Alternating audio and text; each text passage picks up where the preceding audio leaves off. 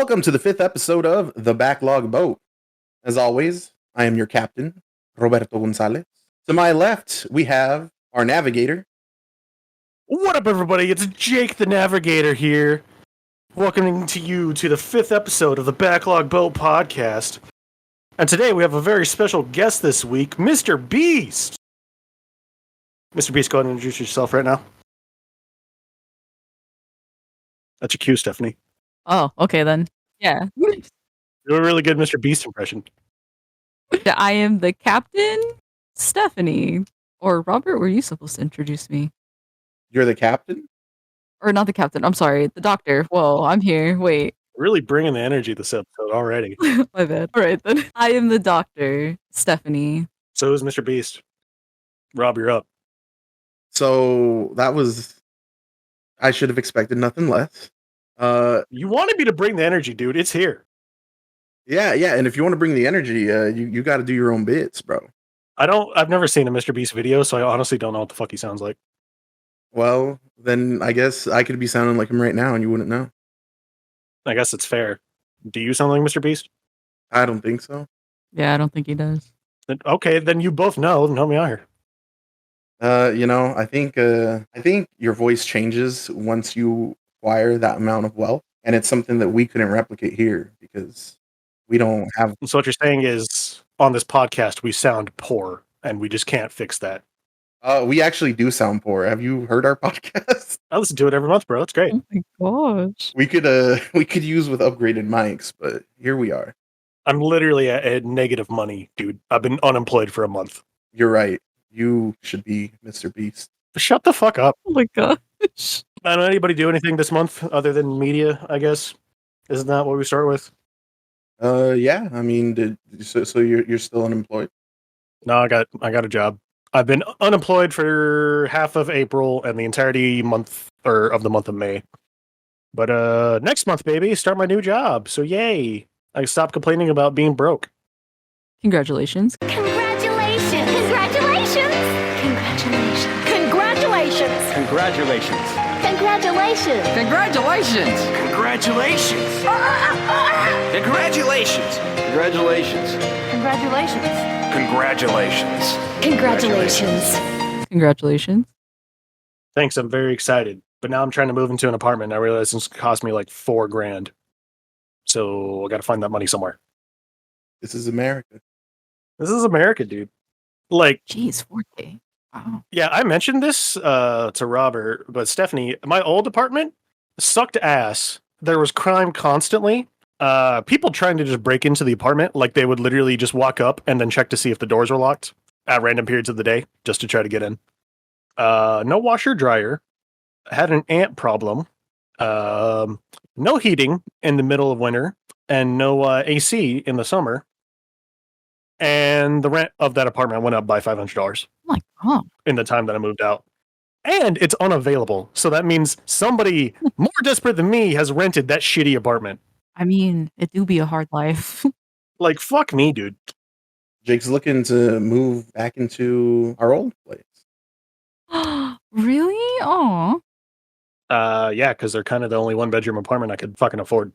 I really like that place. Lots of memory. I mean, I guess I won't have to worry about the mouse problem now that I have a fucking cat. So, That's true.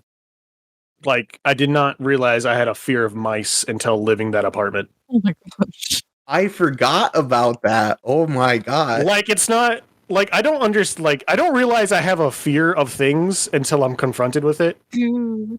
And like, I didn't realize I was terrified of fucking mice until I just see this fucking little piece of shit dart all the way across my living room, and then I start having a panic attack on my couch. In there. And I just want to say it's never a good thing. It's never funny to like make fun of someone who is scared of something. They are facing a real fear and it's very upsetting to them. But that was the funniest shit I've ever seen in my life. Bro, like, That's terrible. I don't know why. It's just like, you could carry any manner of diseases, and my non-health insurance having ass is just fucked. Like, you better dump my ass in the Spokane River. That'll be fucking cheaper than going to the hospital. Like, mice are fucking terrifying, dude. But with your new job, the benefits that will come with it. That I don't get till next week. Well, I mean, are you gonna have medical? I should. Then fuck Mickey Mouse, bro. I think I get everything, bro. Like, it's gonna be weird not being poor and having benefits, because like 50% of my personality is bitching about it. Look at that. Look at that transformation. Yeah, now I gotta You'll be Mr. Beast by the end of the episode. reinvent myself, and I don't know what the fuck to do. Yeah, I was gonna say start wearing ties, but you already went through that phase. I already went through that phase. I'm over it. Gotta watch and look at it constantly. Nah, I already went through watch phase 2. They're kind of a pain in the ass, especially in the era of phones. Mm. Like, if wearing a watch wasn't a pain in the ass, I wouldn't have abandoned my Digimon watch like 5 episodes ago. Jake, this is going to be a weird question, but with your job, is your pay going to steadily increase with every year? Honestly, I don't fucking know. Gotcha. It should. I was about to say by the governor's law or whatever. I'm assuming, but like, the pay that I'm going to get for this new job is more than double the amount of money I've ever made the most of my life. So, like, This is fair. last year, which I think is the most I've ever, no, it was COVID is the most I've ever made in my life, was like $32,000. And that was from working a shit ton of overtime. And this job is paying me like more than double that. So it's going to be more money than I've ever seen in my life. But also, my bills have just gotten more expensive than they've ever have. Sometimes it must be that way. Like, even this new apartment I'm trying to get into is still like $11.50 per month, which is cheap for the fucking area, but still, goddamn. But yeah, I guess that's an update on Jake's existential fucking nightmare. As I said, anybody else like do anything? Technically, I did stuff, but not stuff I particularly want to talk too much about on here. I've already kind of talked to both of you about it. Technically, new job title. Oh, right. Got a car, so I got a car, Jake. So Wait, has Jake not seen your car? no, and he doesn't know what it is either, and I would like to keep it that way. I bet you it's going to be as fucking stupid as I think it is. I remember him buying like a fucking car with Nezuko on the back of it, and he was so proud of it. And he's like, bro, fixer upper, bro. I swear, dude, if I ever fix this fucking car, bro, it's going to be the hottest shit ever. And I'm like, yep, sure is, bud. So hopefully it's not that. I still have that car. Yeah, so how is that car? How's that car looking up? I'm just gonna flip it and sell it. What? I'm just gonna sell it. Oh, But are you going to reapply a new Nezuko sticker on it or peel it off? I don't even think it was a Nesco sticker. It was some random anime girl.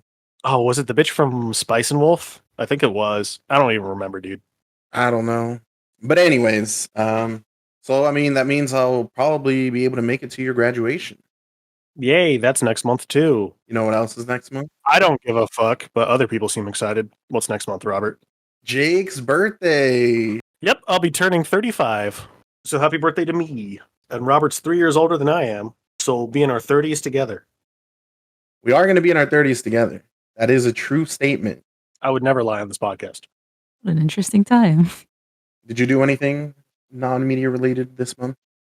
I did. I went to the Lilac Festival, which I had no idea what it was about, but downtown was like kind of ridiculous. And Yeah, I live here and I don't know what the fuck it's about.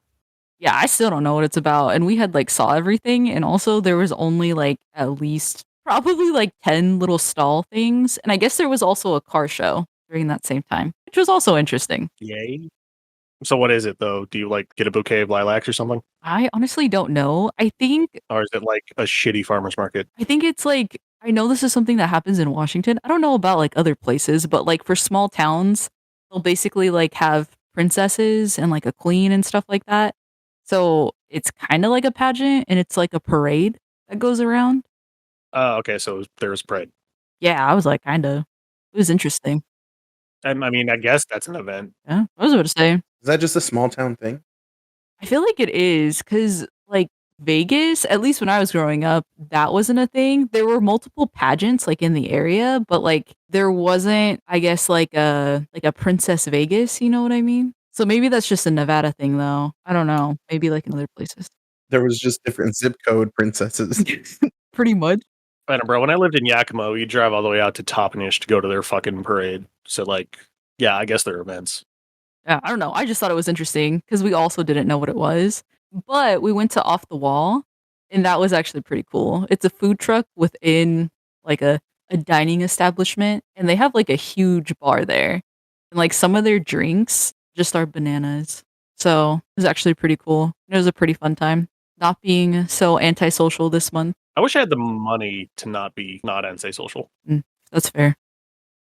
So when you say food truck inside an establishment, is there literally a food truck inside of a building?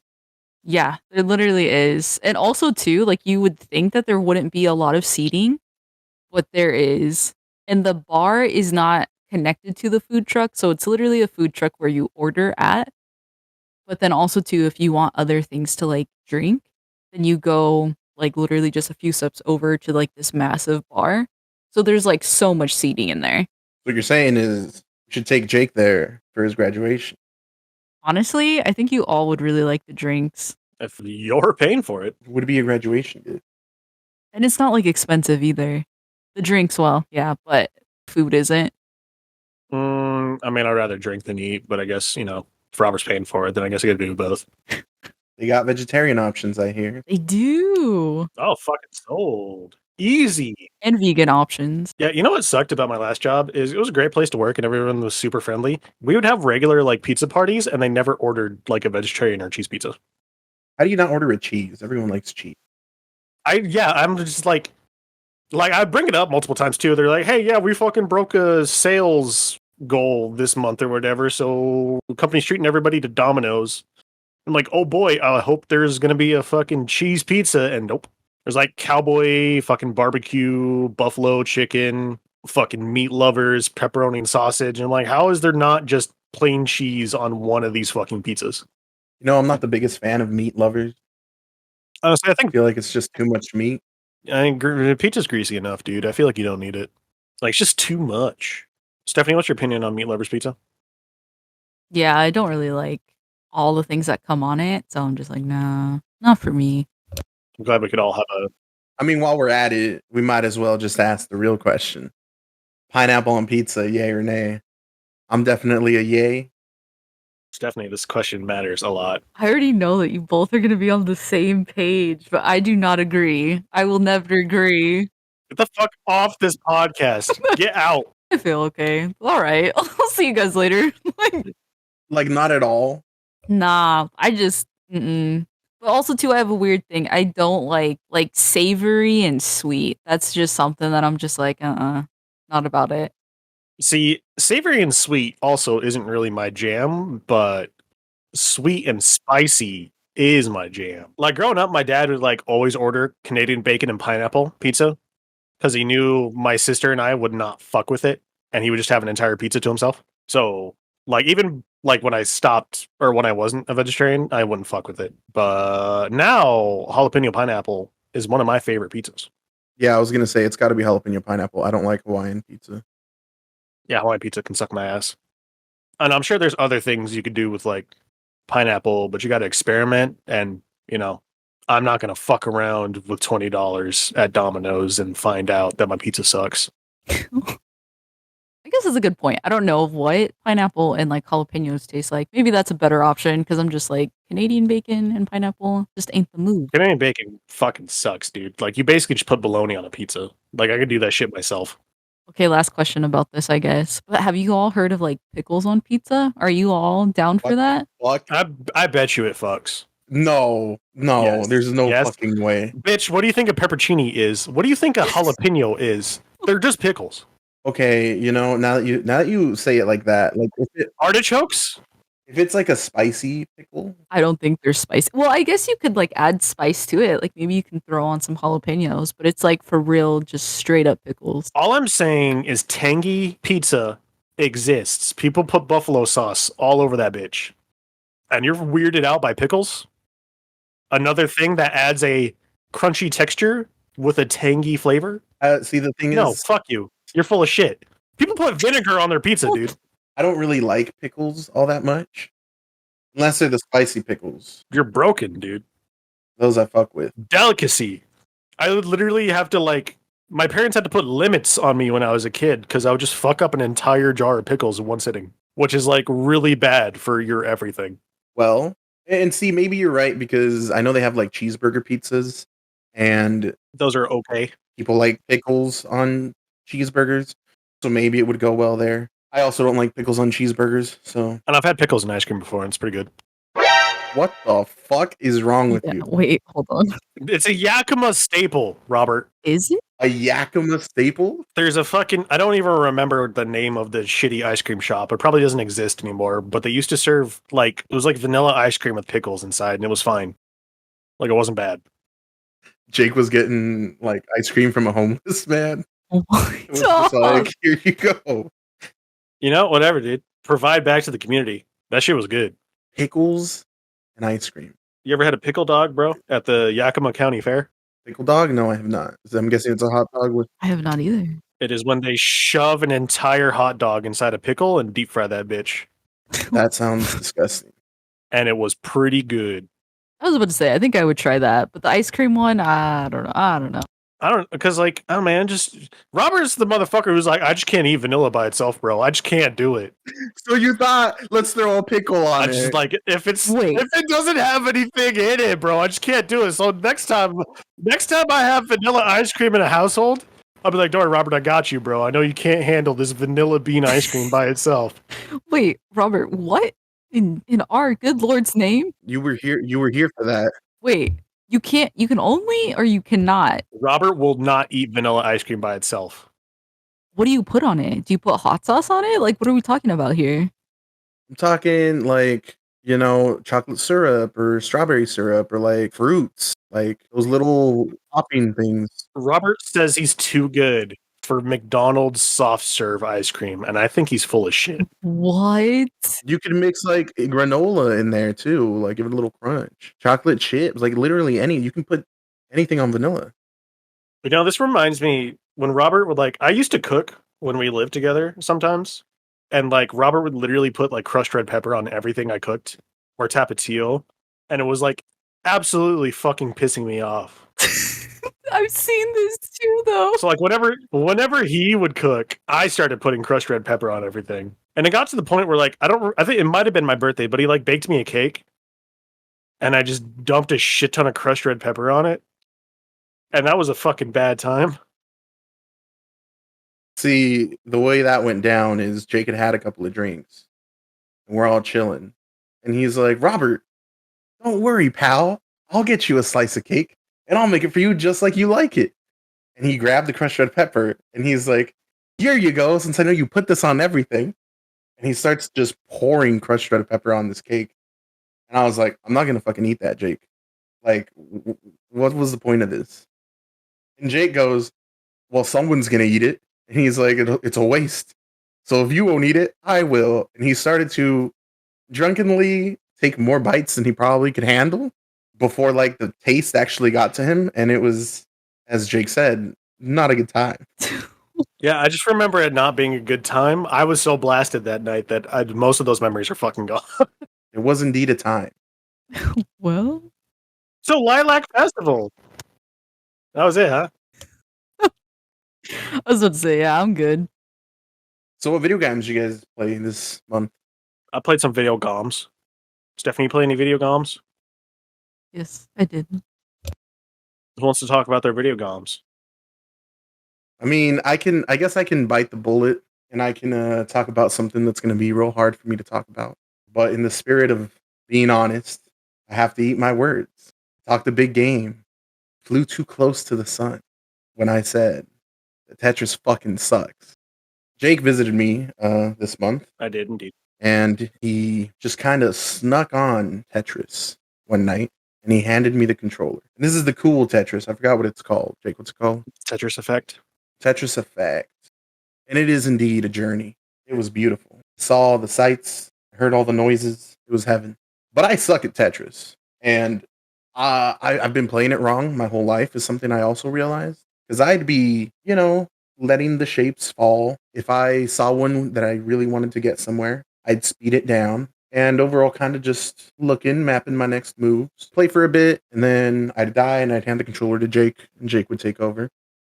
And Jake's like, he's dropping shapes left and right. Like, in the amount of time it took me to drop 3 shapes, Jake would have dropped like 20. And it was like seeing a Rubik's Cube on TV, just how fast he would like flip them and change them. It's crazy. But it was entertaining. I've learned that like what me going over that night and then forcing you to play a bunch of games that you say you don't fucking like made me realize the reason why you have a hard time with those kinds of games is because like you have analysis paralysis, especially while like playing Tetris, and I don't understand how that works. What is analysis paralysis? Like the shape just needs to go in a spot, it'll fit. Like you don't have to like fucking play 8D chess with Tetris. It's a puzzle game. Just put it somewhere. Just put it somewhere it'll fit. How do you play Tetris? Just put it somewhere it'll fit. Stephanie, how do you play Tetris? Yeah, I would say kind of the same. Just putting it where it will actually go. Like thinking too hard about it, bro. Like you don't have to. It's Tetris. Just relax. Just drop shit like it's hot, dude. Okay, but see, then I also did that. Then I was like, let me try this Jake shit. And I'd be like, all right, we're getting somewhere. And then I would like miss one and I would panic. Instant panic. And it would just cascade into I could have been all the way at the bottom and have all the space in the world. But in the next three shapes, I'd like build all the way up because I panicked. Yeah, to be honest, like I don't know why you like Twitch reaction based games when like your anxiety meter is really small. Like you'll start freaking the fuck out after like one fuck up in like Tetris or like Valorant or a fighting game, and I don't know how the fuck you even enjoy those games. Because sometimes it's in that moment. Like I don't understand how you like Twitch based shooters. When you fuck up once, you just start panicking, bro. But I panic in a good way in Valorant. No, you don't. You've killed Yeah, me I multiple do. times. Yeah, but you don't matter. It's the enemy team. Bitch! You can die as long as we get the win. We usually don't. You usually fucking blow me the fuck up, and you're like, "Oops, Jake, sorry." Anyway, But I get like 2 or 3 guys, which is more than I need to. sometimes Or if we're counting you, I fucking hate Valorant. That game sucks. Don't play it. it's a time waster for sure. But Robert's seen the light. He's seen the Tetramino obelisk that's been missing from his life, his entire existence. I was about to say. How does it feel, Robert, to finally have a personality? Oh, I was about to say, like, yeah. Sounds like it was not a waste of time. Oh yeah, no, Tetris wasn't a time waster. I mean, technically, I would consider that game a time waster, but I mean, it was fun. I just needed you to have an appreciation for it. That's it. And if I really wanted to be stickler about this, I would say I specifically liked that version of Tetris for what it did because it is an art piece, and I don't think I would have had the same experience had we just been playing like OG Tetris. But I had a good time with it. It was fun. Y'all might have a case for Tetris. My fucking cheeks, bro. It was fun. Literally a classic. Literally one of the best games ever made. It was fun. I guess that's all I'm gonna get. No complaints. 2 other games I just wanted to talk about real quick, just not too much, just because they fall in line with games Jake made me play / has been wanting me to play forever. I played the first XCOM. We played Drunken XCOM 2. I told Stephanie about this too. Well, inform the viewers for those that don't know. The way we play XCOM, which XCOM 2 is the way the game works is a turn-based strategy game, and it's you versus aliens. I don't really know much about the story of 2 because directly goes off of 1, but I guess aliens invaded and aliens won. And you guys are just, I don't know, fighting them? Yeah, you're a bunch of rebels. That's about the gist of the story for 2. And the game works that you can name and design your soldiers. And so Jake and I would always name our soldiers off of ourselves and our friends. And then if anyone dies, you take a shot. If your soldier dies, specifically. Or when you're controlling, that happens to be a friend of ours. Because, like, Yeah, so if it's me and Robert and you got 4 people in a squad, then I control myself and one other person. Robert controls himself and one other person. But at parties, it's great because nobody understands what the fuck's happening. yeah, it's rough if you don't know the rules. And usually whenever we start playing it with a group of people, we're all pretty much a little drunk at that point. So we don't explain the rules that well. I know we've played Drunk XCOM. I have no memory of ever playing Drunk XCOM. Oh my gosh. Like, I know it's a thing we do. I just don't, they're just gone. They're just not there. And so Jake wanted me to try XCOM 1 because he thought maybe I might like it more, and he thinks it's an easier game. than XCOM 2. And I agree. Made our soldiers, started playing it. It has a really long tutorial that I felt grateful for because I also had never played a tutorial for XCOM 2. So this really gave me an idea of how to play the game. If you've never played a strategy game, it's on a grid, bunch of squares. You can move a certain amount of squares for your first movement, and then you can shoot, bunker down, overwatch, which just means if anyone comes into your line of sight, you shoot them. Or you can use that second turn to walk even further, but you won't be able to do one of your attacks or anything. And yeah, you just take your turns, then the aliens take their turns, and it's kill them all. Sometimes there's objectives, but you typically want to kill all the aliens. Yeah, XCOM 2 introduced a lot of objectives pretty much in every mission. XCOM 1 is just, hey, there's aliens on this map, kill them. Thanks. And I also realized with this game that maybe I do suffer from, what you call it? Analysis paralysis. Analysis paralysis. Because we got to a point where I'm almost done and everything's good, but all my soldiers are weakened and I don't know where the aliens are. And every time I was about to make a move, I'd be like, wait a minute, but if they're right here, that's an instant death. And so I'd overthink every little thing just to make my next move because I wanted all my soldiers to live. That's another thing. This isn't a game where people respawn or anything. If your soldiers die, they're dead and you just get new soldiers. And because we name them after ourselves and our friends, we get more attached to them. You do. And you also level up. Well, I do. And you also level up every couple kills. Yeah, every couple kills, every couple missions. So your soldiers are in fact better and more capable the longer they're around. So you don't want to lose them because every time you get a new soldier, they're a rookie starting from level 1. But yeah, it was fun. Good time. I played by myself without handing the controller to Jake. So it was a lot of anxiety, but overall good time. Yeah, I think I saw Robert literally just stare at the screen for 10 minutes not doing anything. Because it's I'm like, what the fuck are you waiting on, bro? And he's like, I don't want to get anybody killed. And I was like, it's inevitable, bro. Memento mori, dog. It's going to get one of you. That's true. And then he immediately got somebody killed. It's great. It's a good time. And the other game I played was Hotline Miami. Yeah, it's really fun, like Jake said. Crazy. That's all I really have to add to that. That was a really good game. Really fun. Music's cool. You beat Hotline Miami? No, I didn't. I am... Okay, so I can't even talk to you about the narrative shit. I did get freaked out, though. What do you mean? Because the mission I'm on happened right after something weird happened. So I think Jake mentions it in the other episode.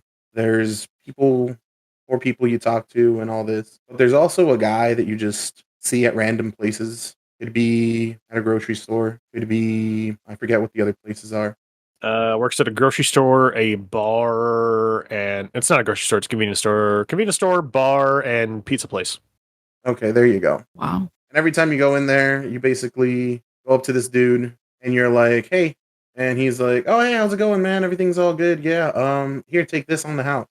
And then you go pick up an item. Could be a pizza, could be a drink, could be fucking vegetables from the convenience store. And you just pick up I think it's usually like a 6-pack of Coke. something. And then you just pick it up and you leave. And I was like, okay. And usually it's still whatever place it is. Bar, pizza place, or convenience store. And there's other people there shopping or whatever. Well, after I did a mission, I walk into the convenience store like usual. And there's a guy on the floor and he's dead. And I was like, all right. Wait. No. No, not the guy. Oh, it's not him. Oh, okay. He's still behind the counter. And I was like, that's strange. But I just walk in. I'm like, maybe it's just like Gotham, you know? Shit's just hyper violent and that's normal. And I walk up to the dude at the counter and he's like, oh, hey, what's up? And I was like, what's up? And he's just like, oh, yeah, don't mind that guy that's on the ground over there, dead. And then he's like, yeah, as a matter of fact, he's like, that didn't even happen. So don't worry about it. And you're like, what? And then the game glitches and then the body's gone. It's just not there. And he's just chilling there. And he's like, hey, here's this. It's on the house. But there's nothing to get in the whole store. And the place where the body was, there's still a blood stain on the floor. And I was like, what the fuck just happened? That was very strange, Jake. Hotline Miami 1's pretty surreal. Hotline Miami 2 cranks that shit up hard. which is why you have to play Hotline Miami 1 in order to like Hotline Miami 2. Like everything about Hotline Miami 1 literally just gets cranked up in Hotline Miami 2. And some people like that, and some people did not. Like, I like it. I just am very confused and don't know what's going on. Yeah, that feeling is a lot worse in Hotline Miami 2, bud. As I said, I beat the game for the first time, and I didn't understand what happened. Mm. But yeah, those are the 3 games Jake really wanted me to play, and I played them, and they're all good. Big surprise. Shocker. I have good taste. Who would have thought? Wait, so just going back. So this man has like 3 jobs and he's just grinding in this video game? Yeah, his name is, well, he's referred to as Beard. He does get an actual name in the second game, I believe. Well, I'm glad I don't have to worry about him dying, because I like that, dude. Hey, Robert. Jake's like, you forgot, the game's a prequel, sidequel. Yeah, it's a prequel, it's a sidequel, and a sequel. You don't know. Well, shit. Who knows what the fuck happens to Beard? But yeah, he's just a cool guy, bro. he's basically that guy from Gumball. He just works all the jobs. Yeah, I don't even remember his fucking name, but I know who you're talking about. Larry. It was fucking Larry from Gumball. Adventure Gumball. Adventure Gumball. Well, I was going to say the fucking Adventures of Gumball, but that doesn't sound right. Isn't the world of Gumball? The Amazing World. Amazing world. Yeah. I'm a fake fan, I know. Fake fans. Stephanie over here with the real fandom. I kind of feel like going doing another watch of Gumball, but like it's kind of fucking long. It's the beauty of having a nephew. You can watch cartoons with him.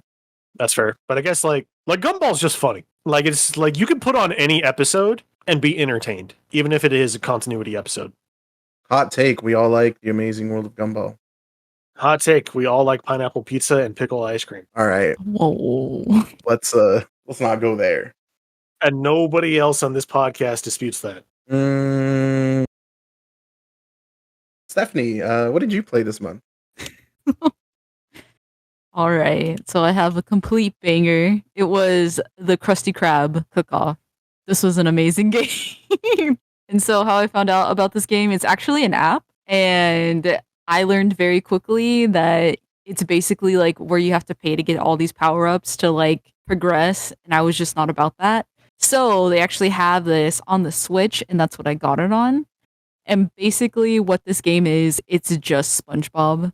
And you are in a cooking simulation. So basically just think of like Diner Dash, if you all remember that. Meets like Cooking Mama. Are you like dragging shit with your mouse or whatever? Well, you're on the Switch, so like you're I guess it would be touch. Does it have touch controls? no. So you're using just like the controls on your Switch. But also, technically, if you do have like an iPad or a tablet, it is touchscreen. So it just depends on like what you play it on. Yeah, because I used to go on like NickelodeonGames.com back when that shit existed and play their games. Yeah. And I'm thinking about all the old ass fucking Flash games I used to play as a kid because it was broke. And like they did have a Krabby Patty game where like you had to make Krabby Patties.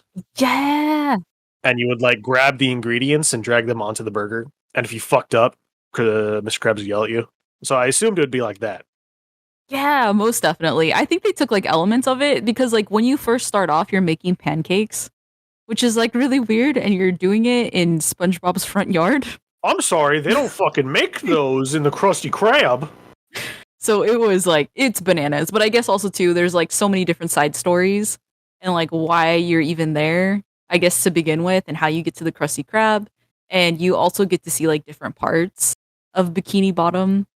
And again, they're just like little side stories. They're over like 150 levels. It was just bananas.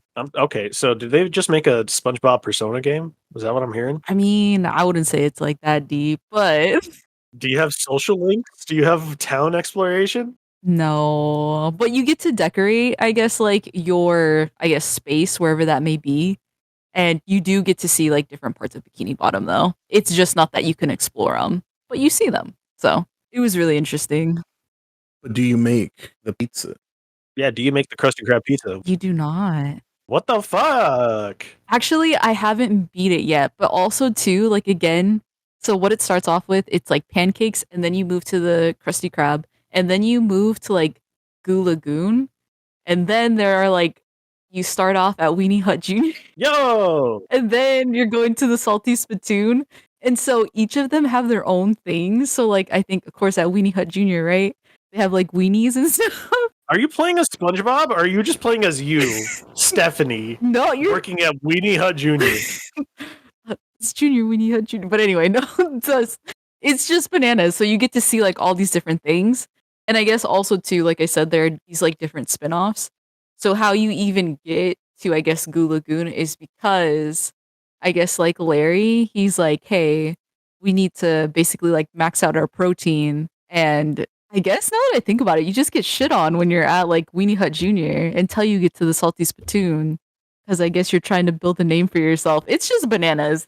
And also too, you see Plankton and you see Sandy, and I guess the main characters that you can play as is Squidward, Sandy, Patrick, and then SpongeBob. And of course, you see Mr. Krabs and everybody else. Mr. Krabs is the ringleader in this, but it was a pretty fun game. There's a lot of glitches in it still for the Switch version, so there are times where I made like 20,000, which normally you only make like 2,000, but it just depends on how you play it. So it's interesting stuff.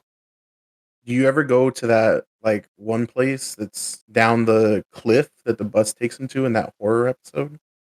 Oh, geez, I don't. Oh shit, I remember. Right? I was like, I don't remember what it's called, but no, you don't. I remember, but I don't remember the name. Yeah. That episode was creepy. Yeah, yeah. But also too, I did play a SpongeBob game where you do go there. There's a PlayStation 1 SpongeBob game that's like, it's really weird because it's a Metroidvania. Ooh.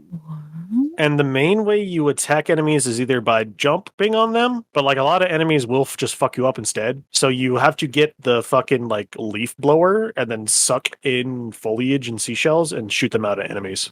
They could have gone with a karate chop or a spatula chop, but Yeah, side tangent aside, maybe I'll like get around to playing that for the podcast because that's another fever dream game I never got to beat because I didn't own a PlayStation 1 memory card. could be the move. It was like the right amount of nostalgia, I feel like, with like new stuff in it when I played this. But I guess also too, Jake, I don't know if Robert did this to you, but did he send you a fanfic? No, what the fuck? oh god. Why would you even dare? So Robert didn't know I was playing this game, but literally within this month, it's like he knew. So he sends me this fanfic, and it's in Spanish, and it's about SpongeBob. I forgot who does he partner up with to begin with, Robert? Yeah, Robert. Do you mean his ex? His ex, yeah. His ex was Squidward. Oh my gosh. And then That makes a lot of sense, to be honest. He left him for Patrick. wait, no, it's Mr. Krabs, right? No, Mr. Krabs is his new bae. Bruh. But Gets him pregnant. What the fuck? yeah, but look, I have no words. Is this why you told me to learn Japanese instead? So I can't read this fucking shit and make fun of you for it? I mean, you don't even have to read it, honestly. Yeah, the pictures tell a story that I guess. transcends language. I've been so bored this month that I was like, fuck it, I think I'm going to learn a new language. And I was talking to Robert and my sister, and I was like, should I pick up Japanese again or Spanish again? And they're like, Japanese, easy. I'm like, okay. Dang. Little did you know. I was like, I could actually use Spanish and, speak with my Hispanic relatives, but nope, Japanese. Why not both? It's true. And you honestly think I have the time or brain capacity for both? Could be the move. I'm pretty fucking dumb, dude. I mean, could be the move, but I'm just gonna let you know that's what Robert had sent me, and literally, I was just like, "Oh my word!" As I follow. Just kidding. Cut from the podcast. No, it's not, bitch. Yeah, that needs to stay in there. I'll re-edit it. Oh man, Also, too, Robert, I feel like you need to send that to Jake. I will send that to Jake after this. I did try reading Baki in Spanish, and that didn't work out for me at all. Oh, dang. Well, because I went through a phase, I was trying to, study Spanish in ways that weren't boring, because I took Spanish for the fourth quarter again, because there was, a year, I think it was last year. Last year, I got financial aid, last minute, and I found out, but it's like, hey, you're only taking 2 classes this quarter. We won't give you anything if you're not going full-time. So I needed to get into, there was no classes that I had required for my degree that I could get into. So I was like, okay, I need to take the most bullshit easy class I can to get my financial aid. And then I was like, you know what? I've already taken Spanish 3 times. Fucking 4th time's the charm, baby. Let's go. I'll ace it again. And I did. Hey.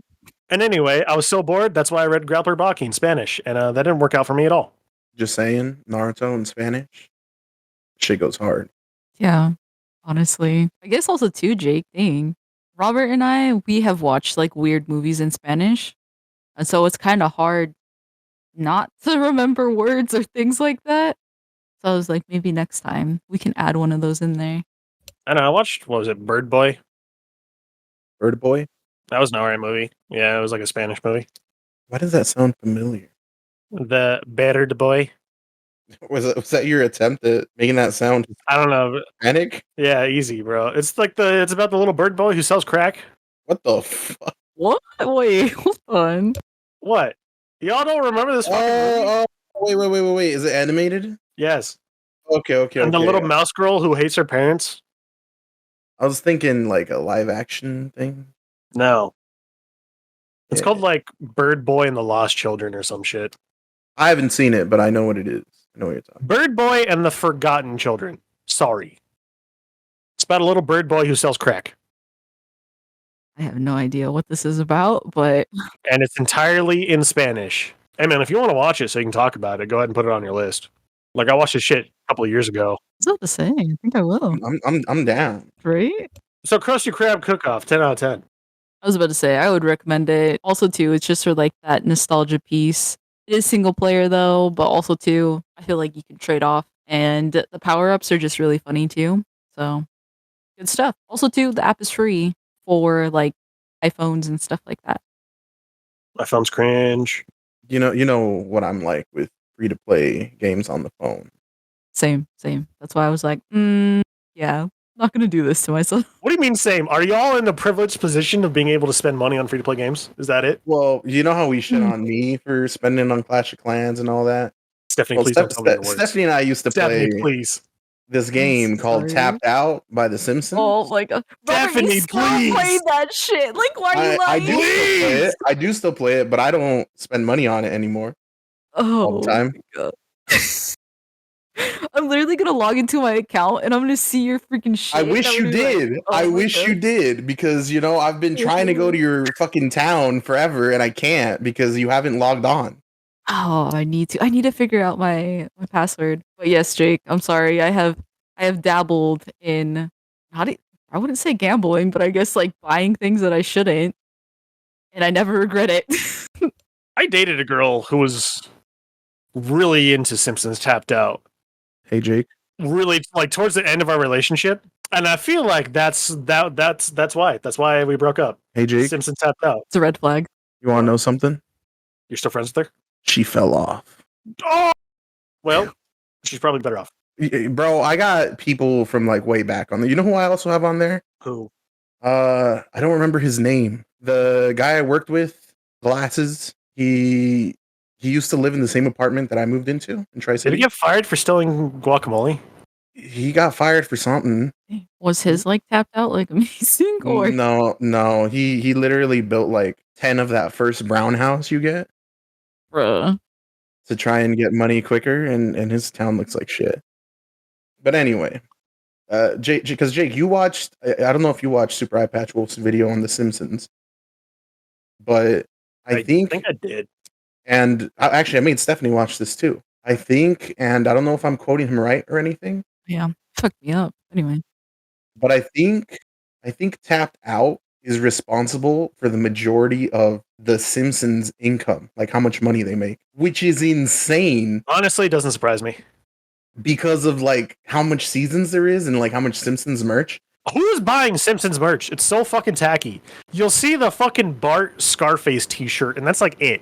I mean, Simpsons is kind of iconic. I would say so too. Would you ever wear any Simpsons merch or have it on your person? Yes, I would definitely wear any shirt that has any print of the Simpsons Akira manga on it. Oh, that was badass. Oh, I bet you those aren't official, but whatever. No, but like I'm just saying it'd be cool. I'm saying Simpsons is cool. All right, I don't think that's a crazy take. I mean, I never got into it, but that's because like I was too young when it was on air to like understand anything. I was about to say it was on free TV, and so at a certain time it would come on, And I was completely in love with this. Even in college, I would like come back and they would have those marathons like during Christmas where you could watch all the episodes. It was a great time. I'm just saying. I said, I forget you both are like old as fuck. Shut the fuck up. You're fucking I was too young for The Simpsons, bro. At least 40, let me tell you. 3 years younger than me. That's so dumb. Like, my sister's younger than you and she likes The Simpsons. Fuck you. Yeah, because she hung out with you, your old ass. I mean, that's fair. I told you, Robert, we are old. Like, We are all under 30. We're all about 40. sorry? Gotta. We're 35, at least 37. Like, Yeah, I'm turning 35 next month. What are you talking about?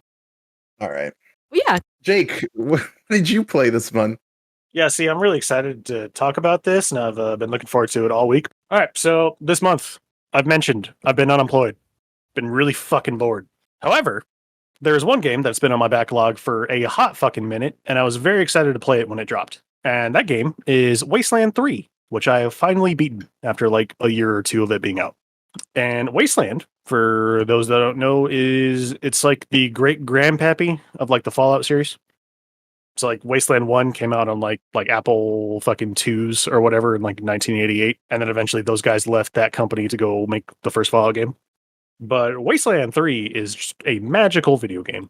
Like the setup is you're basically playing as wasteland cops in a post-apocalyptic nuclear winter in Colorado.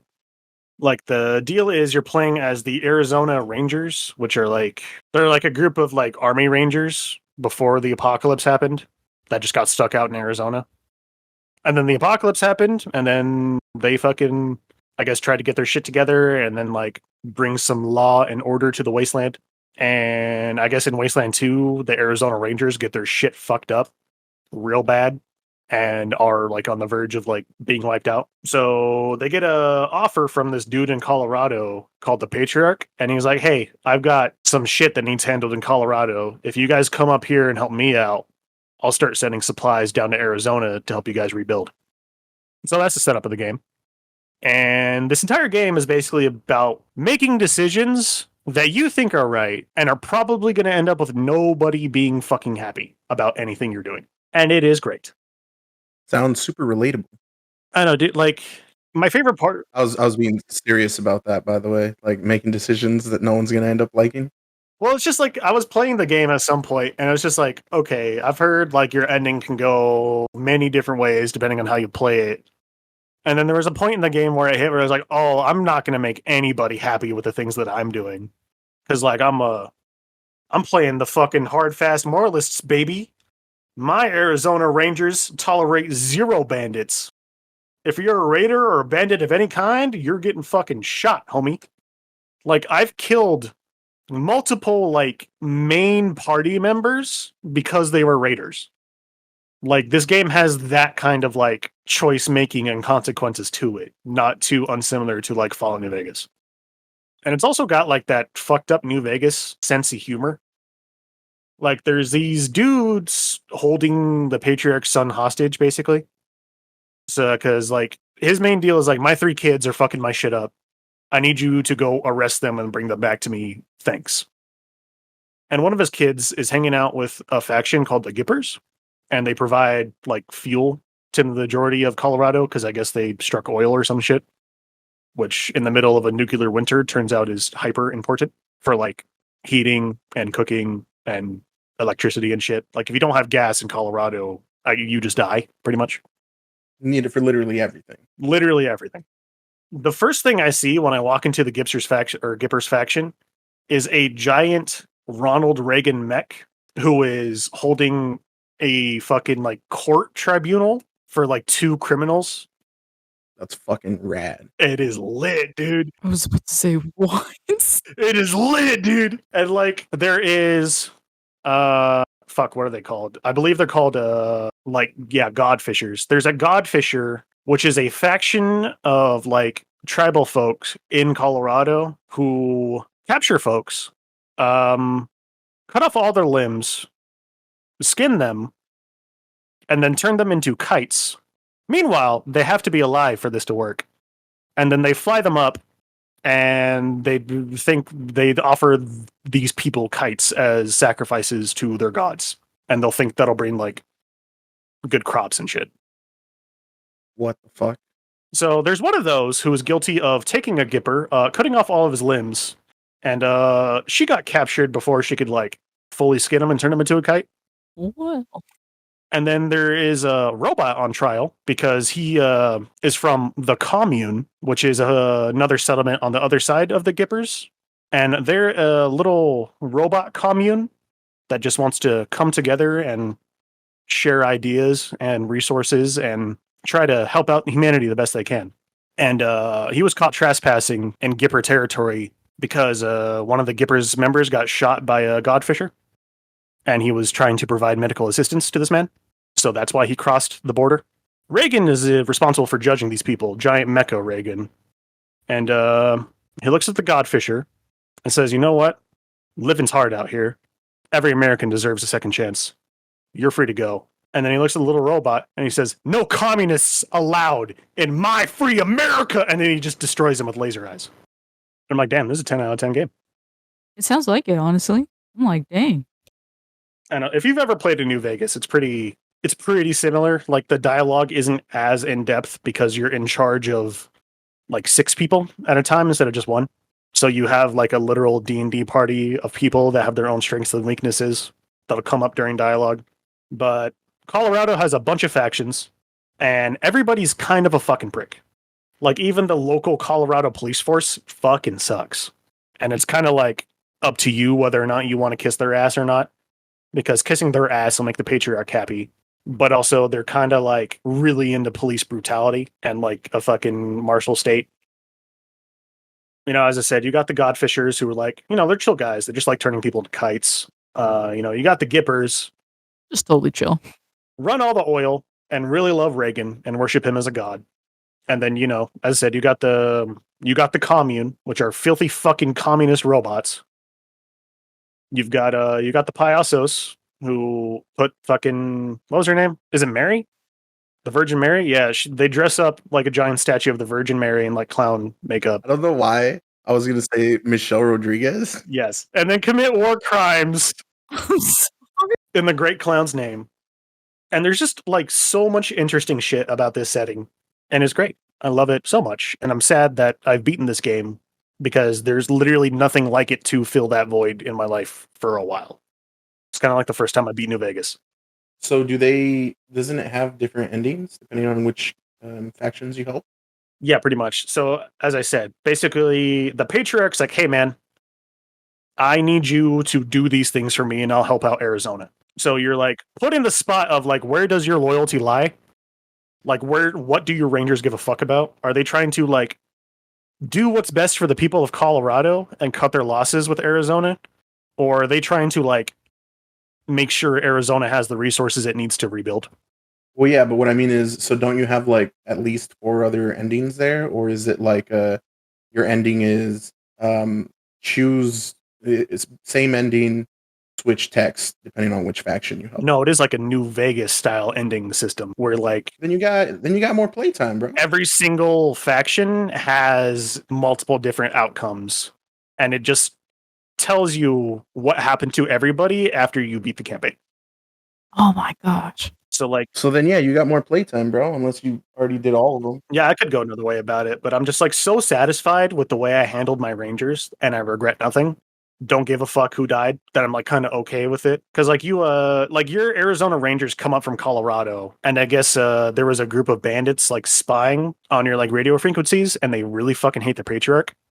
So at the start of the game, this game fucking opens up wild. Like you and your Arizona Rangers, like all 200 of them, are like trying to cross a frozen lake, and then you get ambushed by these raiders. And when it's all said and done, there is 2 left. You, like the 2 characters you make, are the only people that survived on their way up from Arizona. And because the patriarch really needs you to like get shit done, he gives you a base in I think it's Colorado Springs is the town. And he sets you up with the resources you need to like rebuild your faction.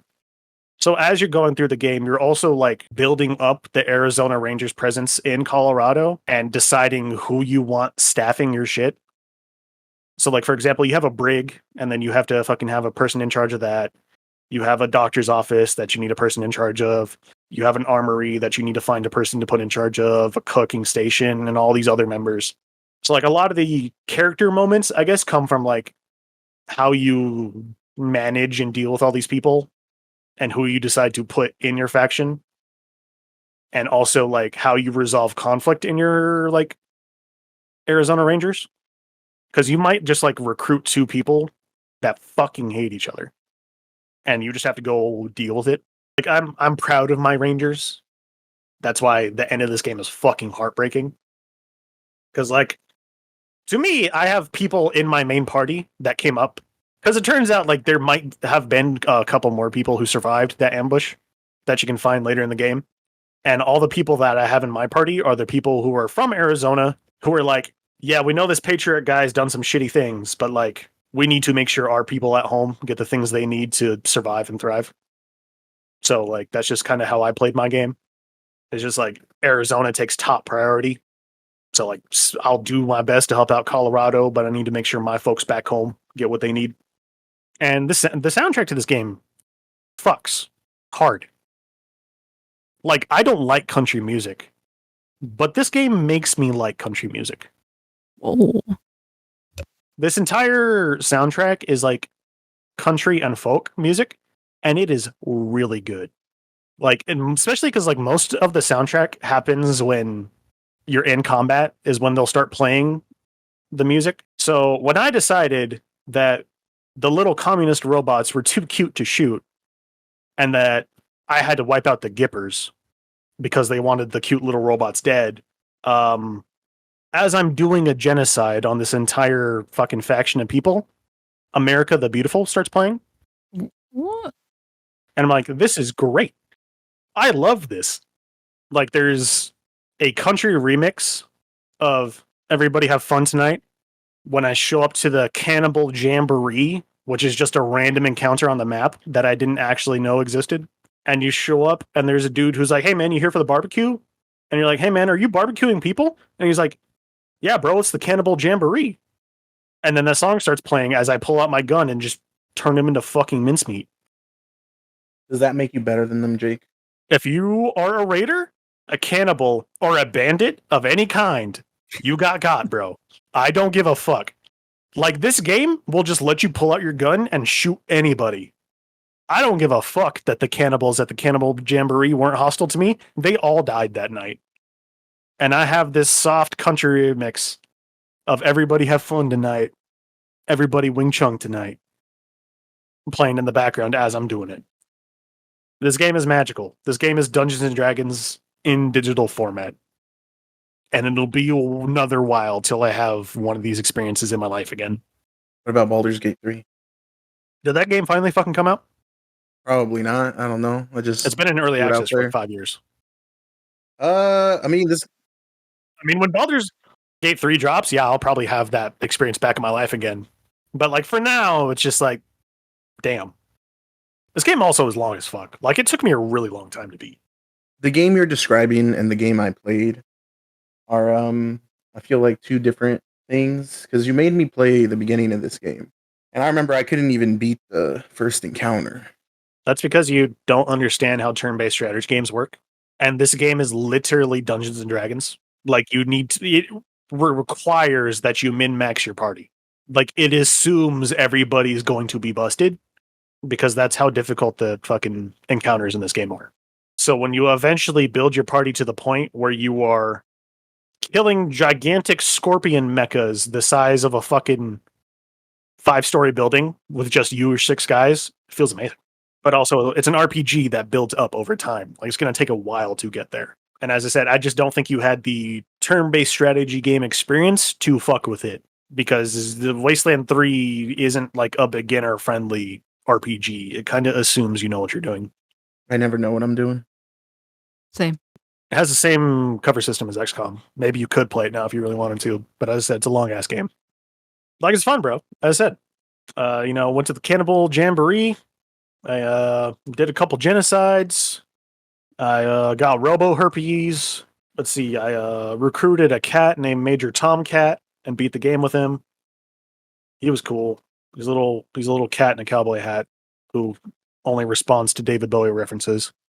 Like, it's fun. It is a magical experience, as I said. And it's going to be a while till I have another one of those. Like, if a game can provide me with a tabletop Dungeons and Dragons experience, bro, I'm elated. So is this a game you could recommend to anyone? If you like turn-based strategy games, I think you'd like it. Because, like, the turn-based strategy part of it isn't actually that complicated, which is why I'm able to play it. Games that go into depth this much tend to be like fucking doing calculus rather than playing a video game, which is why I have a hard time getting into games like this. So when I am able to find one that I can actually fucking play and enjoy, I'm super excited about it. Like, I've tried playing the original Wasteland, I fucking can't. It's like trying to fucking play a game on a fucking graphing calculator. Like, I can't do it. Well, calculus sounds fun. Yeah, so that's my a summary of my war crimes in Colorado. Anybody else playing the games? I played Void Train. I heard this game sucked ass. You heard wrong. Fair enough.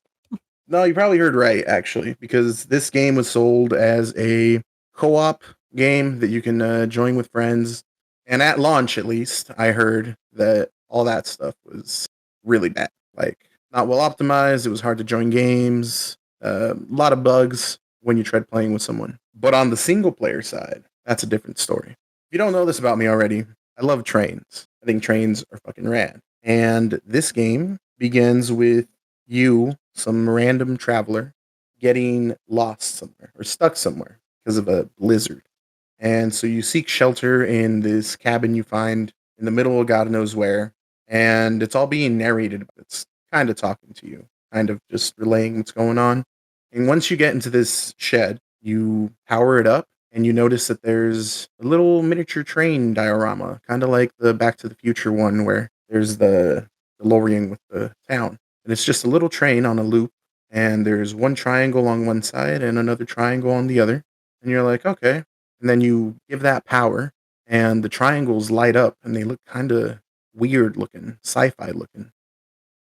And when the train goes through one triangle, it comes out the other. Literally teleports. And you're like, well, that's cool. And then once you light up the rest of the place, you realize that there's an old school, there's train cars. And then I don't know if you guys have seen how back in the day when they used to go fix trains, they would have like these small train cars that aren't really cars, they're just kind of open. And they have a push lever that makes it go forward on the tracks. You guys know what I'm talking about? Red Dead Redemption. No, I'm just kidding. Yes. Yes. Yeah, you see them in Red Dead, yeah. So you see one of those, but a little bigger. It's got a brake on it. It's got a direction lever, transmission. And then it's got the lever where you go forward and backward.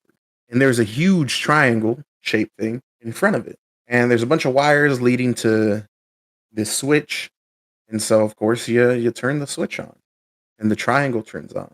And you hop on this open train car thing. Well, actually, you just get pulled into this fucking place. So does the train car. But you end up on it. Because I guess whoever the fuck owned this shed was some sort of scientist, and they figured out how to travel to alternate universes or alternate worlds or just somewhere that's not Earth. I love games like The Forest, games like Valheim, survival horror type games where you basically have to build a base and also like go out and fight things and survive. Like you need water, food, and all that. Craft things.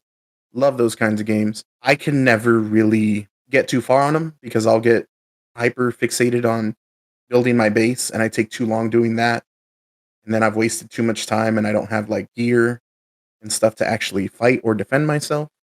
Or I'll do the other way where I'll like go get gear and weapons and then I can like survive, but I never have time to build a base and I'm just building like little rickety things every night. So I always have trouble balancing that. This game is the solution for me. When you go out in that first initial area, it's just kind of like this relaxing area that looks just like it's got a bunch of rocks floating in the air. Kind of looks like space, I guess. And there's different items you can like collect. You're tied to your train car with a rope or something, and you can jump off, and it works like no gravity. You're basically a spaceman, and you can just go and pick stuff up. But your rope only lets you go a certain distance. And once you're on the train car thing, gravity's normal. Like you won't float away, you don't jump all crazy. You can go as slow as you want, you can completely stop the train car. If you miss something, you can go back. You're just going to have a track about, I don't know, let's say a mile long, and you can just go out and grab different materials that you'll need to either upgrade your train, craft food, drink water, just basically to build anything like you would in a survival game. And then once you do that, you can continue on to the next area. And this would be like the survival part of it, where you are at an area now where you won't just be stuck on the train. You will actually walk out and you'll learn more about this scientist that made this train. And that's when you would like fight people or monsters. And I love that it just does that for you. It's like instead of making you focus on one or the other, you're just doing both at the same time. And you have designated areas. So it makes it less anxiety for me, like because I'm not being attacked while I'm trying to craft and stuff. But I'm also not being stuck on crafting because I'll just go to the next level, next area, and I'll get to go out, explore, fight some people or some things. And it's kind of best of both worlds. I said the main criticism I heard of it is it just gets repetitive pretty quick. But like, I haven't fucking played it, so I don't actually know. I mean, if you don't like crafting, there is a lot of like, oh, you need this and this to build this. And then you need to research this. And to research this, you need these items. And once you get those items or craft those items so you can research the thing, once you research it, you need those things again to be able to craft it. So like it is a lot of grinding there. And I assume that's where the co-op part would have helped because there'd be more people to get more things. So you guys would get through it a lot faster. But I'm having a good time with it. It's fun. I mean, I'm not going to talk shit about a pleasant grind. Like, I had a RuneScape addiction for like a day that I immediately shot in the fucking face because I knew it would be a problem. Have you ever played any survival games? I would say like Don't Starve and stuff like that, I guess. Okay, yeah. I mean, that's very similar. So you have to craft, you need to eat, you need to drink. Minecraft and Don't Starve are like the two big ones I've played. I don't think I've actually played any other ones other than that. I mean, we played some of the Forest. We played the Forest for like 45 minutes until you got mad enough that you disconnected. Okay, that's because Wait, what? we had creative differences. I mean, Robert can elaborate, but it was me, Robert, and our homie Bryce, and we're playing the Forest. And the way the Forest starts is you're on a plane that crashes. And Robert's just like, oh shit, boys, we need to survive. So Robert's running around, gathering all the resources that have crashed from the plane to forward our survival. And then Bryce and I pick up rocks and throw them at each other and then realize this game has friendly fire. And we thought playing dodgeball was a lot more fun rather than trying to just not die. And after Robert has spent 45 minutes trying to build us a base while being pelted with rocks, he decided he had enough, and then I think we went and played League of Legends or some shit. I'm pretty sure the stuff I built got destroyed, and that's why I left. I forgot you could do that too. Because I was like, fine, whatever, you guys do your thing. And then all my work just went down in flames, and I was like, well, we're just like, he's trying to build up defenses against our rocks, bro. That's not fair. So anyway, Void Train, cool game. No one to come destroy my base or anything.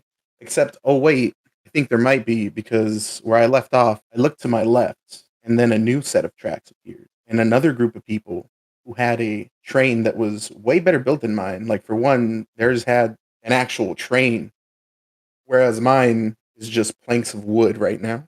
And I tried to get their attention, and then they just saw me and they dipped. But what I'm assuming is going to happen is and I don't know if this is where the multiplayer comes in, you'll be able to either go to someone else's world or maybe there will just be random places a la Souls games that are like hostile places and maybe people just spawn there and you guys can either be civil or not.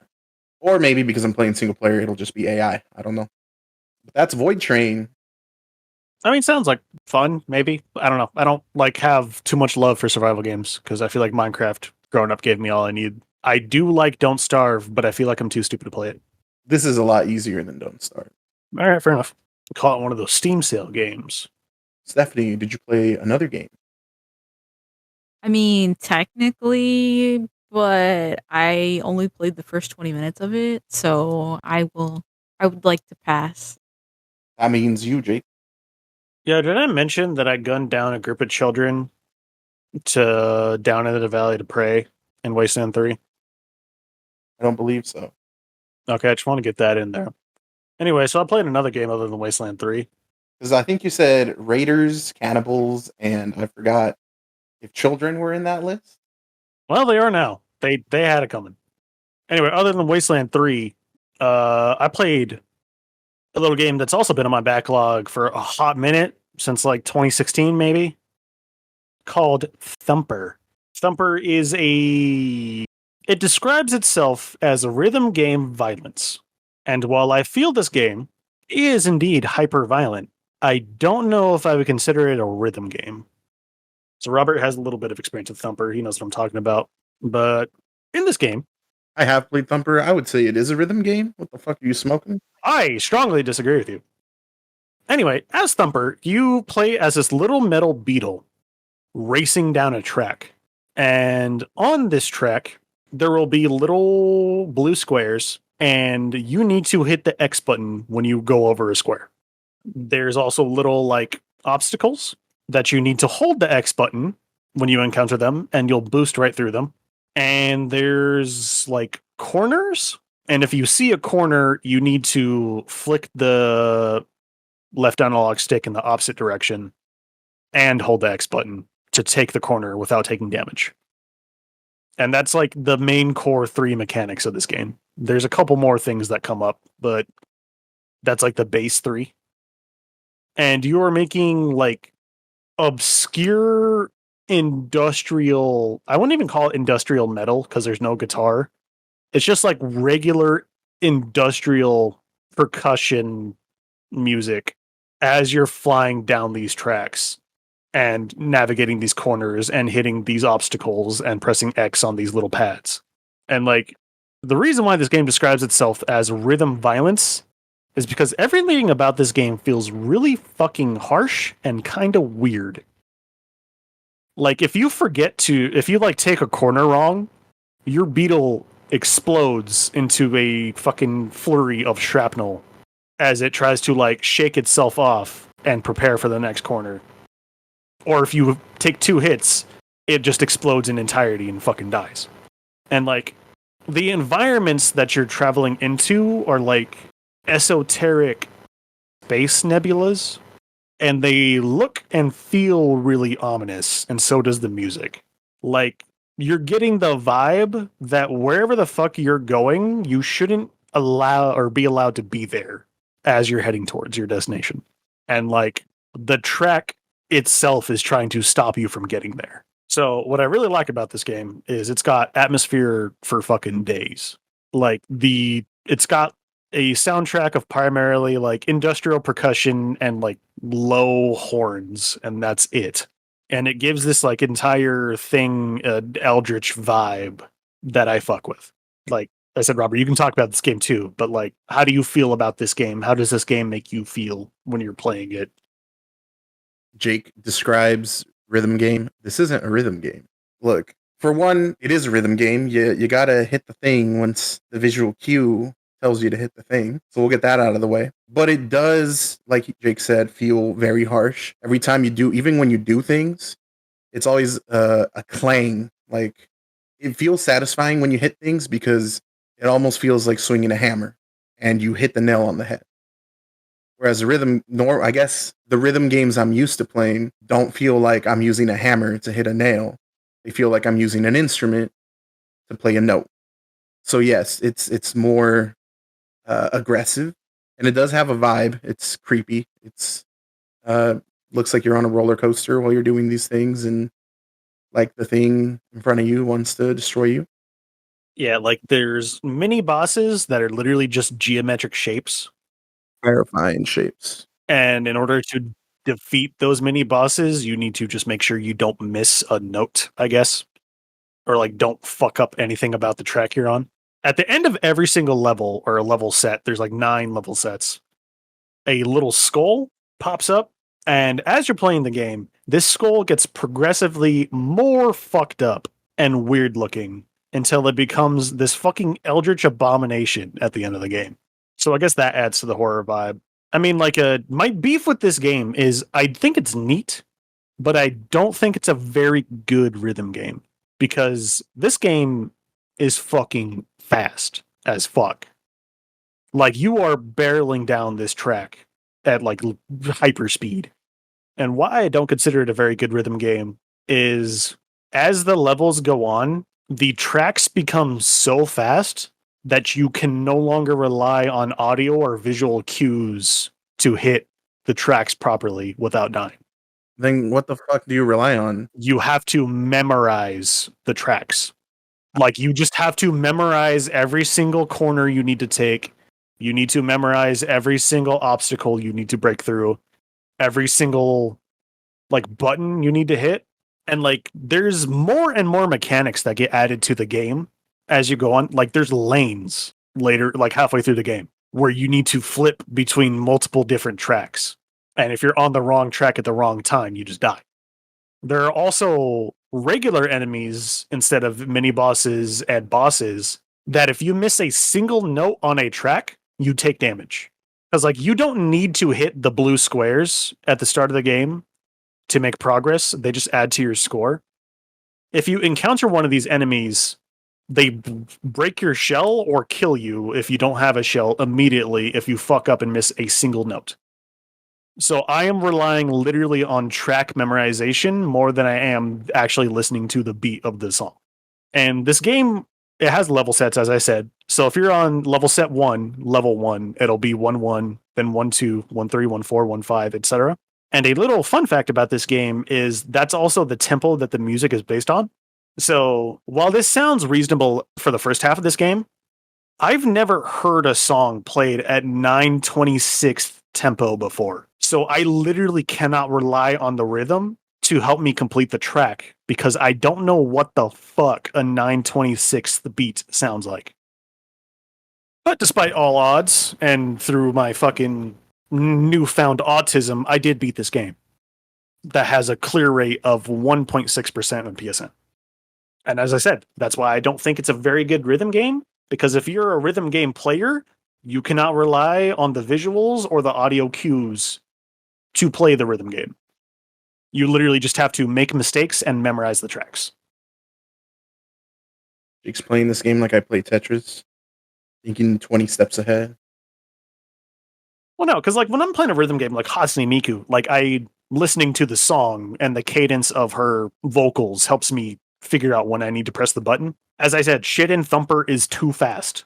By the time your brain registers that you heard the music, you will have already died. And I don't want to say I had a bad time with this game, but I will say I had a unique experience and that I never want to touch this fucking game again. Beating it was a fucking trial.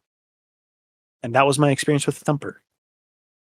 I'm assuming that the last game on your list is the same as the last game on my list. What? What did you play? Or do you have another game after? I mean, I'll have to talk about it. I'm not that excited about it. No, you can. I assumed based on what you wrote about it that you were talking about Golden Light. No. Oh, okay. Because I have no idea how to describe Golden Light. And Jake and I both played it, so I'm going to have him take a crack at it.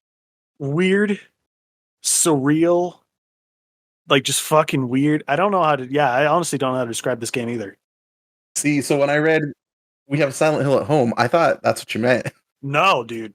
Like this game is prop hunt, but you don't play as the props, you play as the hunter. and it's normally single player. Do you know what prop hunt is, Stephanie? I do not, but I'd love to know more. Well, I guess prop hunt is like a popular game mode in things like, I guess there was a Call of Duty mod for it. I think it got its start in Gmod, where you literally like turn yourself into a piece of furniture or scenery and try to hide yourself in the environment. And then the seekers run out and try to kill all of the fake props in the map. It's usually team based. So you have like 5 props and you have like 5 hunters, and then that's that. You're trying to you're going to turn yourself into a vending machine, and then you're going to do your best to pretend that you're a vending machine. Except vending machines usually don't bleed. So, if a hunter shoots a vending machine and then a little blood comes out, then they know you're not what you actually are, and you're fucked. So it's normally like a multiplayer party game mode. So that's why the concept of a single player prop hunt game in reverse is so weird. We played the co-op version of that, or I think Jake played some of the single player. I did play some of the single player, but the co-op and the single player is way fucking weirder than the multiplayer. But so basically, you play as these weird-looking monsters. you play as these amalgamations of meat. Everything in this game is made out of meat. Like a meat lover's pizza. Yes. Just like a meat lover's pizza. It is like a meat lover's pizza. So you guys spawn in this on like floor 1. You get out of this elevator. You get out of an apartment, and you're in this. I think they're randomly generated, right? Yeah, the dungeons are randomly generated. It's a randomly generated level, and you start out with nothing. You can pick up weapons. These weapons can be like scissors, a bat, or they can be like a shotgun or a handgun. And you can also pick up like items. Like there's a bat wing, I think is one of them. There's A bat head. a bat head, yeah. There's a hand. And you can eat everything, including the weapons. Yeah, so there's like 2 mechanics for the way you interact with items. If they're not equipable, then you can either eat them or throw them. I lied. You can also eat equipped weapons also. Yeah. Because everything is made out of meat and therefore edible. And it'll give you a different effect depending on what you eat. And those also change every time. So like Yeah, the effects are always randomly generated too, or shuffled. So like a bat head might heal you all the way up to full health your last run, and then the next run it might just set you on fire and burn you to death. weapons, I think, always give you health. I do think weapons always give you a little bit of health, actually. But they're also like your weapons against these monsters that are hidden as everyday objects. Also, it is like prop hunt in reverse, but it's not like you're the hunter and these things are hiding away from you. These things want to kill you. So if you walk past a stack of books that is the prop, they will attack you, and then they will chase you and keep attacking you. So you got to kill them. They'll turn into like a giant amalgamation of meat and then start taking chunks out of you until you die, and it's fucking terrifying. And the noises they make are fucking scary, dude. Like, I don't think this game would be as scary as it is if it wasn't for the audio design. Yeah, it's pretty creepy. Like, this game is more weird than it is scary, but like, I have shit myself multiple times playing this fucking game. I'm sorry. Because sometimes you'll just walk up to like a vending machine, because there's also good vending machines and good monsters. Yeah, there's good meat. So you might be like, oh, there's the vending machine that if I give it 5 gold, it'll heal my weapon or it'll give me a good thing. And then you walk up to Yeah, it. it'll be like, hey man, here's this perk that doubles your fucking movement speed. And you're like, oh, it's my homie vending machine. And you'll walk up to one where you're like, oh, here we go. And then it's not the vending machine and it's one of the meat monsters. And you're just like, oh shit. Sometimes you'll open a door. Door was a fucking monster, bro. So like as soon as you open it, you get attacked. Yeah, sometimes you'll just be walking, turns out floor, monster. and it starts fucking your shit up. Like the level Robert and I just got done playing made me fucking mad because I was like, what the fuck is that? Is that a wall? And then I instantly died. And then Robert was like, what the fuck are you talking about? And he rounds the corner and then he literally sees a giant cube, which is like one of the walls of the level, start walking towards him. And he's like, what the fuck is that? But at least, it's not all like that hard and that crazy. Because the items that you see, like, weapons, or like there's these power-ups that they're called mementos and they look like Polaroid pictures. At least those are always safe and aren't monsters. Oh wait, that's a lie. They're also monsters. Yeah. I run into a fucking perk that was a mimic, and I was like, what the fuck is happening? Because, like, So it's perks are literally little Polaroid photographs on the ground. So I went to go pick one up, and then it turned into a pair of scissors and then started stabbing me. And I was like, what the fuck is that? Wild time. So then I had to eat my knife to get my health back. His name was Jerry. It was really sad. you want to collect these golden keys, and once you collect enough golden keys, you can go to the elevator and proceed to the next floor. But as soon as you have all the keys on you, every single mimic on the level knows where you're at and runs to attack you. Unless you killed them already. Yes. It's fucking terrifying. No, it'll infinitely spawn more. I've tested this. Oh, shit. Like, what I'm also not describing is the entire map is made out of meat. Like, oh, is there a mimic in that hallway that you don't want to fucking deal with? Start taking chunks out of the meat wall and just dig your way through to the other side instead. Like, this game's fucking weird, dude.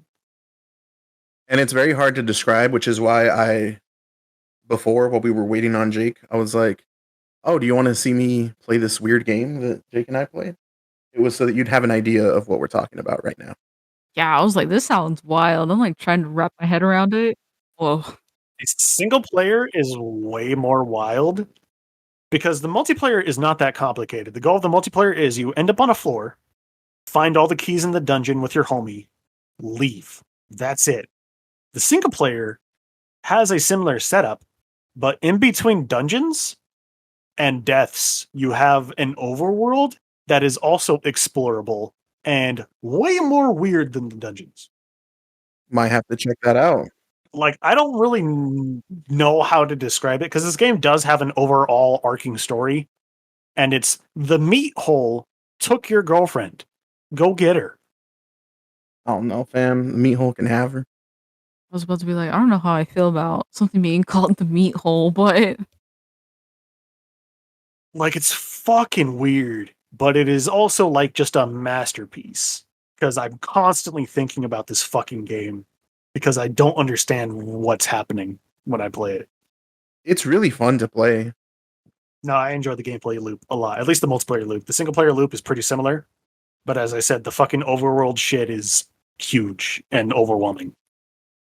Yep, and that's Golden Light. It's a weird fucking time, but it's a fun time. Meat. It's a weird game about meat.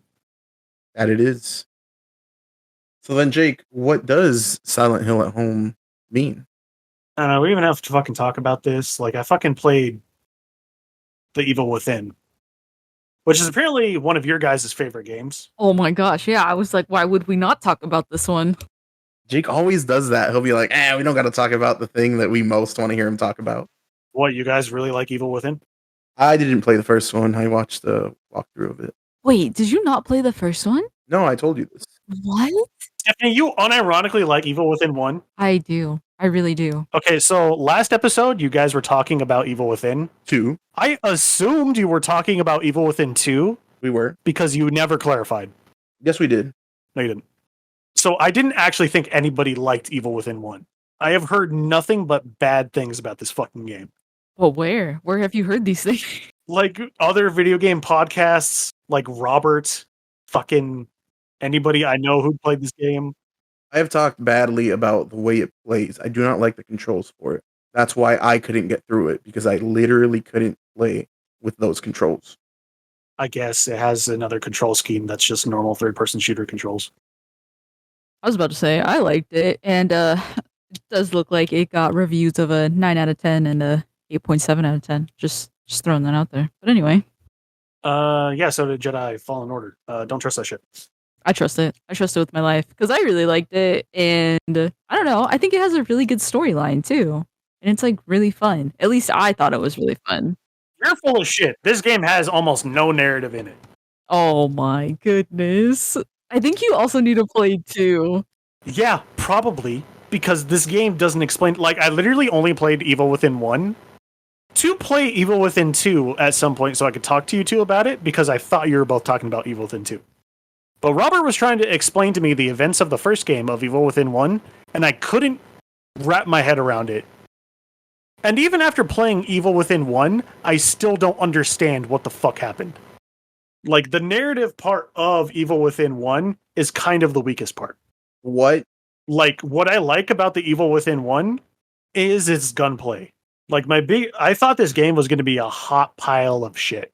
Like, I thought it was going to just be a steaming pile of dog shit because that's all I've ever heard about this game. But then I played it and I'm like, oh, this game is fine. It's just doing a lot of AAA game things I don't like particularly. Like, you know, the entire game has a vignette on it for some fucking reason. Like, there's black bars on the top and bottom of the screen because it's trying to be cinematic, but it just makes the game look fucking stupid. Like, there's a lot of, like, instant death QTEs, which are also fucking stupid. And, like, a lot of, like, cinematic gameplay moments that you don't realize are gameplay moments that just get you killed instantly because you didn't realize it was a gameplay moment. Like, the amount of times it goes from cutscene and then the camera pans to a front-facing view of your character and you need to run away from the thing that was just shown in the cutscene. And then I just died because I didn't realize I needed to run. It happened a lot. You act like you haven't played Resident Evil. Here's the difference, is this game is like it's like heavily influenced by Resident Evil and Silent Hill. That's funny. Like, it is pretty fucking clear that these are the inspirations for this game. Well, because isn't it? The creator. Yeah. The creator of Resident Evil. Yeah, the deal about this game is it dropped before Resident Evil 2 Remake. And I guess the reason why people hate this fucking game is because this game claimed it was going to replace the Resident Evil series. I think it's up there with them. Like, that was the expectation set by like Evil Within 1. And as I said, I think this game is fine. Like, I don't think it's like, I don't even know if I'd give it like a 7, but I also don't fucking hate it. Like, when I'm trapped in a arena full of these not Resident Evil zombies that are just Resident Evil zombies, that's when I'm having fun with the game. And like, occasionally when I need to like engage with the stealth system to save my resources, I think that's also pretty okay too. This game just has a hard time deciding whether or not it wants to be action or survival horror. Where like Resident Evil does a good job of juggling both by having the first half of the game be straight up survival horror and the second half of the game always being a fucking straight up action game.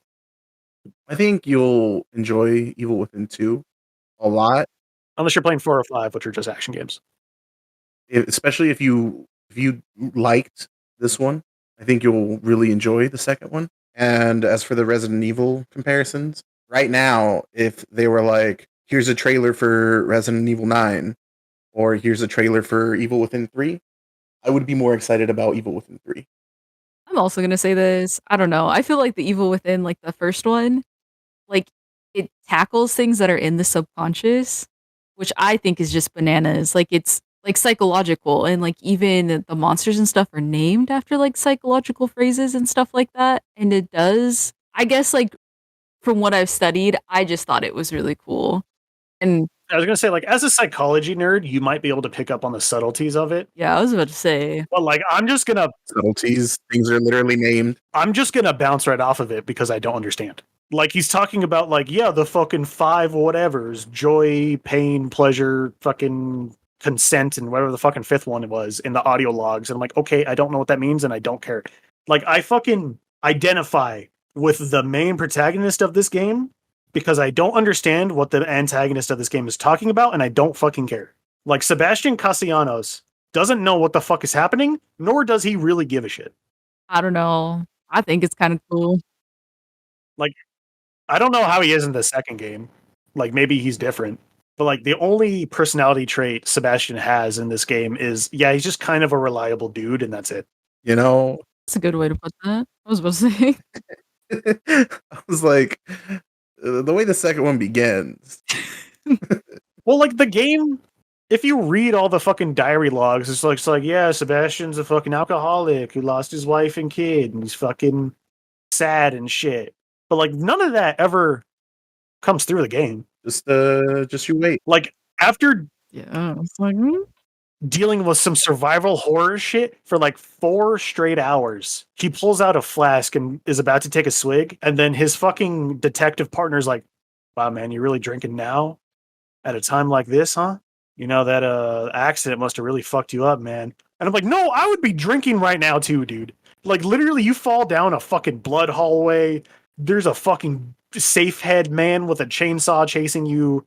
Like you're getting attacked by just sentient barbed wire. Like, yeah, after 4 hours of that shit, I would also want to drink. Like he literally just begrudgingly puts the flask away and he's just like, I guess I just won't drink in this fucking game. Fine, Joseph, aka Yuri Lowenthal. I guess I'll be sober. I mean, sometimes. I mean, yeah. And I guess I guess the game is more of like an exploration of the psyche of Ruvik, or whatever the fuck, the main antagonist. Yeah. Which makes sense. I'm not complaining about that. And there's a lot about it that is like neat. And then sometimes the gameplay just shits itself and makes me mad.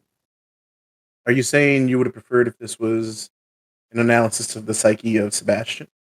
No, I'm saying like they literally just don't explain anything about Evil Within 2, baby. Let's go. Yeah, that's what I'm saying, is like they literally don't explain anything about, like, it doesn't really make any sense how Sebastian ended up in the fucking not brain matrix thing. It doesn't really explain how Ruvik is killing people on the outside of the weird matrix thing, because that hospital that Ruvik is in is full of fucking dead people. Like there's dead cops and dead patients everywhere, and it never explains how he did that, unless he just made them kill themselves. But they all died via like lacerations, and the cops were holding guns. So if he did make everybody kill themselves, why didn't the cops shoot themselves instead? See, I think one thing that Jake needs to know, and also just for everyone, the difference between patience of like knowing things in a game and having things make sense in a future installment of a game. I didn't play the first one, and so I think there's going to be a sequence in the second game that you're really going to enjoy, Jake. I enjoyed it, and I didn't have the context for it, but you'll find it real fun. But Stephanie here has played the Metal Gear series, so her level of this shit doesn't make sense until it does is probably a lot higher than ours. I'm just saying, if somebody was like, yeah, man, you got to play the first game to enjoy the second game, get it. If somebody's like, you got to play the second game to enjoy the first game, don't fucking get it. What are you fucking talking about? I mean, Like I said, I didn't play it. I played it. I thought it was good. And I guess also too, I think like with the Evil Within, there were just a lot of things that I appreciated with it where I feel like it was exploring like different types of horror. And I think I really enjoyed that and I really liked that. Like it wasn't, I guess, kind of some of the stuff that you would see like kind of repeated in like the middle of like Resident Evil. I know now, like with their newer games, they're like fucking bananas. But like in the middle of that series, I feel like it was like not to say repetitive, but kind of the same. And I just really appreciated that it is like delving into the psyche and then also too how 1 and 2 really do connect. I thought it was nice. I was like, dang. And I could see that I guess like the dude behind it, right, who was like writing all of this, how it flowed and how 1 and 2 did need to be there together. So I feel like they did have like a 2 in mind, if that makes sense. Yeah, as I said, when the game's doing like straight up survival horror, I do enjoy it. Like having to manage my matches and my ammo and deciding when I need to avoid enemies and when I can engage with them. Like I fuck with that. I do like survival horror games. But then also there's times where like right after a survival horror segment, it'll just dump you into a combat arena where you are required to kill everything in that arena to make progress, which I'm okay with, unless it doesn't give you the resources you need to deal with the action. Like, as I said, the rubber banding is the problem I had with it. Like, Resident Evil games, pretty much 1 through like 3, and the remakes included, 7 and 8 also do this. You need to manage your resources until you hit a halfway point of the game or a little bit after. And then you can just gun everything down without worry because the game starts throwing hordes and hordes of enemies at you, which is okay. Mm-hmm. But Evil Within likes to rubber band between here's a survival horror segment, and then here's a fucking action segment. Here's another survival horror segment. And like, I would be like, okay, fine, I'm just going to conserve all of my resources in the survival horror segments. But you can't, because the amount of shit you can hold is super limited unless you actively upgrade it. But like, if you actively upgrade your stocks, you fuck up your character, because if you're not upgrading damage, you're gonna have a hard time in any of the boss fights. So like, example, Sebastian can hold 6 bullets in his pistol and carry 10 reserve bullets. So during the survival horror section, you might be hyper efficient and stealth kill most of the enemies and only waste like 2 bullets. But there's also like 30 rounds littered around the map of all the dudes you just wasted, but you can only take 2 of those with you into the next section. And then the next section's like, hey, kill 30 dudes in this combat arena and then move on. Like I said, the rubber banding part is a little bit frustrating to me from a gameplay perspective.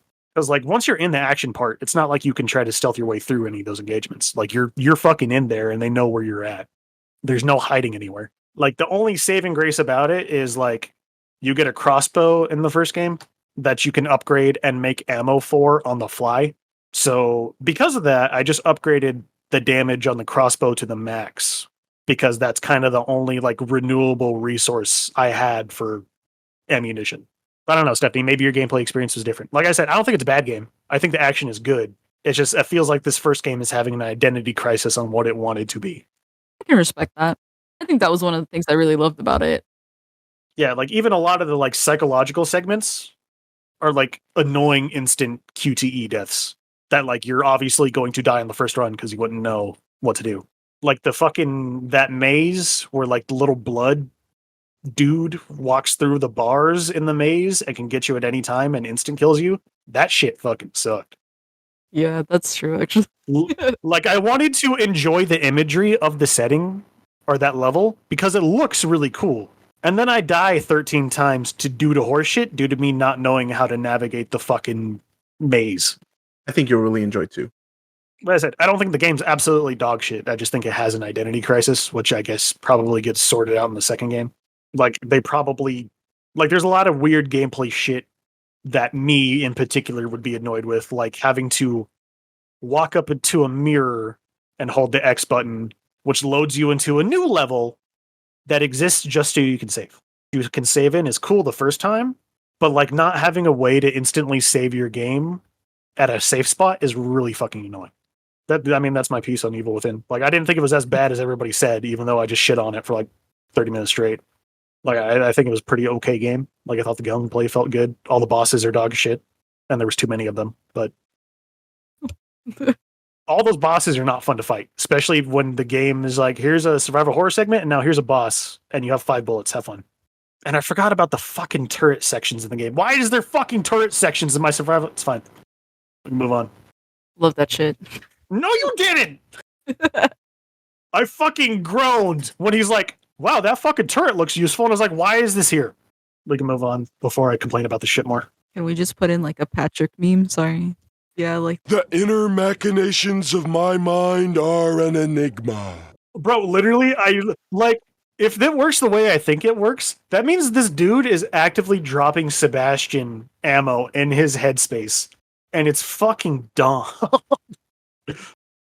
Like, hey, Sebastian, I heard you needed a health syringe and fucking 8 shotgun bullets. those are the intrusive thoughts. Just Yeah, the intrusive thoughts are like, boy, I really hope Sebastian doesn't have a fucking full clip. It's a good way of putting it. Like, I thought I was gonna like explain it where like maybe Sebastian's like, through his sheer power of will, is spawning these bullets. But no, it's just like, nah, you just find him, bro, because we wanted to be Resident Evil. I mean, when it's the creator, is that because we want it to be, or is it because we are? Which fucking creator was it? Was it one of them or the? I thought it was but hold on. Tango Gameworks, Shinji Mikami. Okay. Conceived by producer Tokuro Fujiwara. Okay. In a remake of his game Sweet Home, but it was directed by Shinji Mikami. Okay, so now I see the through line because I played Sweet Home, which is an amazing fucking video game. And that was Resident Evil on the NES. See, there you go. Right. Now I just want to shit on that game. But Shinji Mikami didn't have anything to do with the gameplay parts, which makes a lot of sense. Evil Within. Round of applause. Evil Within, it was fine. Like, I think it was okay. Like, maybe the game's more interesting on hard, or maybe it's just a fucking shit show because of the fucking rubber banding. Who knows? But I wanted to play it because I literally couldn't understand what the fuck Robert was talking about when he was trying to explain the setting of 2 to me. I still don't understand the setting of fucking Evil Within 2. You will. We'll see. All right, movies, boys. Who watched them? I think we all watched them. I watched 2. How many movies did you watch, Stephanie? 5. And Robert? And I watched 4. 1 that I share with both of you, and 3 that I share with Stephanie. God damn, how much time do you fucking have? So I think that means you should go first, Stephanie. Maybe with the one that we don't share. One that we don't share? Yeah. Oh, geez. That's a good one. All right then. So I'll start off with Summer Ghost then. This is an anime movie. It's only like 40 to 45 minutes long. And it was a wild trip. I'm not going to lie to you. So basically kind of what the setup is that there is 3 main characters. Honestly, it doesn't even matter what their names are at this point because like messed up shit happens like later on. Basically, one kid just has like a lot of pressure by his mom to like study and do all these amazing things, and he's top of his class, but kind of like stereotypical, he doesn't care about that stuff. He just wants to paint.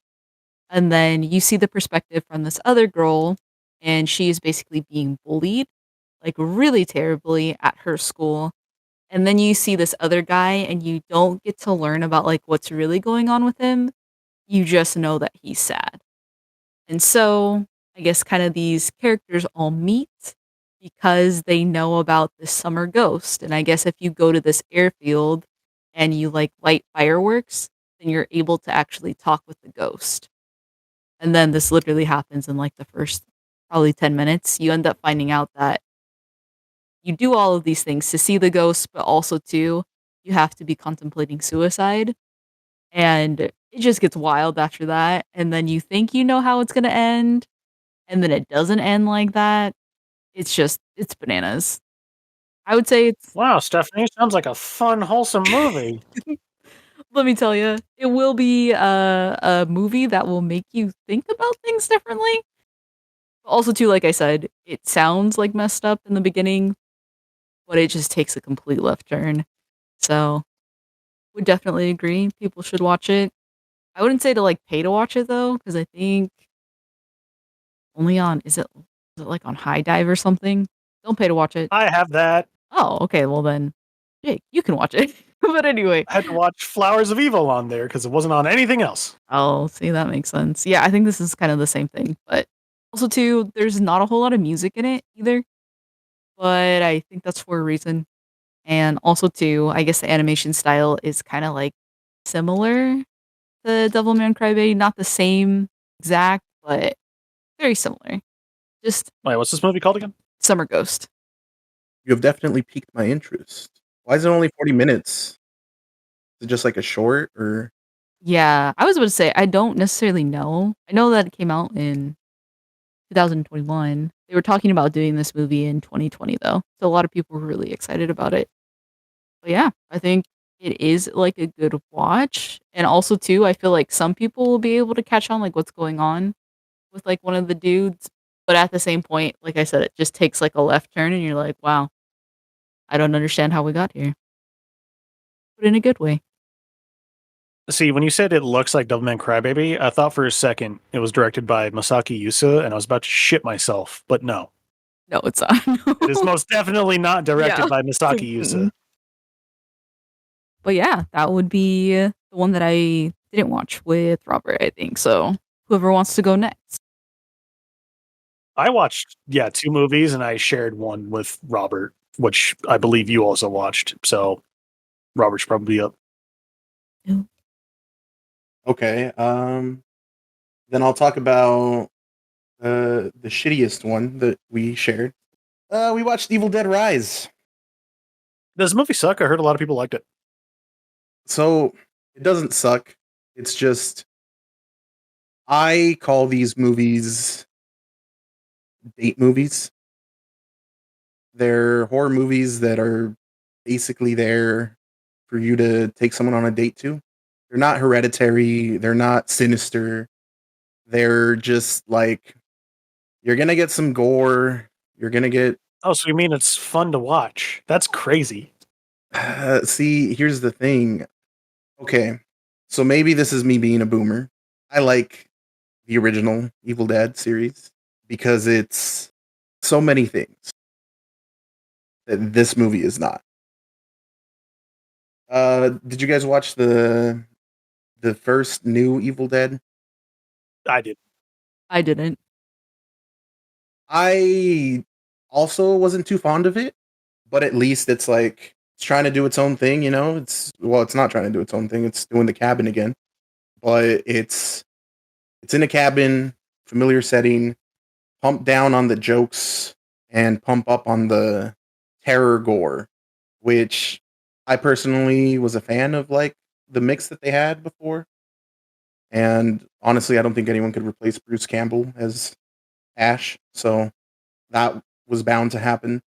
It was like I guess it was my Nolan's Batman is grittier and darker and it's not as fun. For me, that's what Evil Dead was, the new ones to the old one. And I think that this new Evil Dead Rise, the setting is an apartment building, and it's not even the whole building. Most of the movie takes place in a hallway and one room. I guess not one room, one apartment building, apartment. But like it's very basic, I guess. I mean, to be fair, the first Evil Dead movie is literally just pretty much all in one room.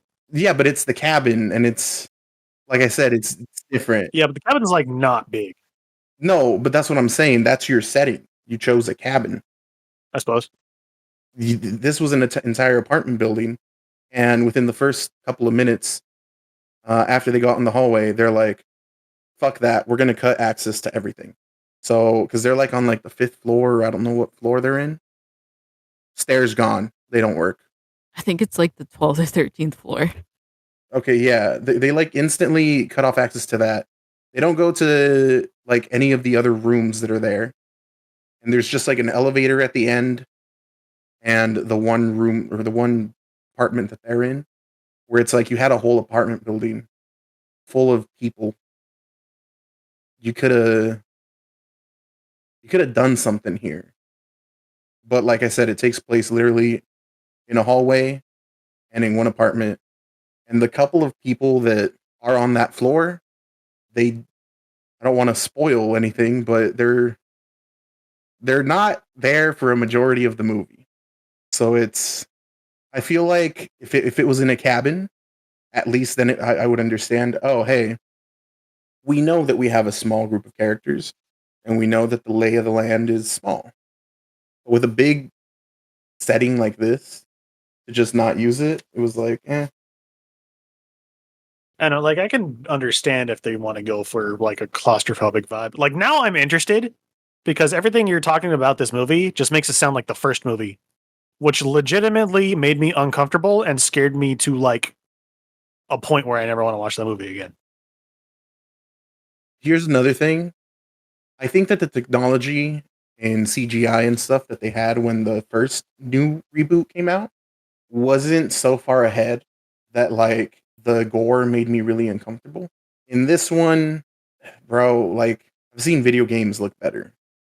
Like there's a part right at the beginning where part of someone's it's like the not just the head, a little bit of their torso gets cut off and you see it, but it's like a clean cut. Like you know how in practical effects you can or even in like games like golden light.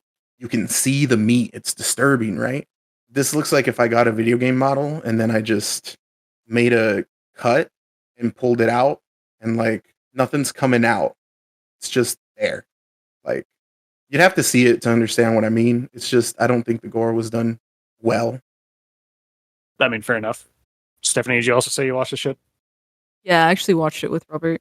Any opinions?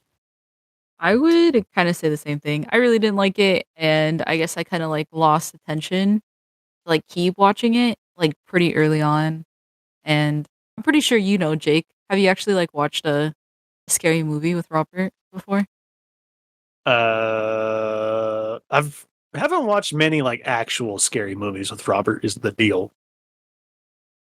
Oh, well then I don't know if you'll totally get this, but how I know a scary movie is at least a little more scary is if Robert gets fucking freaked out. Because every single time we watch a scary movie, it's not even like what's really scary that we're watching, it's his reactions to it. And he did not react. Yeah. See, I don't think I've ever So, watched a raw actual scary movie with Robert on the first run. Like, if we ever watch a scary movie, it's because Robert's seen it and thinks it's fun enough for us to watch together. Or like, I'm like, hey, Robert, you ever heard of this weird movie called Martin? And then we still need to finish that shit. Yeah. But okay, what she means is because you watched me play horror games. She means the how I jump at everything. Oh, okay. I didn't jump once. This movie was not scary. No jump scares even. I think there was 2 times that were meant to be jump scares, and it's just Well, I mean, I don't fucking like jump scares in my horror movies anyway. One thing I did like about it though is I like how they set up the book. I did enjoy that. It's and again, so see, this is one of the most interesting parts of the movie. Is I won't spoil it because it seems like you're gonna watch it, but I like how they get the book, and I really like the area where they got the book. Like that was excellent design. I think we don't spend enough time in there, but it makes sense why. And then the way, because one of the things that's always been a thing with those movies is why the fuck do you read the passage in the book? Like that's just fucking stupid. They handle that part really well in this movie. I like that about it. In fact, I like that so much that Stephanie came up with an idea for a video game that Oh, I think shit. is really good, and we can talk about that. Not on the podcast, so no one steals the idea. So I'm sure as soon as you talk about it, it'll instantly happen. How hard is it to implement co-op game, Jake? I mean, like, I'm smart is just the way I'll put that. So it's doable, is what you're saying. Yes. All right, bet. We'll talk about that after. 10 out of 10. We got to give Stephanie credit though. And I told her she could voice the demon. I mean, I suppose. Like, was there anything you liked about the movie? Like the cinematography or sound design? Like, it sounds like you didn't like the gore or the plot. I mean, I said the parts I liked. I was about to say, I don't know if I really noticed anything with the music at all. And again, like kind of how Robert said, like you're just in kind of the same places in the apartment building. So I guess in short, there wasn't a whole lot that I liked about it, but I definitely did like a piece of it, which Robert again kind of brought up with an idea that was a joke. So we'll see how you like it, Jake. Well, the movie's got a 3 out of 5, which so I guess it's not as well liked as I thought it was. I just remember seeing a bunch of YouTube or fucking shit on my YouTube feed being like, "Yay, Evil is back," and I was like, "Oh, okay." Glad to hear it was good. It's back as in there's another one. I don't know, they seemed excited about it, but I don't know. Rotten Tomatoes 84, Metacritic 69. It's like I said, it's a Maybe it's divisive, neat scary movie. but I thought it was like hot, but I guess I was mistaken. Yeah, it's pretty. But I also thought everybody fucking hated The Evil Within, and here we are. We have a fucking Stephanie on the podcast who says they love it. It's true. You also gave it a 7 out of 10. I would say that's. I said it's not even a 7 out of 10, Oh, but it's not garbage. A 7.5. I think you'll really enjoy the second one though. So My problem is, like, after playing Resident Evil 2 Remake, the fuck ups Evil Within does, I literally can't forgive. Evil Within 2 has no fuck ups. Or not Evil Within 2, Evil Within 1. No, I know. I'm telling you, second one has no fuck. Yeah, fair enough. But I also do understand that there was like a fucking dry spell of survival horror games in 2013. Like, was there any good survival horror games from like 2009 to like Outlast. 2016 that weren't like indie games? Is Outlast indie? I guess there was Outlast. Technically indie, but no.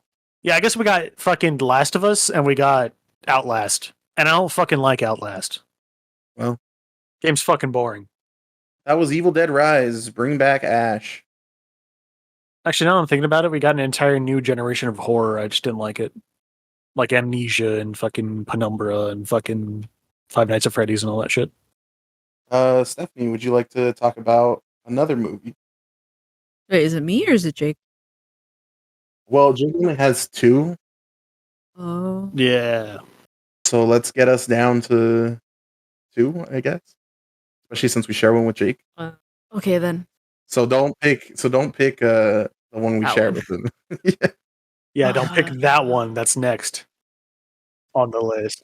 Jeez, I feel like okay, well the other two are like really fucked up. So Jake, what do you want to hear? You want to hear like kind of fucked up or like really fucked?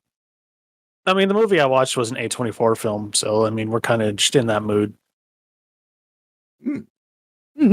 Oh, all Well- right. We'll start off with Beau is Afraid. This was wild. This is something also too. Me and Robert and I, excuse me. But I know, and I wasn't invited. You actually were invited. I guess this is really my comeuppance for that fucking D&D shit, huh?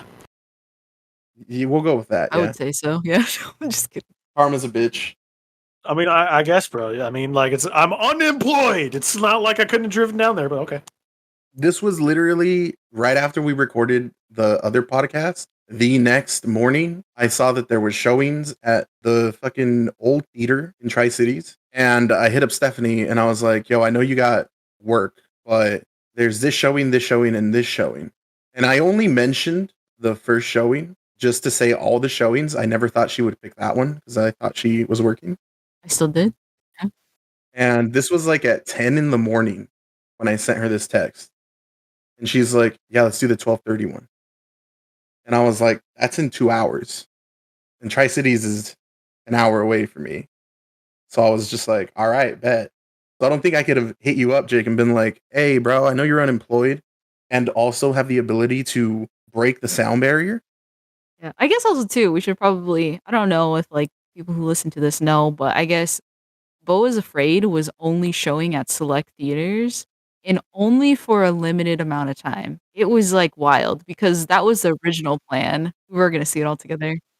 Was that a marketing fuck up, or was that like they just did that on purpose? Movie theaters got to pay like ticket sales, and it's not really a movie that was going to bring full theaters. Yeah, that's what I was saying. So it's like a marketing fuck up, right? Because I didn't even know this shit existed. Like, I'm down for A24 films. I do like them. But I didn't know this fucking thing existed until y'all brought it up. If you're an Ari Aster fan, this shit was on your radar years ago. Okay, well, I guess I'm not a fan. It's just whenever his movies come out, I'm like, yo, okay. I like Hereditary. Love that movie. Midsummer was fine. I would agree. I was about to say. I think Robert, you should explain it because I still don't understand what was going on. But I guess also too to paint the picture, Jake. There was only like 4 other people in the movie theater with us, so I could have just broke the speed limit the whole way. I could have rolled out of bed. I was like hammered the previous night, so I didn't think I got up till 11, but I could have made it. Yeah, and my sister went and like my sister actually texted me while we were recording, and she's like, "Look at my Snapchat," and I was like, "I can't right now, recording." And when I opened it, as soon as we finished, I saw that she was at the movie theater because I think they were showing it in Yakima as well, and completely empty on a Friday night. Fucking brutal. Yeah, as I said, I feel like that's a marketing fuck up. Cause like I'm not an Ari Aster fan. I just think Hereditary and Midsummer are neat. You're basically an Ari Aster fan. Those are his two movies. And I didn't know the shit was coming out. So the common layman, like Brand, probably would have been down to see this movie if she knew it existed.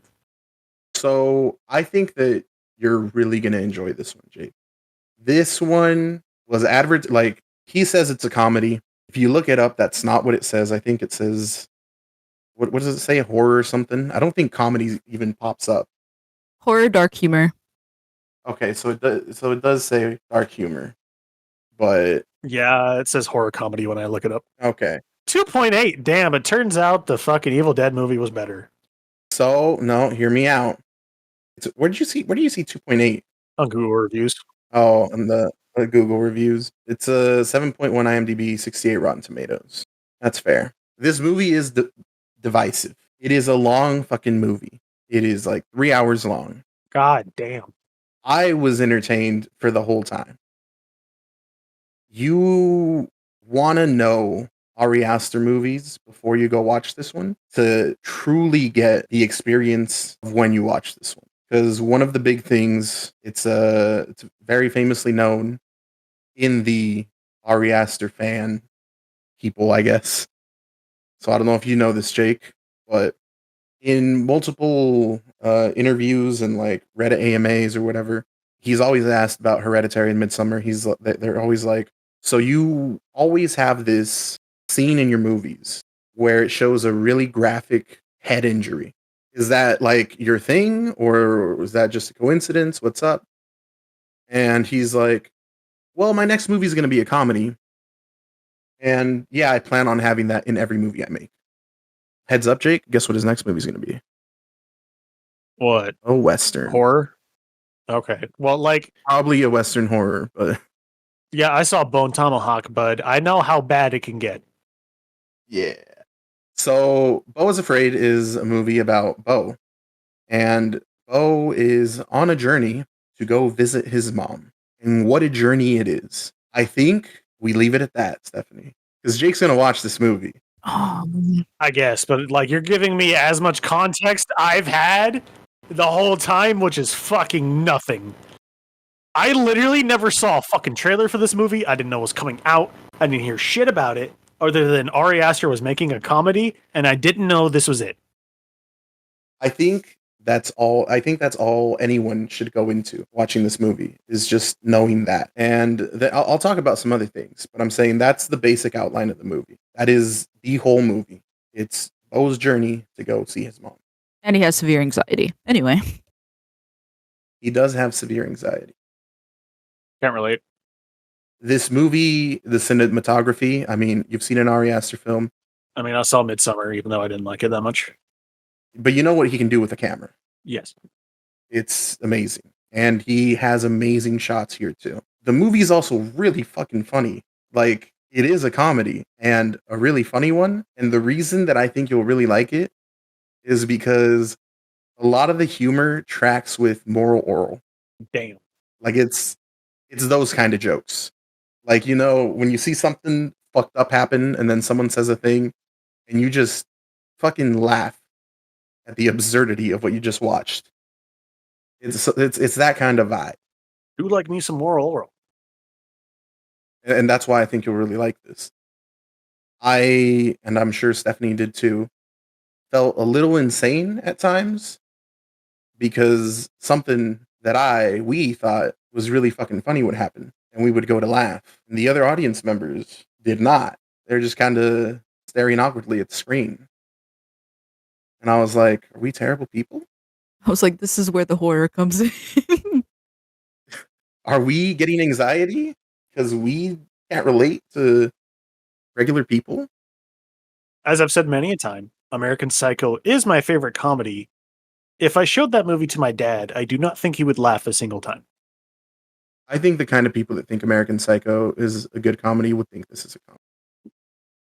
Also, too, though, like there were like legitimately like funny things that weren't related to like really fucked up scenes, but still nobody laughed. It was just like, what is happening? Yeah. Like there were situations that weren't horrific, but were just funny. And then they turned horrific. And then they were funny. But people just didn't laugh. Not funny, didn't laugh. Okay, it would also be like, so, you know, in Midsummer, there's the scene where the guy is around a lot of women and they're all naked and it's a sex scene. Yep. Did you think that was funny? Very. The old lady, let me tell you, she's an actress. Then we're on the same page.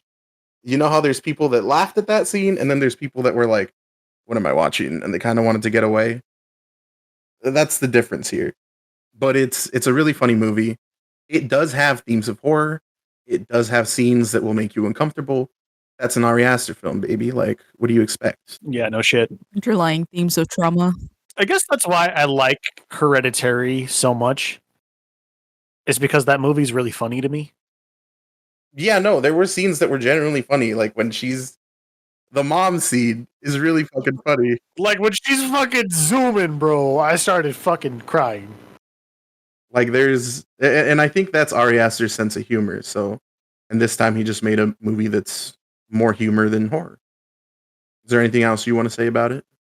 I don't think so. I think that's like a good way to sum it up, but It's definitely a you should watch it to get it kind of deal. most stuff. I mean, yeah, it's on my list. Like, I'll probably like it more than fucking the other movie, Midsummer. That other movie I don't really like. You know, when I first came out of it, I thought it's my least favorite Ari Aster movie, but I still really enjoy it. After a lot of thought, no, it still doesn't beat Midsummer. I think it will definitely probably beat Midsummer for you. I don't know if it'll beat Hereditary. Yeah, I guess we'll see. You can't really compare the two because they're different kind of movies. And Midsummer was just like missing the humor for me. I thought it had some funny bits. It was missing the humor, and like couldn't relate to anybody, which is fucking blowing my mind considering that fucking movie's about a bunch of dumbass college students. I think everyone can relate to Beau is Afraid because everyone's felt anxious at one point or another. Not me, bro. Fucking hard as steel, baby. I've never been anxious in my life. I was like, must be nice. Yeah, and I think you can talk about your one movie then right now, Jake, and then we'll Oh, my lad. or unless you want to hop into the other one. No, we can talk about this movie. Like, I also watched an A24 film this month, and I watched it like 2 days ago because I was panicking and realized the only movie I watched was the one we all watched together. So, here I am on Tubi, my favorite streaming service. I'm like, what the fuck is on Tubi that I can watch? And there was a lot. There's a lot of things on Tubi on my backlog. But then I was like, fuck it. I had a passing interest in this movie. I didn't really hear anything about it. I'll give it a shot. So I watched A24's The Green Knight, which is, I suppose, a retelling of the Arthurian tale of The Green Knight. And I think this movie is beautifully shot and has a wonderful score. I guess my biggest grievances are the plot. Because The Green Knight in Arthurian tale is about Sir Gawain, whatever, how the fuck you pronounce it, who I guess is King Arthur's nephew. And some dude shows up in green armor with a green axe on Christmas Day while King Arthur's throwing a party at his round table and is like, hey, let's play a game, homie. I'll let you hit me once as hard as you want. But then next year on Christmas, I'm going to fuck you up just as bad. And in the story, Gawain, being a haughty bitch, is like, okay, and then cuts his head off. And then the Green Knight gets back up, picks up his head, and then just walks away. And this movie basically starts the same way. To be honest with you, if this movie was 100% one-to-one retelling of the Arthurian Night Tale, I would probably like it a lot more. But I guess that's getting ahead of myself. Did any of you guys see The Green Knight?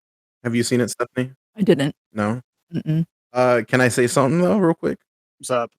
So I watched this movie with my brother.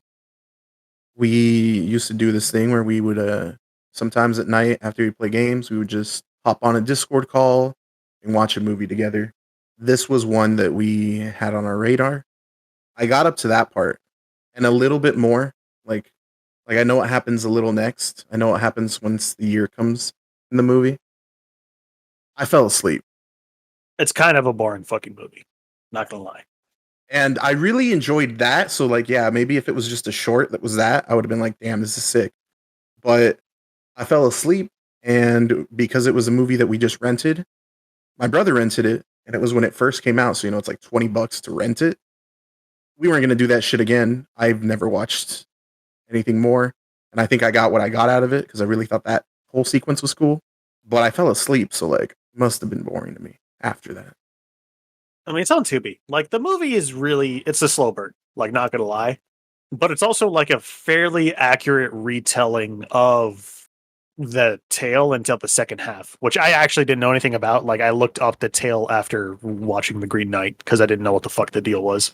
But basically, Gawain in the movie is a man who doesn't know who he is in like his mid to late 20s. Like, he's surrounded by people who are living legends, and he's the nephew of King Arthur, the man who fucking pulled the sword from the stone and fucking murdered all the pagans and all that shit. And he's a dude who just spends most of his money at the brothel or at the bar because he doesn't know what to do with himself. Like, I think the movie does a very good job of explaining, because like Gawain cutting off the Green Knight's head is an objectively stupid move that everybody thought was stupid except Gawain. But the movie provides you with enough context to understand why he did it. Like, when they're at the Christmas party and King Arthur, who looks like shit, by the way, what I love about this movie the most is it makes King Arthur and his wife Guinevere look like absolute fucking dog shit. Nice. They look like husks of people who have been through the shit. And yeah, no shit. Like, King Arthur is a husk of a man by the time he's this old. And like, basically King Arthur is throwing the celebration and he's like, Gawain, come here. I don't know you that well, but I want to know you. And I'm ashamed that we didn't get to know each other that well sooner.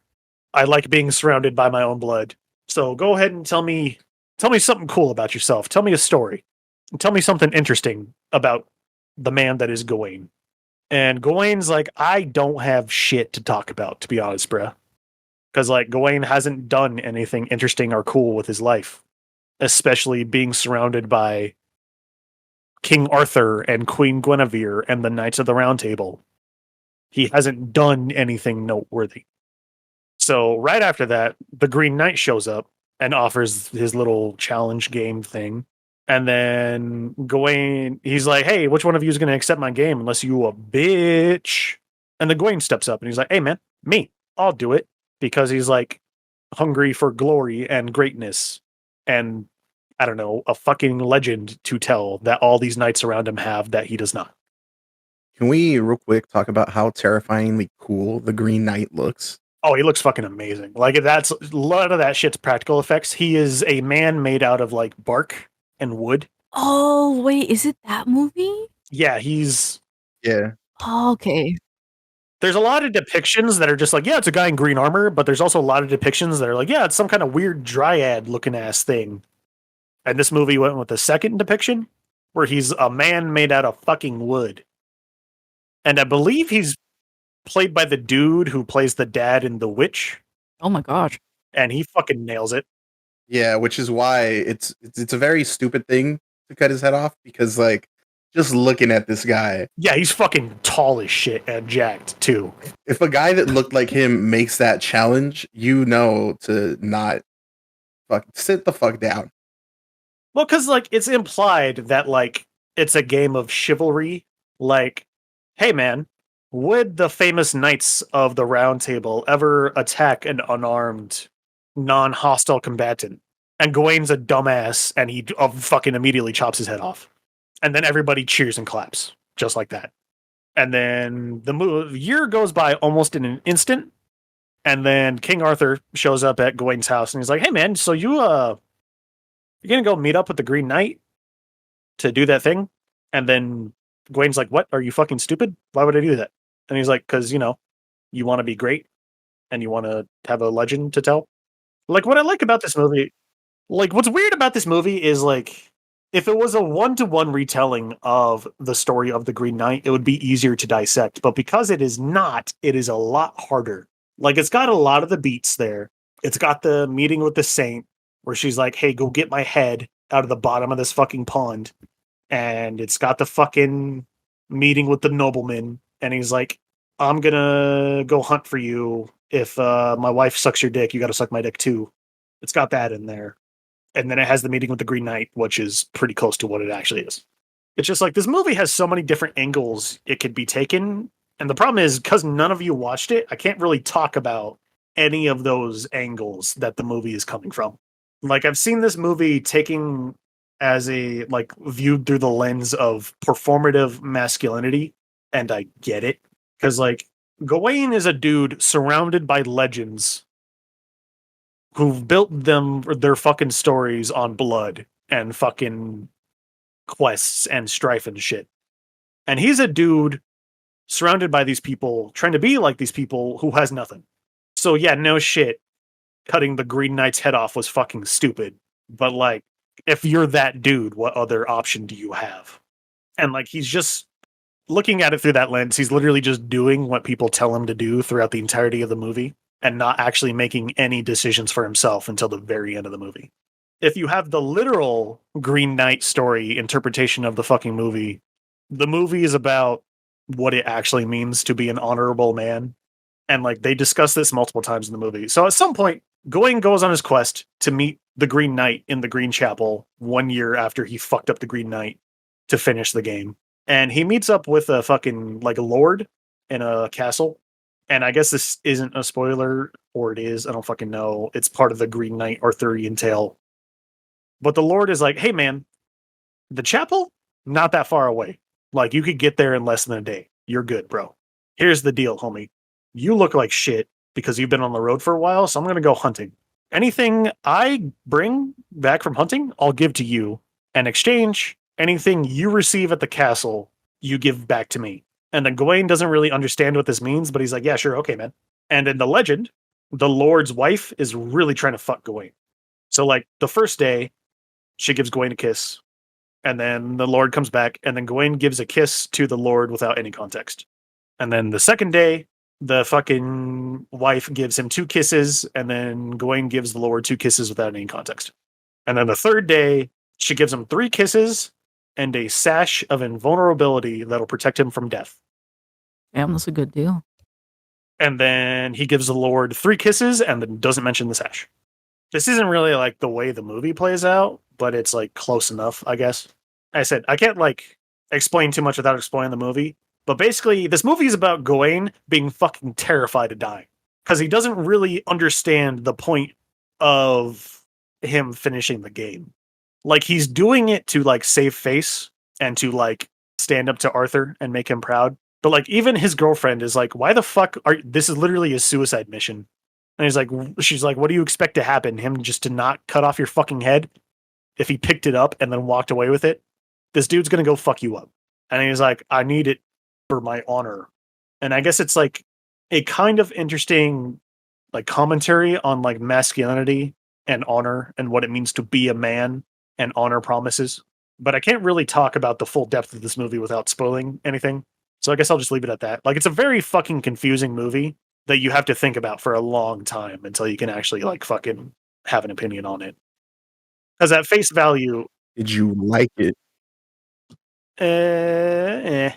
that's like still what I'm debating is like I don't actually know whether or not I like this fucking movie.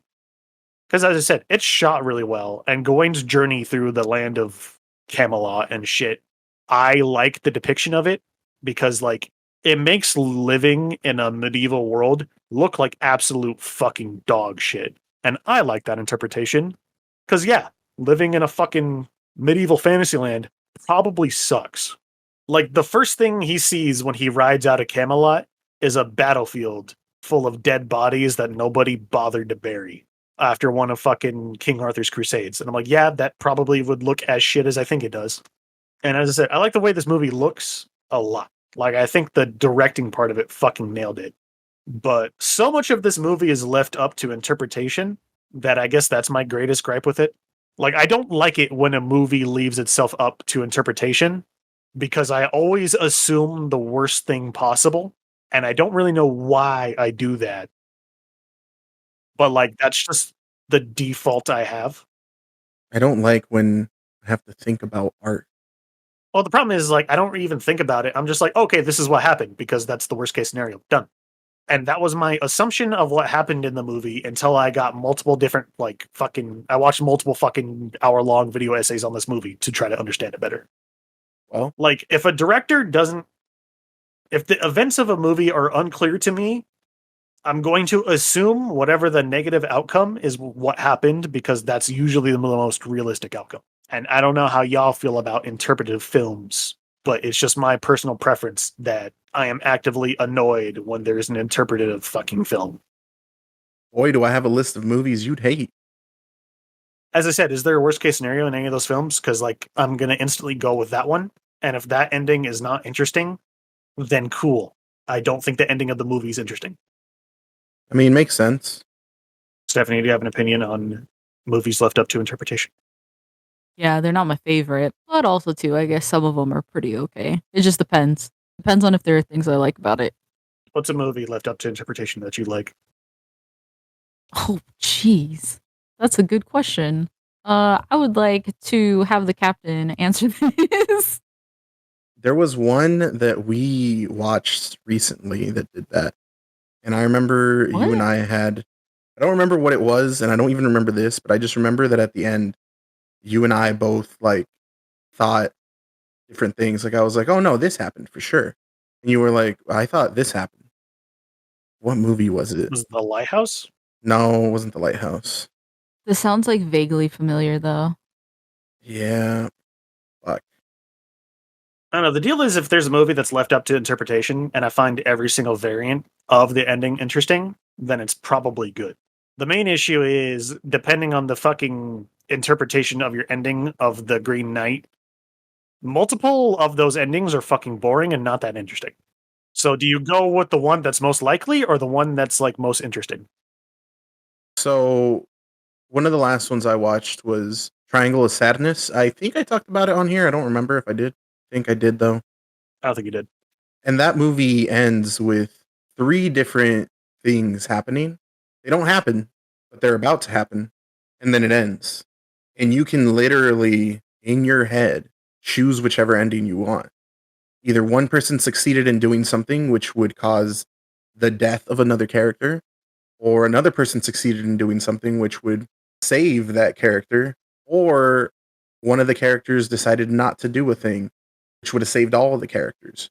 So, Jake, in that scenario, I know what you would think. Everyone would fail.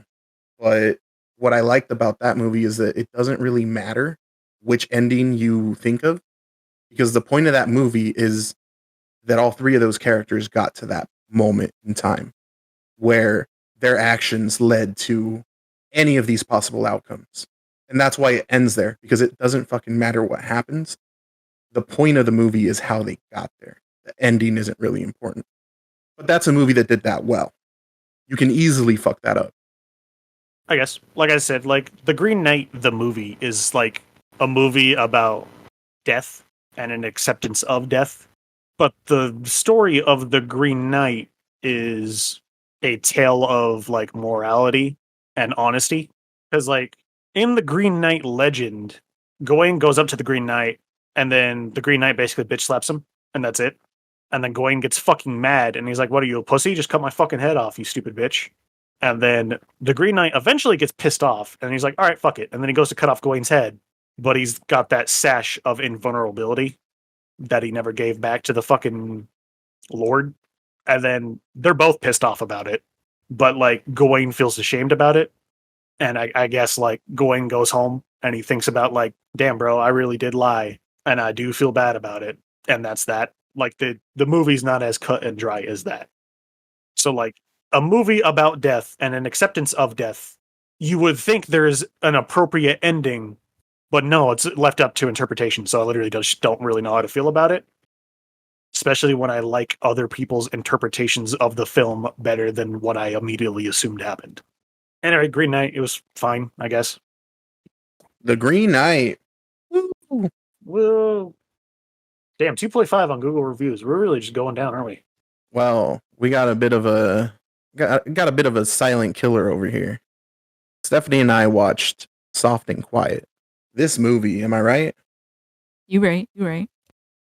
So I wanted us to watch this movie because I had heard that this was like the scariest horror movie that came out since I don't know when. It was like the craziest horror movie that's come out. But then all the reviews or all everything that I saw about it said this is not a horror movie, like spooky, scary ghost monster movie. This is a real life horror movie. And because of the way they were hyping this up, and because they said that, I was like, all right, say less. I will see no more. And I will just watch it blind. And I think Stephanie like looked it up real quick too, and the reviews weren't bad, and basically same thing. It comes up, real life horror movie. And I was like, how bad can this be? Really? Come on now. This was one of the hardest movies to watch that I have ever watched. And I think it's like a funny games level of unsettling. Oh, cool. So it's just a not fun movie It is definitely not a fun movie. that you just shouldn't watch unless you really want to have a bad time. It is a bad time. And not like a bad time like how the Robert Pattinson movie Good Time is a bad time. It's just a bad time. Yeah, I've seen Funny Games. I fucking hate that movie. And I get that was the point, but still, fuck me.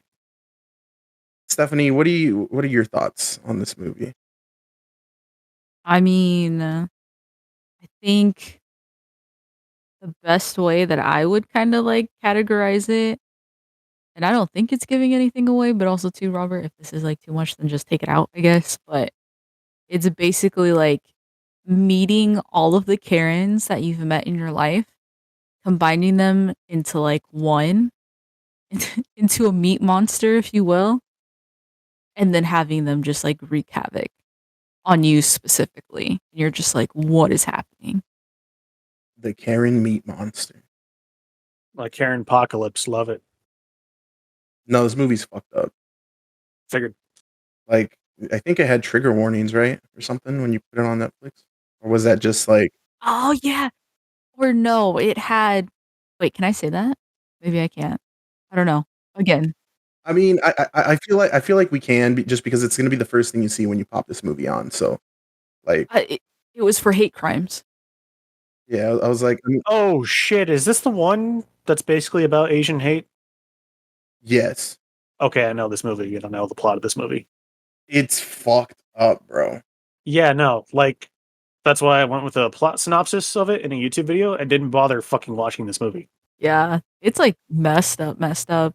Like you think that it's gonna go one way, and then it goes like completely in a different direction, which makes it 10 times worse. It's just, ugh, it's a lot. Like, it's one thing to read a synopsis or hear someone talk about it, Jake, and then it's another to like I'm sure watching it is a whole nother fucking level. I was watching it and like the part that got me unsettled is you're following the bad people here. They are the protagonists, and I mean that in like not hero and villain. I mean protagonist and antagonist. They are the main focus, and they are the ones doing the bad, and the antagonists are the victims of them. That's the way the movie is framed.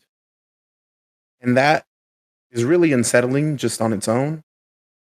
But it becomes more unsettling because, like, 20 minutes into watching it, I just had the realization that there is going to be people that watch this movie and they are going to be rooting for our protagonist. Yeah, like that these people did nothing wrong And, like, that's or are gonna empathize with the escalation of events. yeah, and like it's so well done in the sense that like you understand how quickly it gets out of control and you can like see that escalation happening. It's very easy to see how they get from point A to point B to point C. And even if that's not their initial intention, it is that's part of the scary part. Like they get to a point where it's like we got here, now we're here. Like it was just a really hard watch. Yep. That's why I didn't watch it. We watched Evil Dead Rise after this, so that might be why like Evil Dead Rise seemed kind of fucking tame. Yeah, I guess that is a good point. Tame, yeah, I mean, like, fucking fantasy horror violence is pretty tame against fucking blatant, horrific real world racism. It really is. There's a reason why horror movies are usually escapism, bud. Yeah, this movie was not escapism at all. Like this movie was just I was like, damn, I don't know about this, fam. And then Stephanie said the funniest thing I've ever heard in my life, but if she doesn't want me to say it, I won't. Wait, what did I say? You don't remember what you said about this Yeah, movie? reminder so you can cut it out later. Oh fuck. She was like, imagine someone puts this in the Asian Heritage Month list. Oh stop. I can cut that if you want. I thought it was really fucking Not wrong. I was about to say there have been stranger things, but I was just like, holy bananas. Anyway. because that was that's when we watched it. I mean, I guess we can have this interesting conversation now. Like, Robert, would you say this movie is good? I would say this movie is necessary because there's people out there. But would you say it's good? I think it's good in what it's doing. Like I said, it did its job. I did not. All I'm asking is, do you think this is a good movie or not? I'm answering your question, Jake. It's a yes or no. Yes, I think it's doing a lot. It's doing a lot of heavy lifting because while at the same point, there's going to be people out there that are going to be rooting with these people because they were raised that way. There's going to be people who, at the beginning of this movie, they might be like, oh, yeah, this is normal. My aunt talks like this, or my uncle talks like this. This is what I'm used to.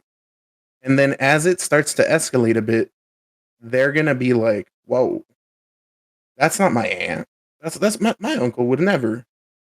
And then they're going to start asking questions and they're going to see, at least some people are going to see a side of that life that they don't always see right away. Because I think with this, it even says in the movie at one point, at the beginning of the movie, they're talking about having these flyers for this. I guess we're here now. It happens right at the beginning of the movie. So the beginning of the movie starts with a meeting of a bunch of white women that are essentially, it's not a KKK meeting. It's a, what did they call it? Aryan Pride meeting. Yeah, it's something like Aryan women something. Yeah. And they're talking about like putting out newsletters. And at one point they're like, oh yeah, we can do this for the newsletters. And the leader, I guess, the one who set it up, goes like, no, no, no, no, no. She's like, not at first. At first, you want to make it about like entertainment and make it very vague. Get everyone to be reading this so that they read it and they're like, oh yeah, I'm with this. And then once you got them in, then you can sprinkle in that stuff so that it gets diluted with the rest of it. And I think that there's a lot of people that happens to in real life.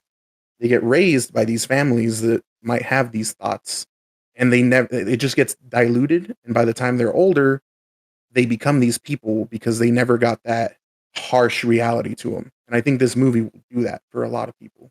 And so, yes, I think that's a good thing. Stephanie, did you think this movie was a good movie? Yeah, I would agree with Robert on a lot of it. I think also too though, and this is something that Robert and I talked about like after we watched it, like it gives a lot of ideas though, like I guess to promote hate and kind of hate speech. And that's the only thing that kind of is not great. But I guess also too, like the main character kind of from the main perspective, I guess kind of. She's also like a teacher, like a school teacher.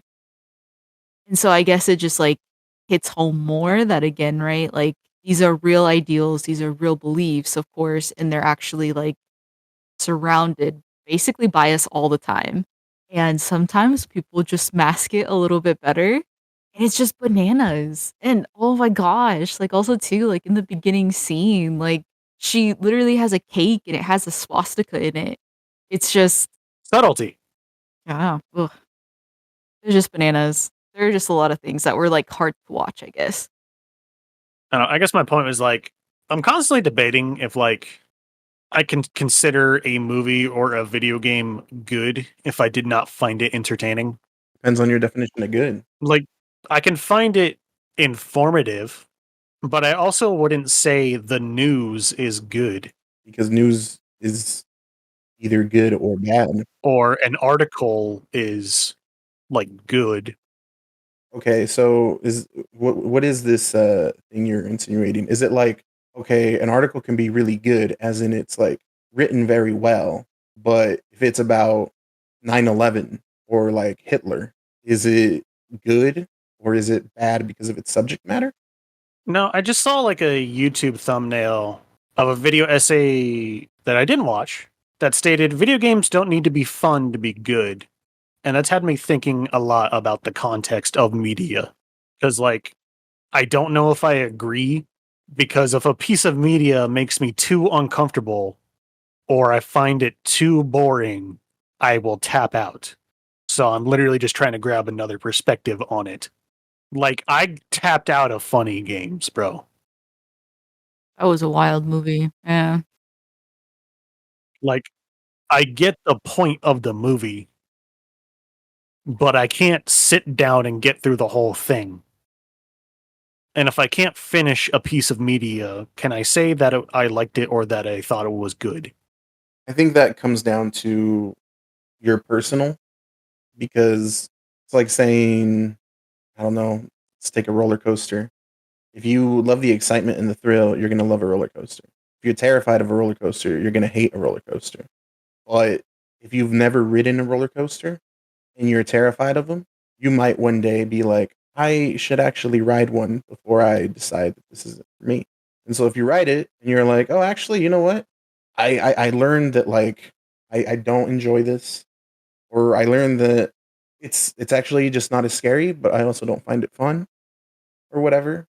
At the end of the day, do you consider that a good experience because you learned something, or do you just not? Well, that's what I'm saying is like a game and a movie, a video game and a movie tend to have like a specific connotation associated with them in the name movie or video game. So, like, that's what I struggle with. Like, if I ever played a video game that I thought was fucking boring, no matter the context of the video game, I'm going to be mad. Like, if I watched a movie that I finished that I did not want to finish, I would have a very hard time defining that as a good movie. So, as I said, I'm just trying to like grab other perspectives on it because I can understand the importance of pieces of media such as Soft and Quiet. But like films like this aren't going to inform the people they need to inform. They might. Nah, they're going to inform people like us who already know better. But as I said, that's just my opinion on it, and that's why I'd like to grab others. Like, Stephanie, have you ever played a boring video game that you would say is good? Mm, I'm trying to think. I feel like that has happened before. I don't know, Robert really likes The Beginner's Guide, and I fucking hate that video game. I do love that game. I don't know. In fact, I think I told you that you should play it once, Stephanie. I did play it all the way through, and I fucking hated it the whole time. Well, no, I mean Stephanie. I also told her. Mhm. But this is a good segue, I think, into the next movie, unless y'all have something else to add. I'm good. Not really, I just wanted a second opinion on that. Okay. So the movie we all watched together was Soul. Disney Pixar? Is it both? I believe it was Disney Pixar. Okay. Disney Pixar movie came out a couple years ago. And the first thing I want to say before anything is that Soul taught me that Jake is the only one here that is mentally healthy in this crew. How so, Robert? Like there's so many movies that I watch or games that I play where I will take this piece of media, like The Beginner's Guide, like Everything Everywhere All at Once, like Soul, where I'll be like, fuck, I needed to hear that. I needed this message right now in my life. And it hits. I'm crying. And Jake will be like, oh yeah, no, it was really good. I liked it. I mean, I get it. I knew this already, but yeah, cool. The message usually being your life is worth living. You are doing the best you can. You yourself are important. Life is good. Like, sorry, what the fuck do you want from me? I'm that's not a bad thing. That's just an observation. Like, sorry, I'm not falling apart, bud. I don't know. How do you feel, Stephanie? I don't know. I feel called out, honestly, but I guess I could see it. I think like Soul was actually like a really cool movie to watch. There were a lot of famous, I guess, like figures in like history trying to help somebody, and I thought that was really cool. And also to the psychotherapist that they chose just had me cracking up because again, I think like in psychology, that person is just known to keep their composure and is known for accepting everybody where they are. So there were just so many things that I really liked about the movie. But I mean, I guess it's like a good and messed up way to phrase it. Like, yeah, Jake just has like good mentality, stable. Like, the deal is, as soon as the movie started, I basically said a thing that a character has to explain to the main character towards the end of the movie. Okay, and I want to clarify. Like, I didn't mean like that in a bad way. That's just something I noticed about me, and I think that you've also gotten stuff out of those movies a lot more than like Jake has. But I can also cut this like if you don't want it on there. Well, no, I was just because, like, at the beginning of the movie, like, this dude's like, Well, I'm talking to Stephanie real quick. oh, okay. I was about to say, I don't mind. I was about to be like, yeah, throw out our mental instability. Just put it on blast, bro. All right, carry on. Because, like, at the beginning of the movie, I was just like, what's this fucking dude talking about? His life kind of rules. Like, he wanted to make a living playing music. He does that. He gets to do what he loves every day and get money for it. Why is he upset? And then there's literally like a character towards the end of the fucking movie who says that to him, and he's like, damn, I never thought about it that way. And I'm like, how? Because not everyone phrases it like that. I thought that was a really cool line. Like, how are you this deep in the fucking sauce, bro, and don't know? You've been alive too long to not know. Like you're talking about the I pond mean, in the ocean or the wave in the sea, whatever it was. No, it's literally just the conversation the other jazz musician has with him at the end of the show.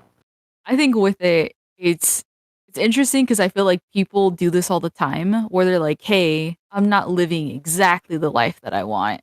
Because the main character does go into saying that he gets to teach music, but that's not like what he wants to do until he actually gets like this big break, which I thought was interesting because then he was able to see right through the different journeys that he goes through that is something that he really likes doing, but he does really like performing too. And also too, it sounds like there's a lot of dad issues with that, but we don't have to get into that part. That's not explored. Let's talk about daddy issues, boys. Let's get in there. I was about to say we could save that for the next podcast, but yeah, basically that's how I had taken it. Like he had got so focused on just like one road for his life that he didn't see like all of these different parallels opening. And I think people do that a lot of time. Well, yeah, I guess he was like so laser focused on this one event defining his whole life when like that's not really how it works. Like, unless you're the dude who like shot Franz Ferdinand, like your whole life is usually going to define your life and not just like the one moment. See, I can just say that I have been that lost in the sauce where I'm trying to really, really do one thing. Or I have like one goal that I'm trying to like really achieve and I am not getting there. And meanwhile, I'm doing all these other things, but I don't care and I don't think about them because I am focused on I'm failing, I'm failing, I'm failing.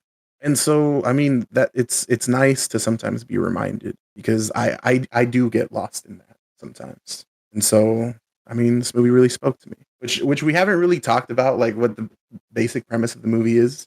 I don't think it's a spoiler. Is it a spoiler? No, it's in the trailer.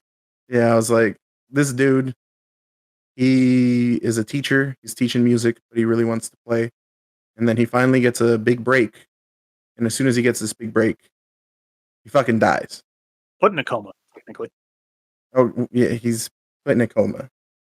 We don't find that out till later. We think he's dead, though, because his soul is literally going to the great beyond.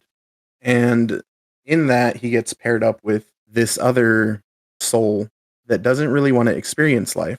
And then, in order for him to get back to his life and get a second chance at living, he's kind of got to show this person why it's worth living a life, but he's not really doing that. He's just got his own agenda, wants to get back, and in the process, he Disney Pixar movie bullshit happened, Basically, accidentally teaches her why living's so neat. or maybe she teaches him. That's true more than the other, but yeah, Where everybody's teaching one another. everybody's learning. And bro, after like, And there's jazz music. yeah, there's a lot of jazz. He's jazzing. Soundtrack's pretty good. I liked it. I like me some jazz. Same. I've explained to Robert that I've seen a live freeform jazz show, and it was fucking terrible. Oh, Like whatever the fuck they do in a movie is not whatever the fuck they do in live freeform jazz. Like holy shit, they were terrible. Like I know like the movie shows him just riffing off of the beats that other people are putting down, but like when they try to do that in practice, it sounds like dog shit. Like it sounds like fucking nothing. And they also had a $25 fucking minimum to get in. ooh. That was a side tangent aside. Fuck that bar, fuck that jazz bar, fuck those performers, they sucked. What'd you think of Soul, the movie, Stephanie? Yeah, I thought it was good. I really liked it. I really enjoyed it. Like I said, there were just a lot of different elements that I really liked. Like with the two characters, how opposite and different they were, but again, they were able to learn from one another. And I think it is just bananas. Like you could really just be somebody completely different if you really wanted to, and you can act different at any point too to kind of change your life. And of course, too, right? I think people sometimes forget that. I think it was just really cool to see. Yeah, I mean, I don't have too much to say about the movie. I thought it was pretty good. It's what I expected out of a Pixar movie. Like, I get it. Like, thanks for explaining to something I already know. See what I mean? I'm fucking sorry, dude. No. I'm not, Sorry, I've already thought about all these things. like I said, I don't mean it in a bad way. Well, like, taking philosophy classes in college really fucked me up, bro. Like, you ever just want to fuck up your life? Just take a couple philosophy classes in fucking college. Nah, I'm good. When the professor asks you, hey man, why do you think you should even be in school? And you're like, oh no, Is that what they do? pretty much. He's like, why the fuck are you here, bro? Why are you here, dude? Why are you even in this class, bro? I'd be like, I'm not. I'm leaving. Actually, bye. Did you just want the credit? If you just want the credit, I'll just give it to you, bro. You can get up and leave right now, dude. I'll give it to you. If that's really only why you're here, go ahead. And then you just shit yourself in your seat and you're like, I don't know what to do here. I would leave. I would be like, look, man, I came in here not thinking I was about to be attacked. I wasn't prepared for this, so my fight or flight is gonna be flight right now. Yeah, no, he's just gonna be like, and then after you leave, he'll just look at the rest of the class and he'll be like, you want to be like that guy? Or you want to be like you? Like, it's fucking raw, bro. Maybe that was just like my philosophy fucking class experience. Like, that was the only class I was excited to write papers in. But also, like, the second half of that class fucking destroyed me. Because, like, the first half of the classes was dedicated to, like, thinking about why you are the way you are and whether or not you should be the way you are. And then as soon as you start getting a grasp on that, you start studying why other people are the way they are and whether or not they should be the way they are. And then you just fucking start falling apart. Did you take philosophy classes, Stephanie? Yeah. Also, too, technically, you kind of have to. There's a certain form of therapy that ties in philosophy and then also to end of life. I was going to say, there's sounds like you literally can't have growth without self-reflection, which is just a branch of philosophy. Were your classes also like that? Some of them were, most definitely. That is wild. How does anyone like actually leave in those classes? I've seen some people. Yeah, I feel like 6 a.m. I hop into class and get into that shit. I'd be like, nah, fam. Well, because like the whole point of the philosophy class is he just wanted you to like think about yourself and that's it. And some people are like, nope, I'm not ready for that shit. I'm out. So like I had to have the thought process of like studying fucking calculus 2 for 4 hours and then like eating string cheese for dinner because like I don't have the time to make dinner because I have to be up at 6 a.m. to go to work the next day. And I'm like, you know what? If I died tomorrow, would I be like chill with the way I live my life? And if the answer is no, then I got to like do something. And then after thinking about it for a long time, I was like, you know what? If I died hardworking, yeah, like fine. I'm fine with that. I don't care. If that's my own like perception of myself, I'm fine with that. So congrats, Soul. Good movie. Soul, ladies and gentlemen. Any other thoughts on Soul? Not for me. I thought it was a cute Pixar movie. Like, yeah, I did everything a cute Pixar movie should probably do. Then that was Soul. He's jazzing. He was jazzing. All right. Does that mean we're on to TV shows? Damn, halfway there, buddy. 4 hours in. I watched one thing. Same. Okay, then I'll go first, just because I have two things. First one, I'll just talk about it real quick.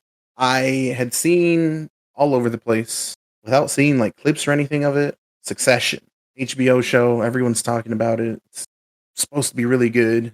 And me, from the outside looking in, it just looked like it was going to be a comedy about rich people problems.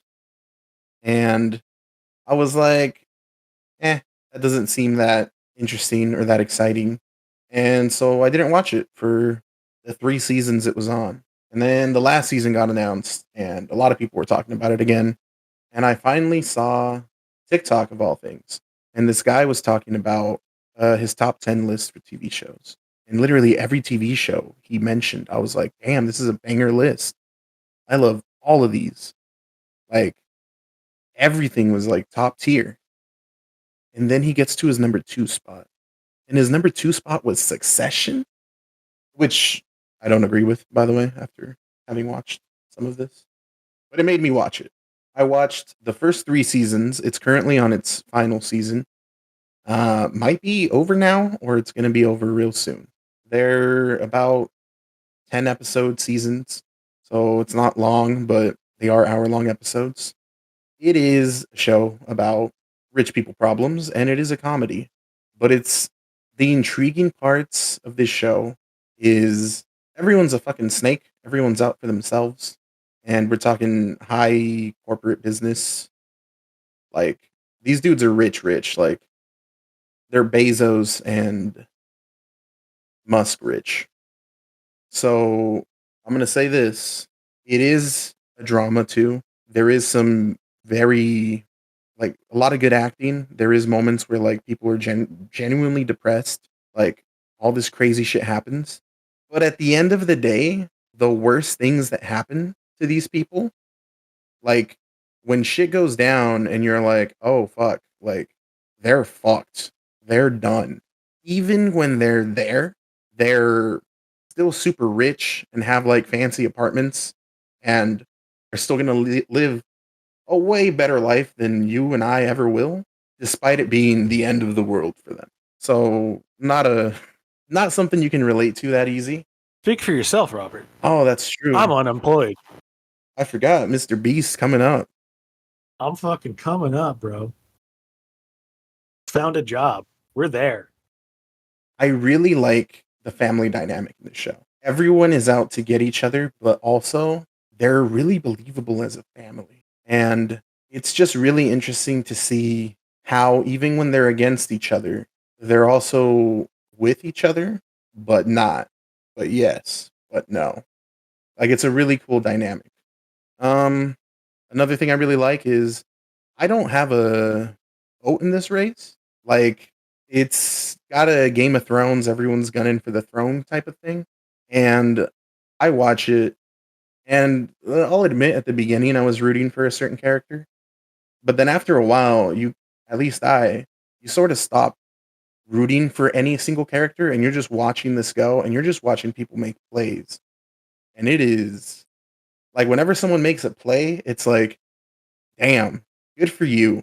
And when someone makes a bad play, it's like, ah, fuck, feel it. So it's just real interesting how it's, and I think it helps that like they're super rich and like I can't relate because it's like, I'm just like, man, whoever wins, whoever loses, like, fuck it. It's just entertainment. So it's real fun to watch. Yeah, so is it like a dramedy? Yes. Okay. And I think part of the real fun thing with watching this and why people talk about it and really like it, I just beelined these 3 seasons. I can see how this show, because every time an episode ends, someone probably made a play or something big thing happened. It would be really fun to speculate and talk with someone about what's going to happen or just to talk about someone about the episode that just came out and be like, oh my god, can you believe so and so did this? So I still enjoyed it, but I definitely think it'd be funner to watch in that context. Fun show. Acting's phenomenal. Yeah, I feel like I don't need to say anything more because I'm sure everyone and their mom's going to talk video essays up the ass. Yeah, I went to go visit Robert this month and walked in on him watching the show. And the first scene I walked into was a dude jerking off in his office. Nice. And then he busted a nut on the street facing window of his fucking like corner office that's like 50 stories up. Not nice.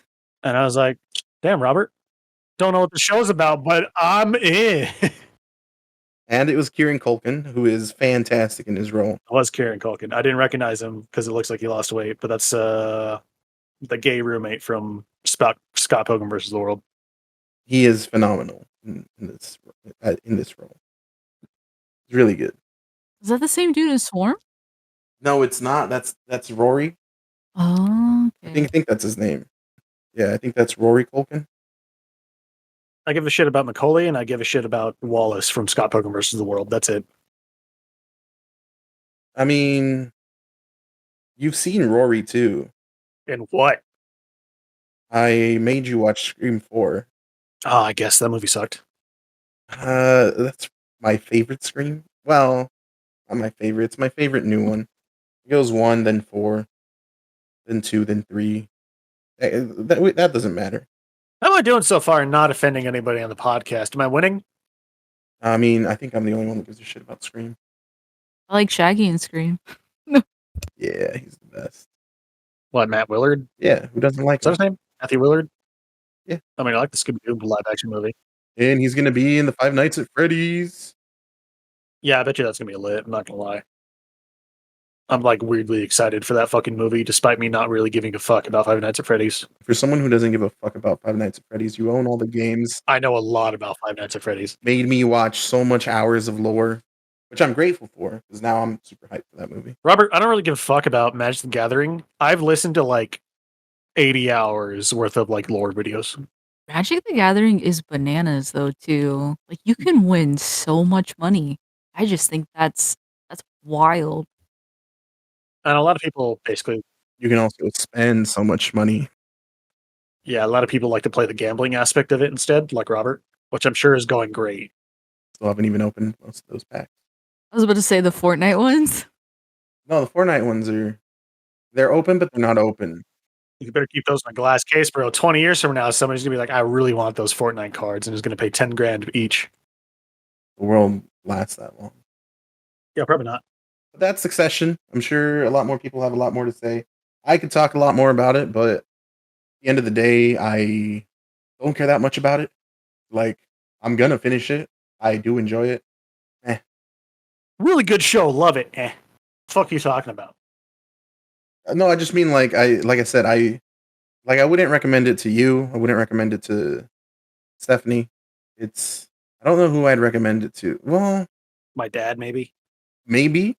He liked Game of Thrones. Okay, so when I said a Game of Thrones, My dad liked Scott Pilgrim versus the World.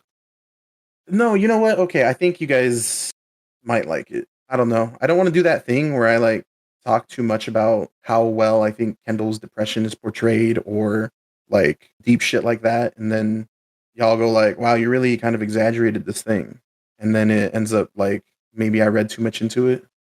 So undersell, baby. I guess, as I said, last I checked, you said The Evil Within was a fucking piece of shit. And I was like, it's fine, I guess. I just didn't like how it played. I was about to say.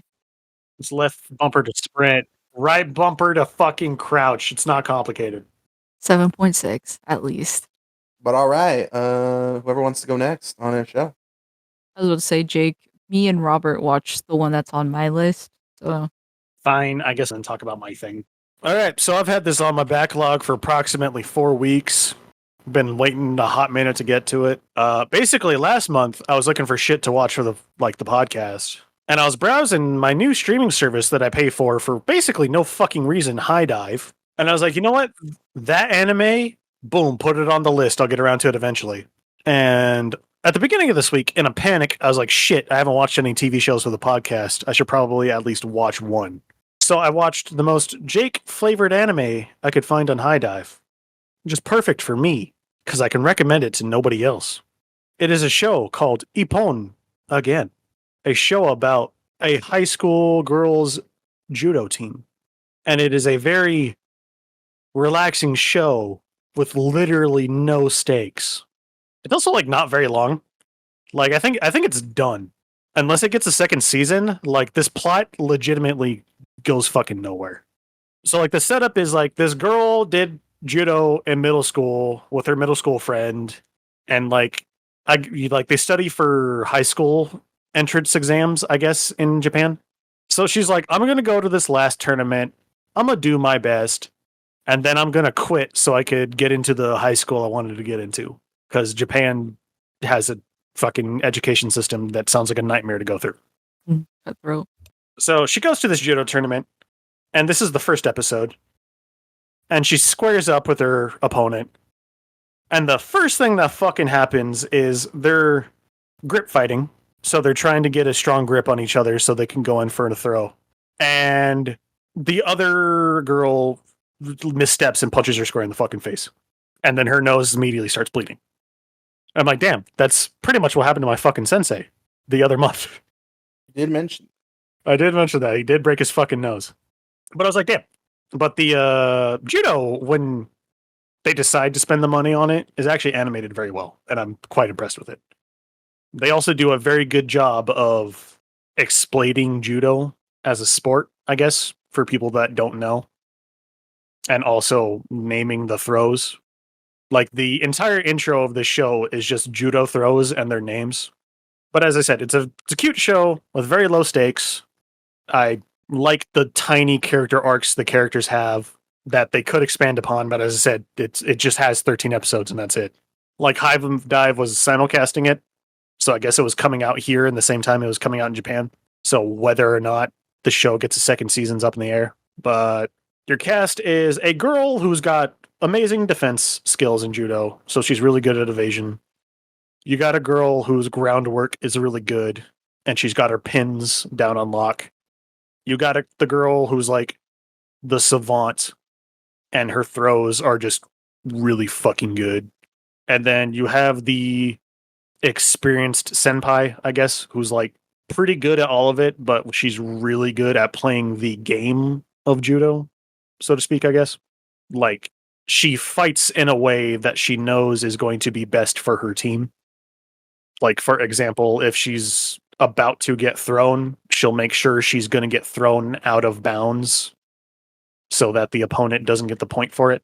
So she's like a smart fighter. And that's about the fucking all I have about the show. It's just about fucking a group of high school girls having fun, doing judo together, saying that they're the best years of their life, and it's literally all downhill from here, because I guess that's how that works in Japan. Just Japan?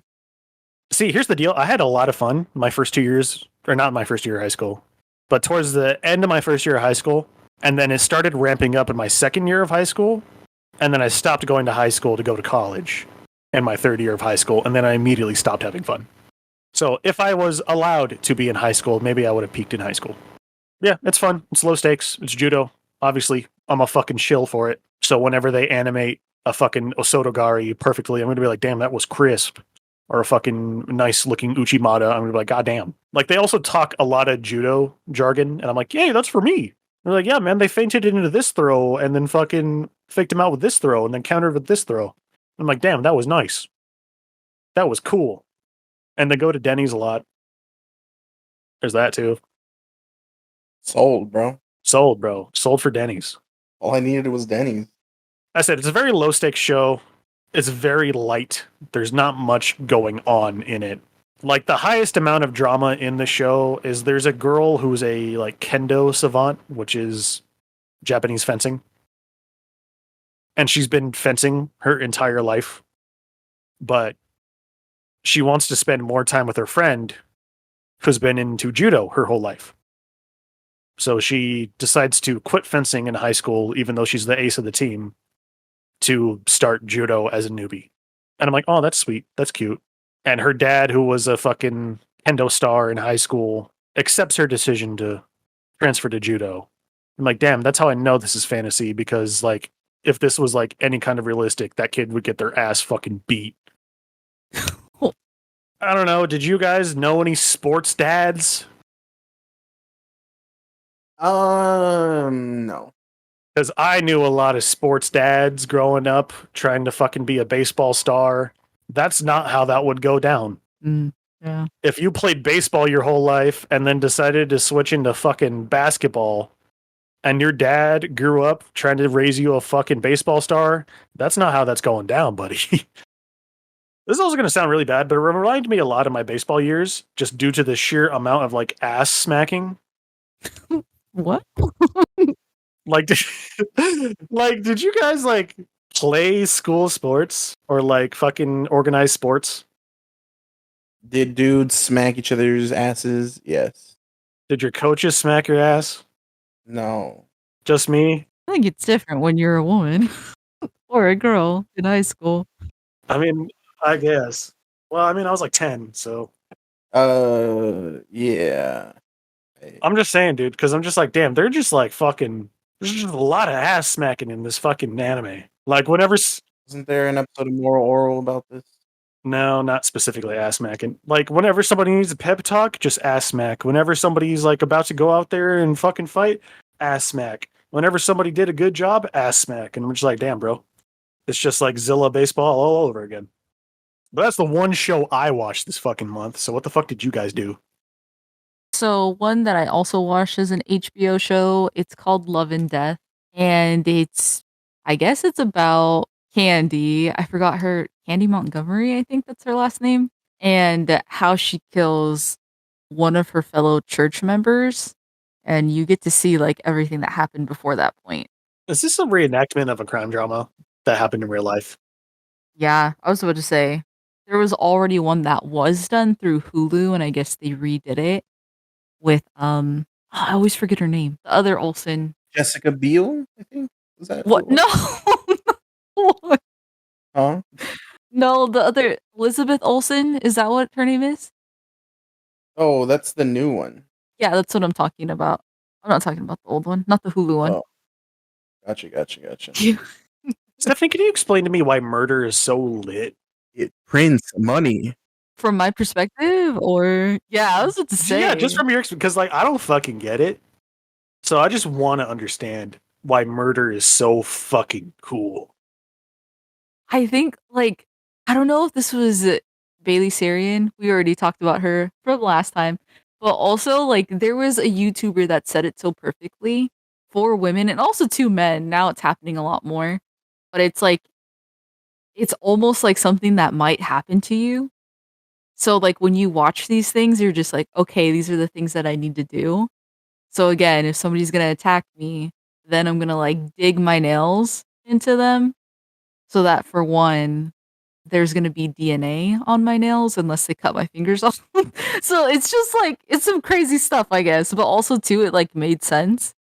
So it's like seeking comfort in knowing what to do if a really crazy and also at the same point realistic thing happens to you. Which I thought was like bananas, but I was like, yeah, I guess that kind of makes sense. I guess, but like I've been on some Tinder dates where it's just like, oh, I got to meet them in the middle of the fucking park in the middle of fucking nowhere at midnight. Yeah, fuck it. If I die, I die. Jeez. Well, I was about to say. I mean, it's Ned's classified murder survival guide, bro. Pretty much. Yeah, I guess. Like, I don't give a fuck if anybody solves my murder. I'm dead. Yeah, Jake, but also I feel like Stephanie sent me this thing that I thought was really interesting about how people watch horror movies because they're a form of shit. They described it so eloquent. But like you basically elevate certain something levels. You remember what it was? Oh yeah, basically it's like it's a de-stressor. So it really helps with like serotonin and dopamine when you're watching scary movies. But that's yeah, I guess that still would count for like murder mysteries and murder documentaries and stuff like that. Okay, I guess that's fair. Men really don't think about a lot of things that women do. Yeah, that's fair.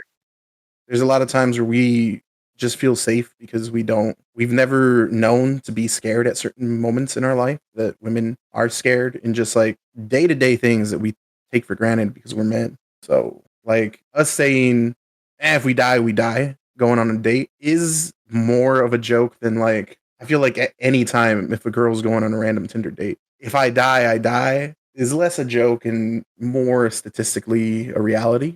I suppose. I guess from my head, it's just like you and I have done some shit because we were bored that easily would have resulted in us dying. Yeah. So I guess it's born out of that. Now just imagine if you were just doing everything that you normally would and you still die and you didn't even want that to happen. I don't know. Did I tell you about my last apartment, Stephanie? I've told Robert. I think Robert told me about it a little bit. And then also too, I guess you told us. It was in such a bad part of town that people regularly start checking the doorknobs of my apartment to check that it's locked or unlocked. Like it'll be like 10:30 at night, and then I'll be sitting on my couch playing video games or some shit, and then I'll just hear my fucking like knob jingling as somebody's trying to open my door, Oh, jeez. and I just got to sit there and be like, "Okay." Like that apartment was real fucking bad, dude. It sounds like it. I'm not gonna lie to you. It'll be good that you're going back to the other place. Yeah, not that fucking place, bro. They want to charge $1,500 for that old shitty apartment per month, and I'm like, fuck me, dude. I didn't mean to derail you. Continue telling me why you like this murder show. Oh no, I was just saying that it was something that I watched. There is a lot of love and there is a lot of death. So Well, who was the fuck was Betty Gore? I'm assuming, actually, well, no shit. This was based off a real thing, but like, mm, I don't know, was this like a famous case in the 80s or some shit? it was a famous case because I guess Candy was one of the first females in Texas that killed somebody. And so it was like, oh, women can't kill people. And then it was like, oh no. But also too, I guess there was a form of like she snapped. And then it was like afterwards, she's just like, I don't know what really happened. Breaking that glass ceiling for women, huh? Let me tell you, man, the 80s were wild. Wild for people killing people. Score one for the women. Right. Well, violence against women. Anyway, so yeah, it's an interesting show. And I guess also too, I don't know what the Jessica Biel one, which is on Hulu, is about, but I guess that one, I guess she looks more like Candy than the newest one that's on HBO. But of course, right, it's an HBO show, so there is definitely a lot of sex and yeah, there's again a lot of death. And I guess to answer your like first question before I just got derailed, Betty Gore is one of the church members that Candy had, or I guess a church member where Candy was going to church at. But also, she was basically fucking her husband. And they stopped the affair, but there are just a lot of things that were going on there without giving things away. So is that what makes this like an interesting crime drama story? It's that there was a whole affair evolved and it was saucy. And in Texas, When you put it that way, it sounds incesty. I was about to say. It's just wild, yeah. But also, too, me and Robert aren't done or we're not finished with it yet because it's a mini series. But I think we only got to episode 6, and I think there's supposed to be 8, maybe. So we're only at like the trial part. Yeah. Well, what did you think about it, Rob? How saucy was it to you? So, Stephanie will tell you this. I spent most of that series wanting to see the main dude's dick. Oh my gosh, that's so true. Well, he really. Damn, bro. So not as saucy as I would have hoped. I mean, Elizabeth Olsen is very attractive and all that. But Don't give a fuck, bro. Just show me that dick. But That was Robert. there's one scene where Elizabeth Olsen's character is talking to her friend, and she goes like, she's going on and on about like how amazing the sex was, and then she goes, and his dick is the perfect shape. And I was like, I gotta see this fucking dick, bro. Like, what the fuck does the perfect shape look like? Please. And then they never show you this perfect dick. That's honestly kind of disappointing. You honestly, I mean, I think you see people's asses, but you don't really. Dime a dozen. Don't care. It's there's a lot of sex, but for an HBO show, it's very much not HBO sex, which Texas sex. So it's all missionary and fucking boring. Girl on bottom. for a while it Actually, was. yeah. To be honest, like I was literally telling Stephanie, I was like, Yeah, what the Robert said something. fuck? You're having an affair, and you're like fucking her missionary style. What the fuck is this? You got that back at home, dog. This is like the time to do all the freaky shit, and he's just I don't know. You know, the funny part is Moral Oral talked about this shit too, and it's just like, nope, if it's not missionary girl on bottom, it's unholy. Wow. Well, It's the devil's work if you fucking doggy style. Well, they also French kiss. So oh, they do for yeah. Sick, bro. Murder is hot. You're right. I'm sold. I mean, the show is literally called Love and Death. Yeah, I was gonna say, I feel like most of the crime dramas I see that are popular have some kind of like smash in them. Usually not the good kind, but Yeah, that's fair. I was talking about the saucy, sexy murders, like the Diary of a Vampire shit. I was about to say, I'm really glad that the perfectly shaped dick is what sold both of you on this. I want to know, I'm dude. just saying, yeah, exactly. I want to know what the producer of this show thinks is the perfectly shaped dick. You know, I bet you like maybe this dude was like, oh yeah, Yeah, he looked at his and he's like, it's fine. He's like, I'll show my dick on screen, no problem. how are we gonna cast this guy? Find a guy whose dick looks like this. No, can you just imagine though if someone's like, "Hey, are you cool? You cool with your dick being shown on TV?" And he's like, "Yeah, I'm fine with it."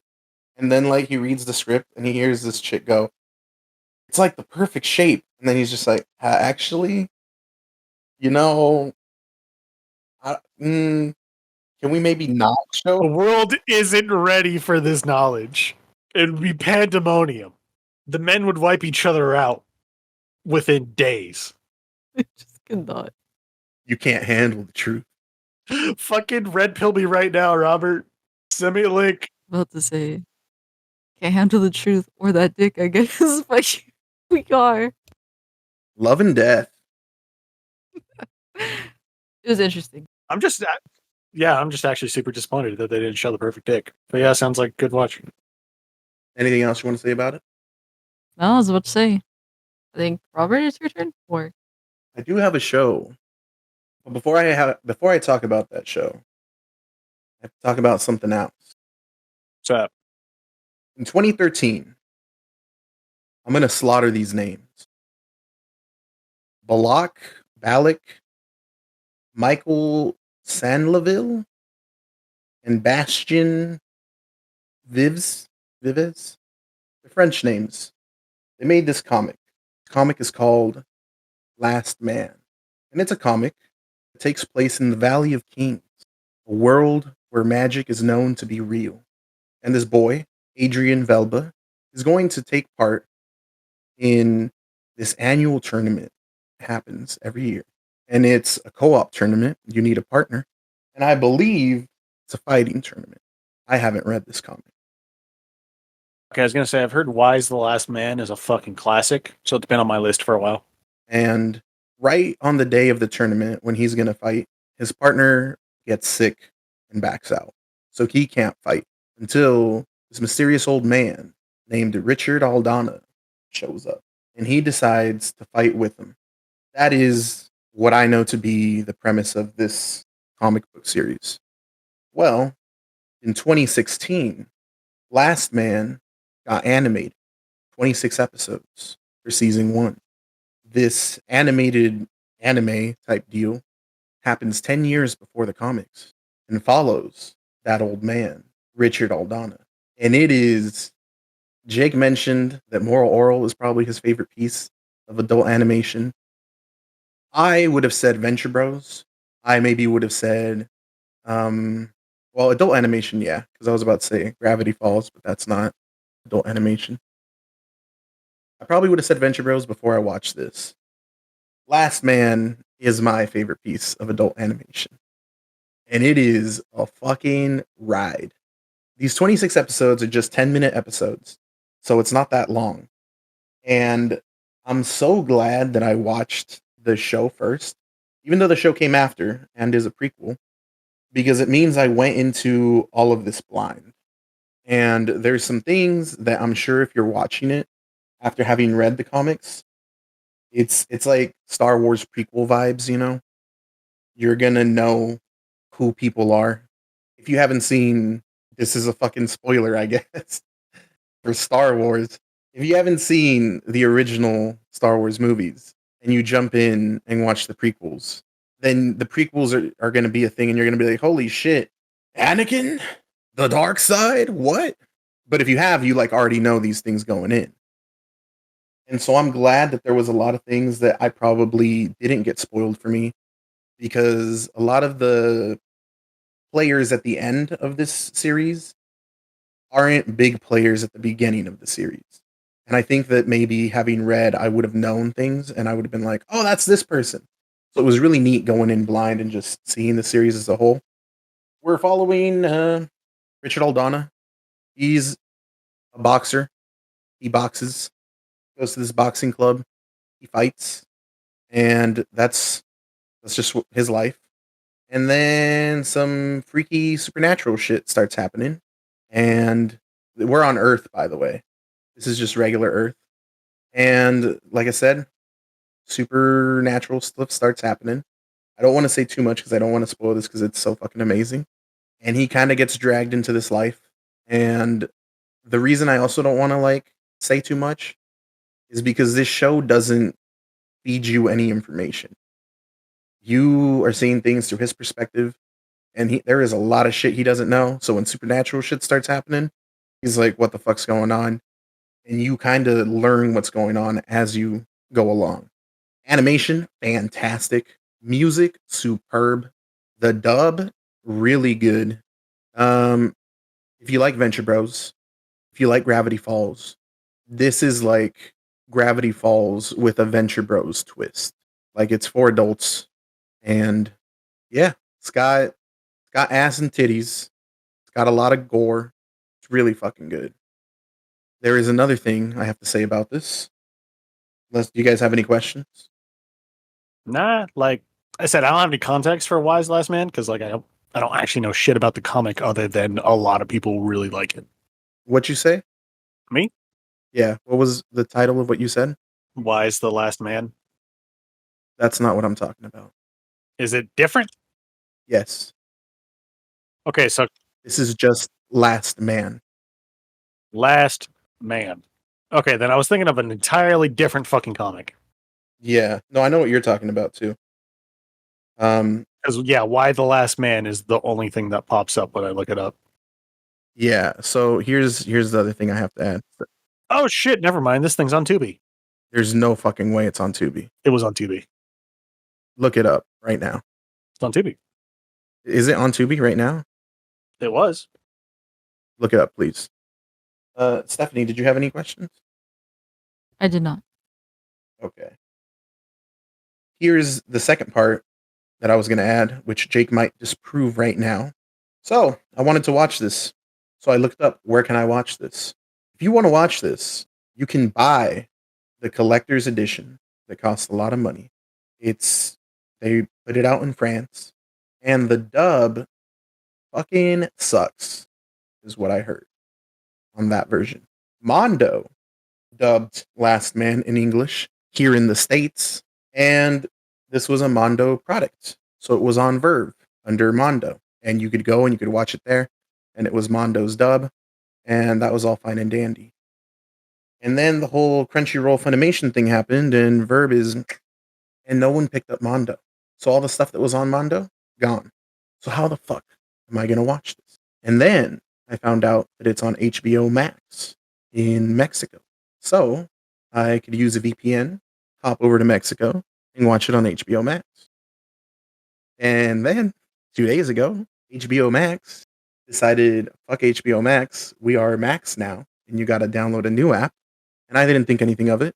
And so I go log in to HBO Max, and it's like, oh, switch to Max. So I download Max, do the VPN thing, hop on Max.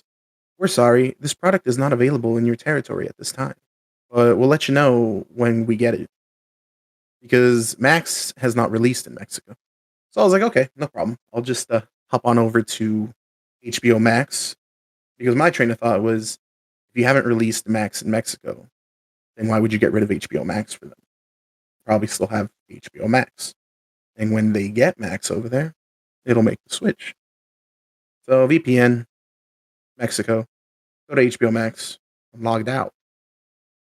Okay, I go to log in. It says no.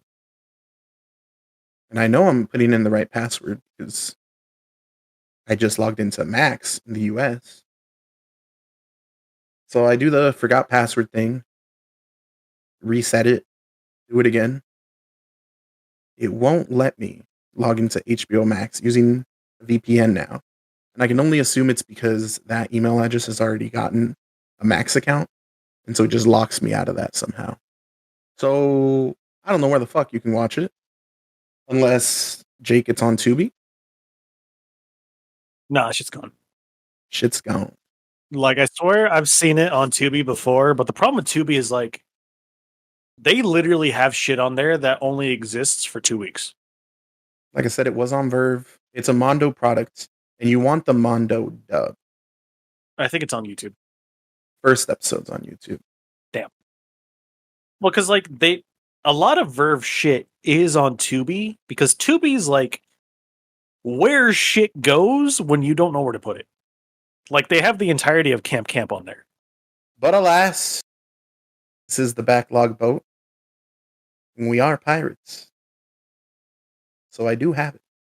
Yeah, until they make fucking VPNs illegal. What the fuck does a VPN have to do with it? I was like, Jake, I don't think that's what it means. I mean, yeah, go ahead and acquire it via means without a VPN. I just said I did. I said we are pirates, so I got it. Without a VPN? Jake. They're coming for you, Rob. We're gonna need a new captain. We have no access to it. I'm paying for all the services that used to have it. And even if I buy the collector's edition, it's not going to have the Mondo dub. Yeah, fair enough. Lost Media is weird, ain't it? It is. But it's so fucking good. And I have the comic series now. Well, 1 through 6. I think there's 12 volumes. So good piece of animation. 10 out of fucking 10. That's it for me for shows. Well, actually, that's it for shows in general. Yeah, what are we on? Comics? Anybody read anything? Y'all read stuff, so Stephanie, batter up. Okay. All right then. So the first manga that I ended up reading was called Malevolent Spirits. It was actually really good. Basically, I'll keep the synopsis really short. It's like Jujutsu Kaisen and Tokyo Ghoul had a baby. So I really like it. It just fuck, I see. And also too, I guess this manga had came out in 2016. And I did just find out that I guess in 2022 they actually made this into an anime series. And I guess season 2 is going to be coming out later this year. So, it looks really nice. Also too, like really good stuff, I would say. It deals with like a lot of spiritual stuff, hunting demons, stuff like that. And I guess demons and humans having to work together. And so it's really cool. It's a good read, I would say. Okay. I'm really interested in your literature, Jake. All right. So I tend to have a rule about manga, and that's if it's a manga you read from left to right, it's probably going to be fucking cringe. More cringe than normal manga, because that usually means it's an American's attempt at writing manga. But I thought the art for this comic was adorable, so I bought it anyway. I picked up the first volume of Devil's Candy. Devil's Candy is a comic about this little nerdy vampire boy named Kazu making a Frankenstein's monster, I guess. Like that's basically the premise of the show or the comic, but it really does feel like a Saturday morning cartoon. Like this fucking comic feels like a fucking Saturday morning Nickelodeon cartoon written by somebody who really liked Soul Eater. I was going to say it looks like it. Yeah, and I was like, you know what? The art seemed familiar, but I couldn't put my finger on it. That's because it's done by the same artist who did the art for River City Girls. And I guess this was her first webcomic that I guess is finally getting published officially and brought over to the States and shit. I believe there's 2 volumes out with a third on the way. But Kazu makes a girl for his fucking biology project that's coming up. And his fucking friend Nemo, he's just a normal dude, except half of his body is missing skin. Like, that's it. And I guess this world is inhabited by devils, I suppose. Like, it's got kind of a fucking Owl House vibe to it. So I guess everybody is a fucking different type of devil. And that's just the world they operate in. And it's kind of a nightmare to navigate because just not dying on a daily basis, I guess, is kind of fucking rough. But it's a very good setup for like a Saturday morning cartoon. This problem has just occurred. And I was correct. This comic is cringe. Some of the writing in it is absolutely fucking cringe. But Nemo, the character that only has skin on half of his body, is self-aware of how cringe everybody else is in this comic. Same with the Frankenstein's monster, whose name is Pandora. And that's why I'm giving this comic a slide for now. Like, whenever somebody says something cringe, like, they'll just fucking hop on it. And Kazu, the main character, is fucking cringe. Like, his friend Nemo immediately is just like, cool, congrats, I helped you with your biology project. And he's like, hey man, you don't think it's weird that you made a stacked Frankenstein's monster? And now that she just has to live with you forever? Like, isn't that weird? Aren't people going to think she's your girlfriend, bro? Is this not cringe? You're kind of fucking cringe, bro.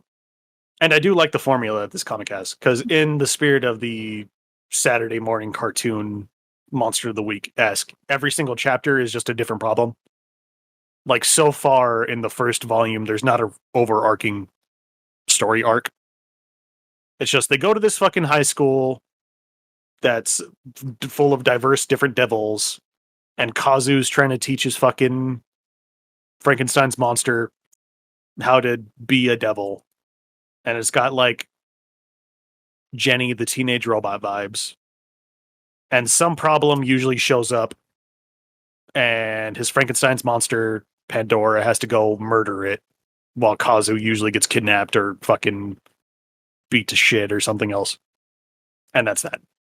So like this comic is occasionally funny. Like, it does occasionally make me do the chortle. Like, he brings his Frankenstein's monster to biology class, and it turns out everybody else decided to also make a monster girl for their fucking biology project. So his isn't special anymore.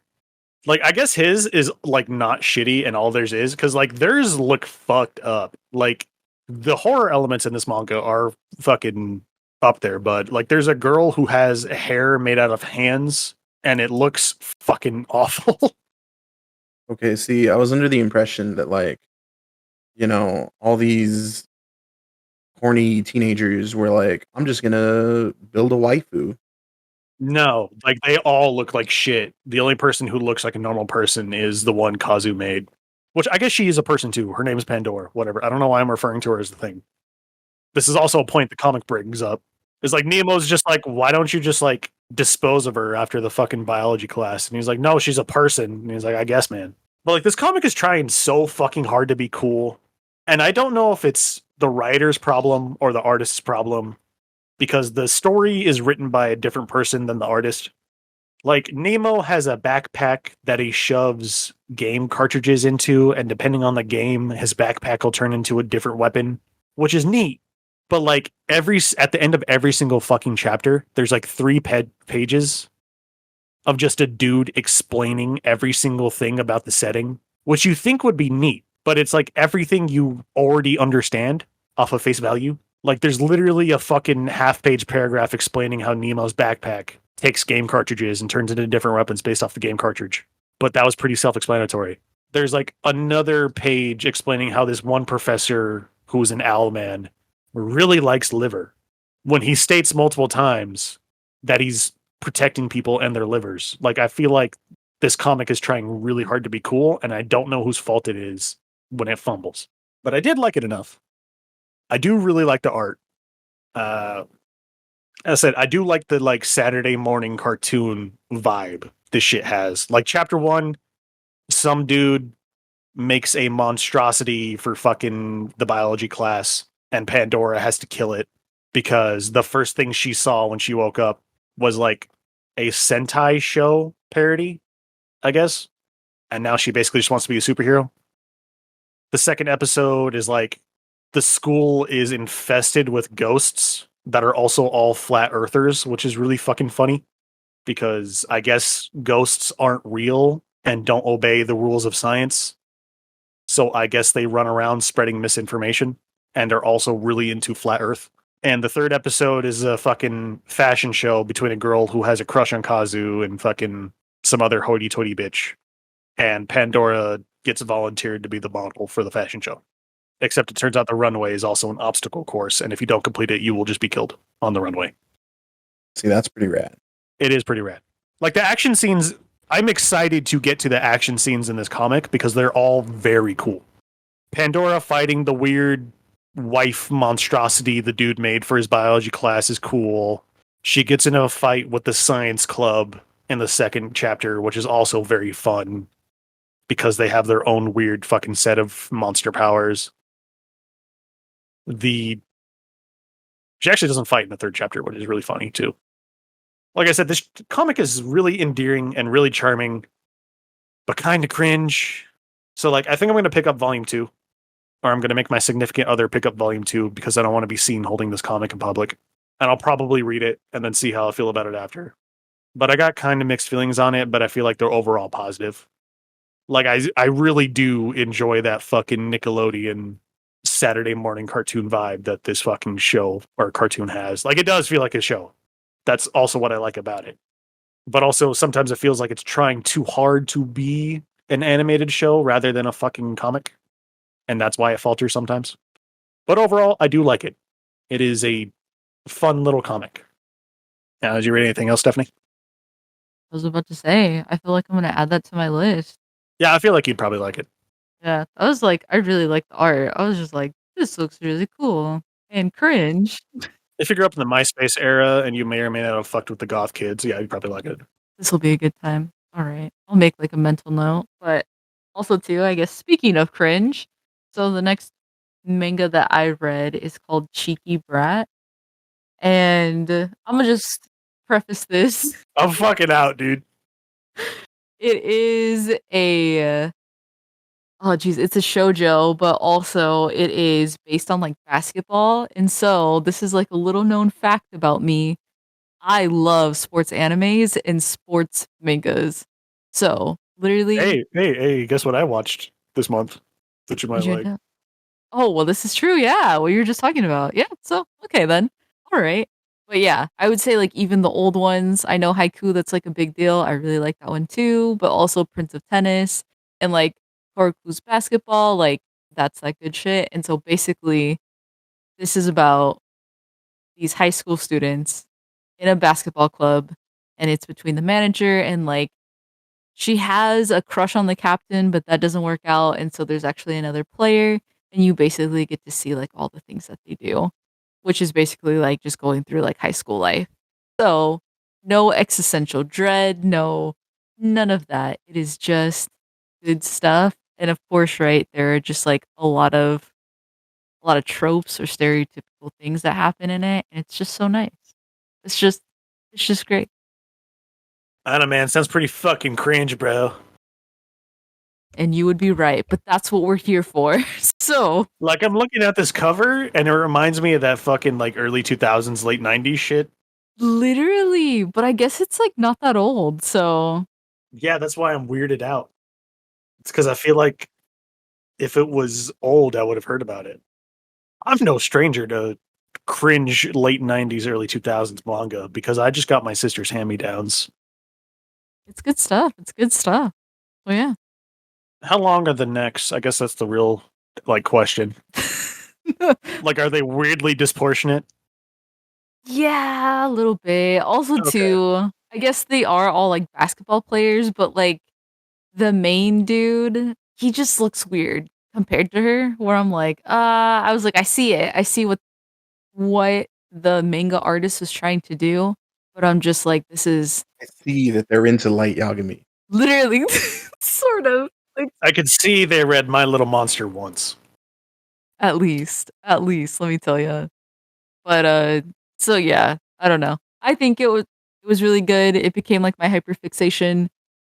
I think I'm like on chapter oh geez, like 38, and God damn. and I bought the first 2 volumes, and I was like, this is good stuff. But anyway, so yeah, that's my cringe thing for this month.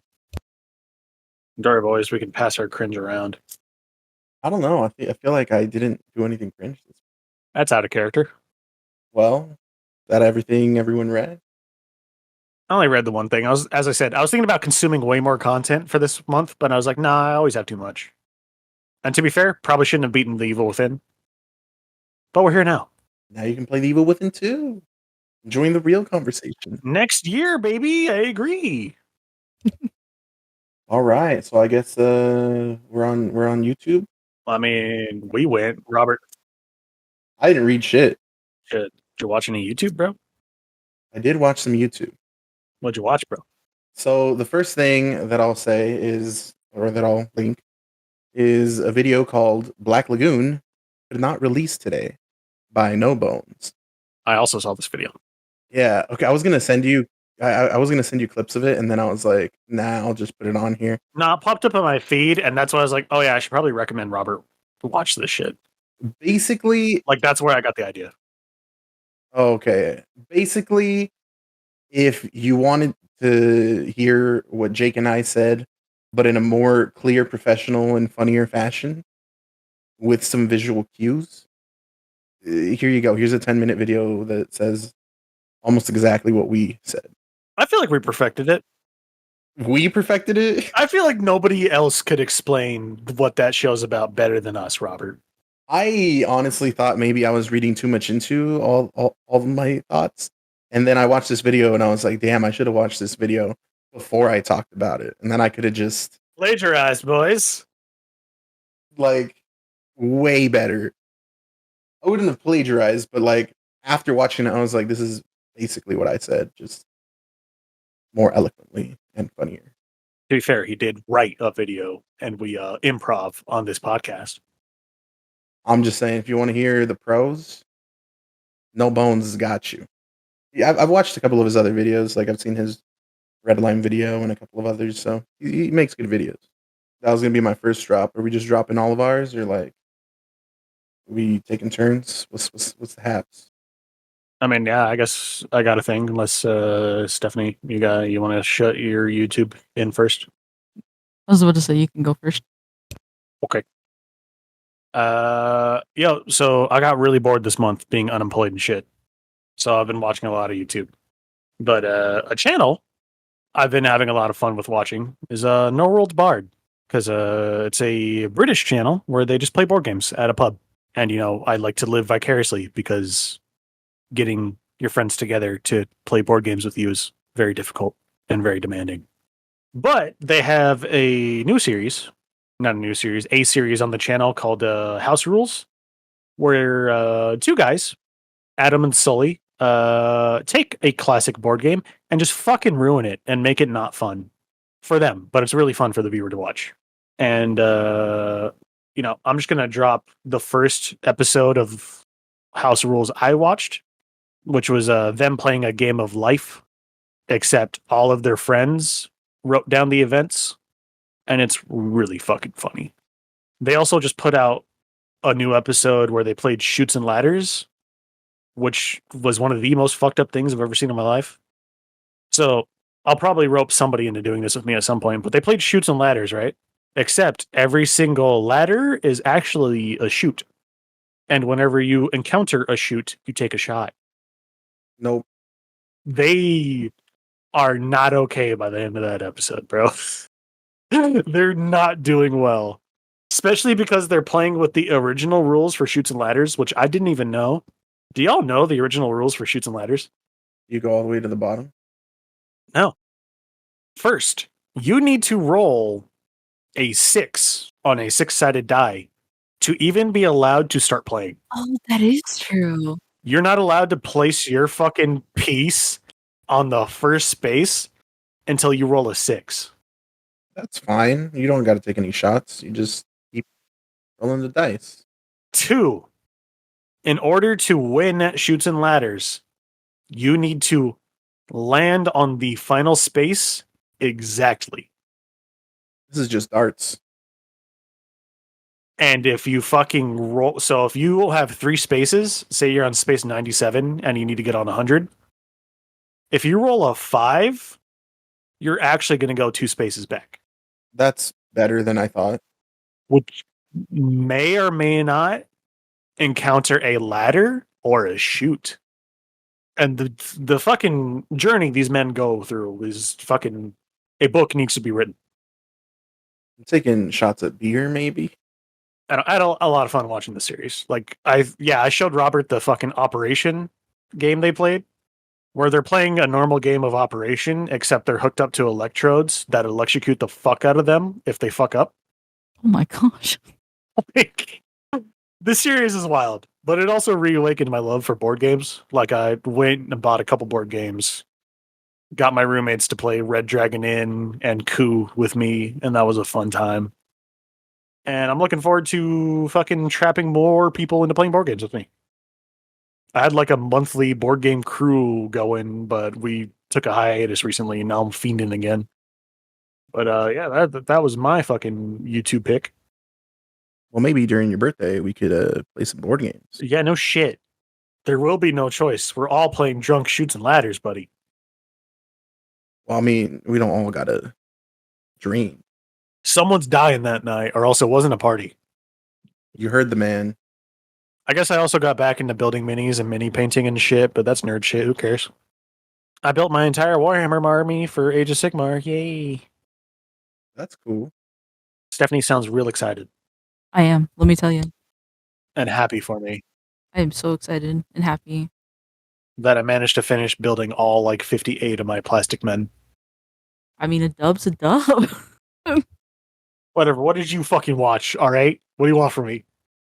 Oh man. Well, I feel like you all had a really good time on the YouTubes. So I ended up watching a video on, I'm gonna like totally mess this up, but the Sewol, I think that's how you say it. Ferry tragedy. I'm not saying it completely right, but basically it's about a ferry going down in South Korea. And this actually happened like not too long ago. I think in 2016 or 2014. I know it's a 2-year discrepancy, but there's a reason, I guess, why I'm like mixed up with timelines. Basically, what this video was about was just going through what happened and how out of the 350 students that were on this ferry, only 75 were able to make it back.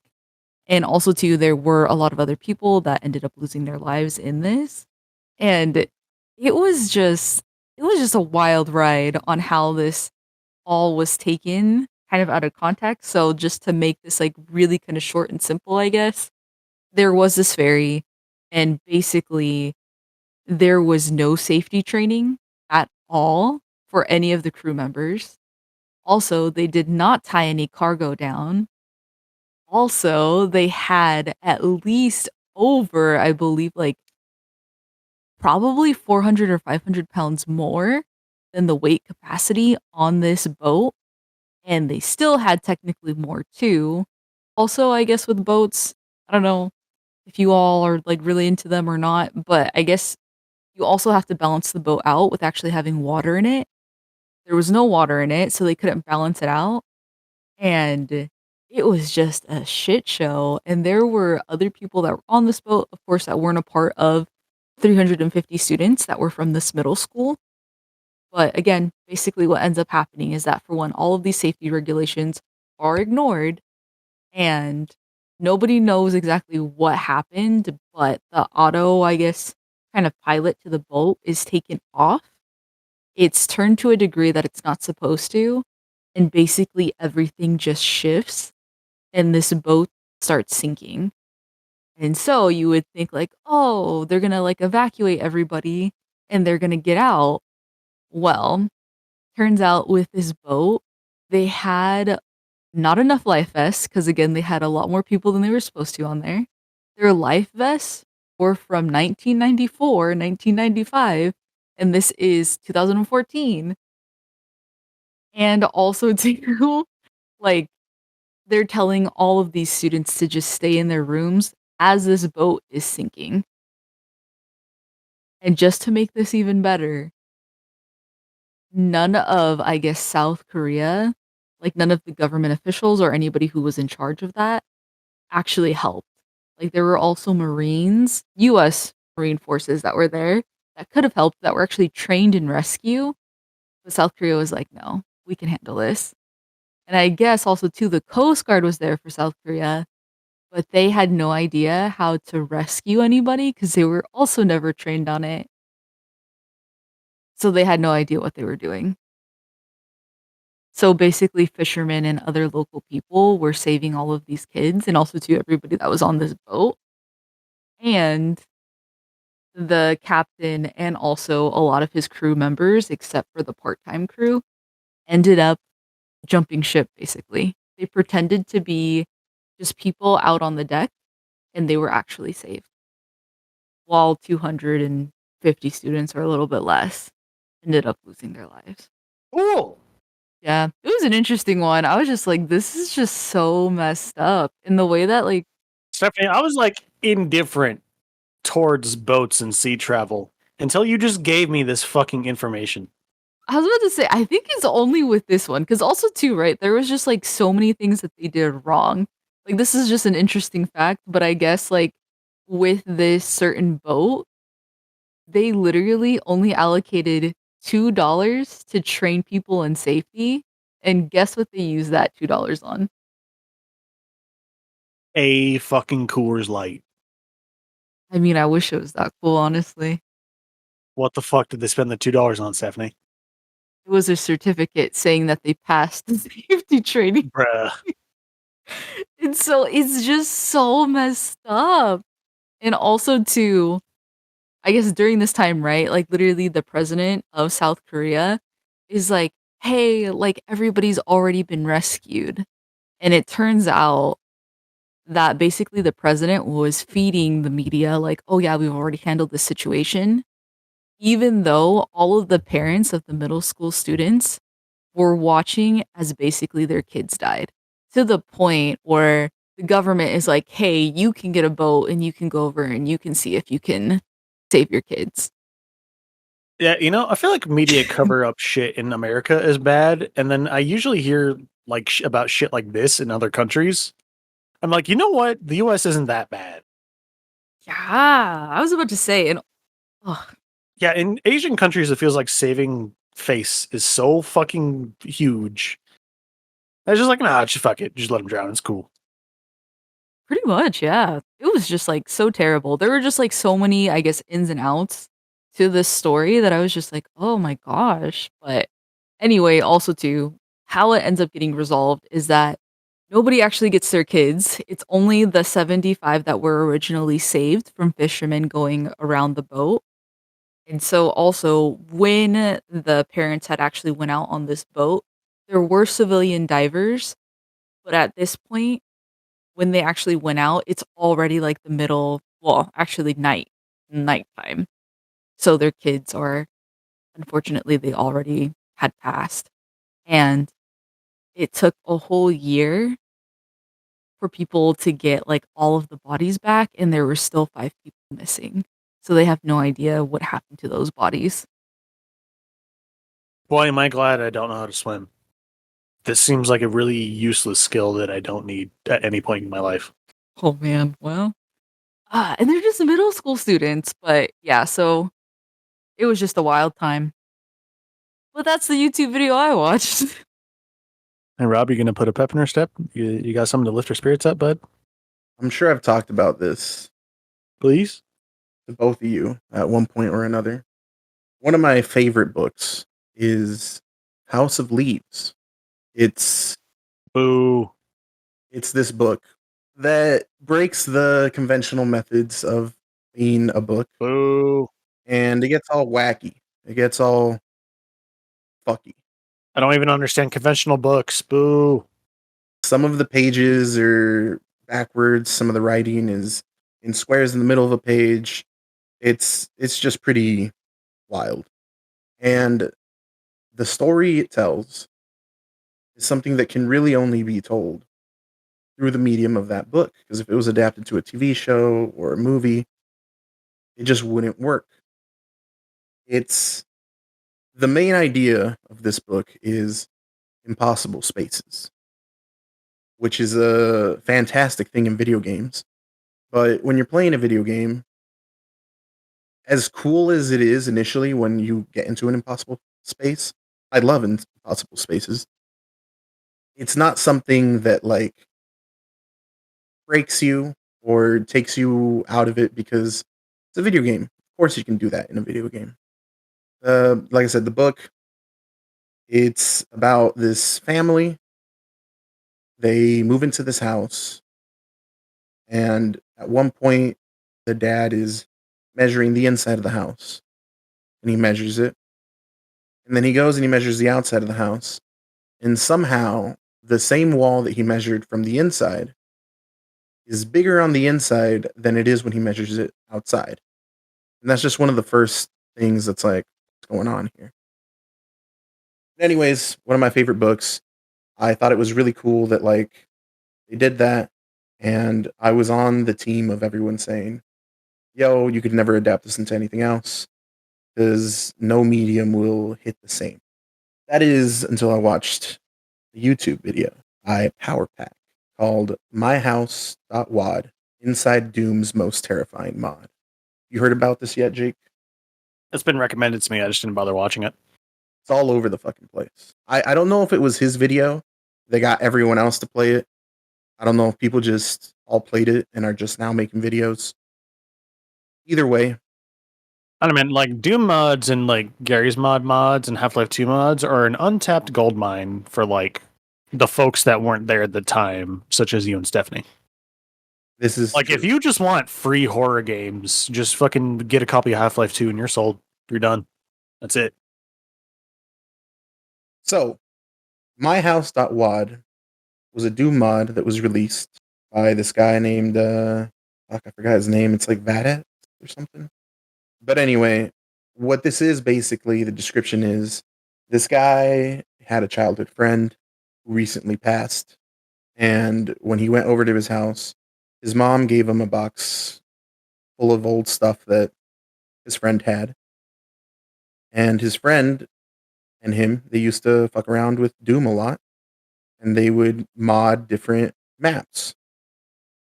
And inside this box of stuff that the dude's mom gave him, was a floppy disk that had one of the old maps that his friend had made.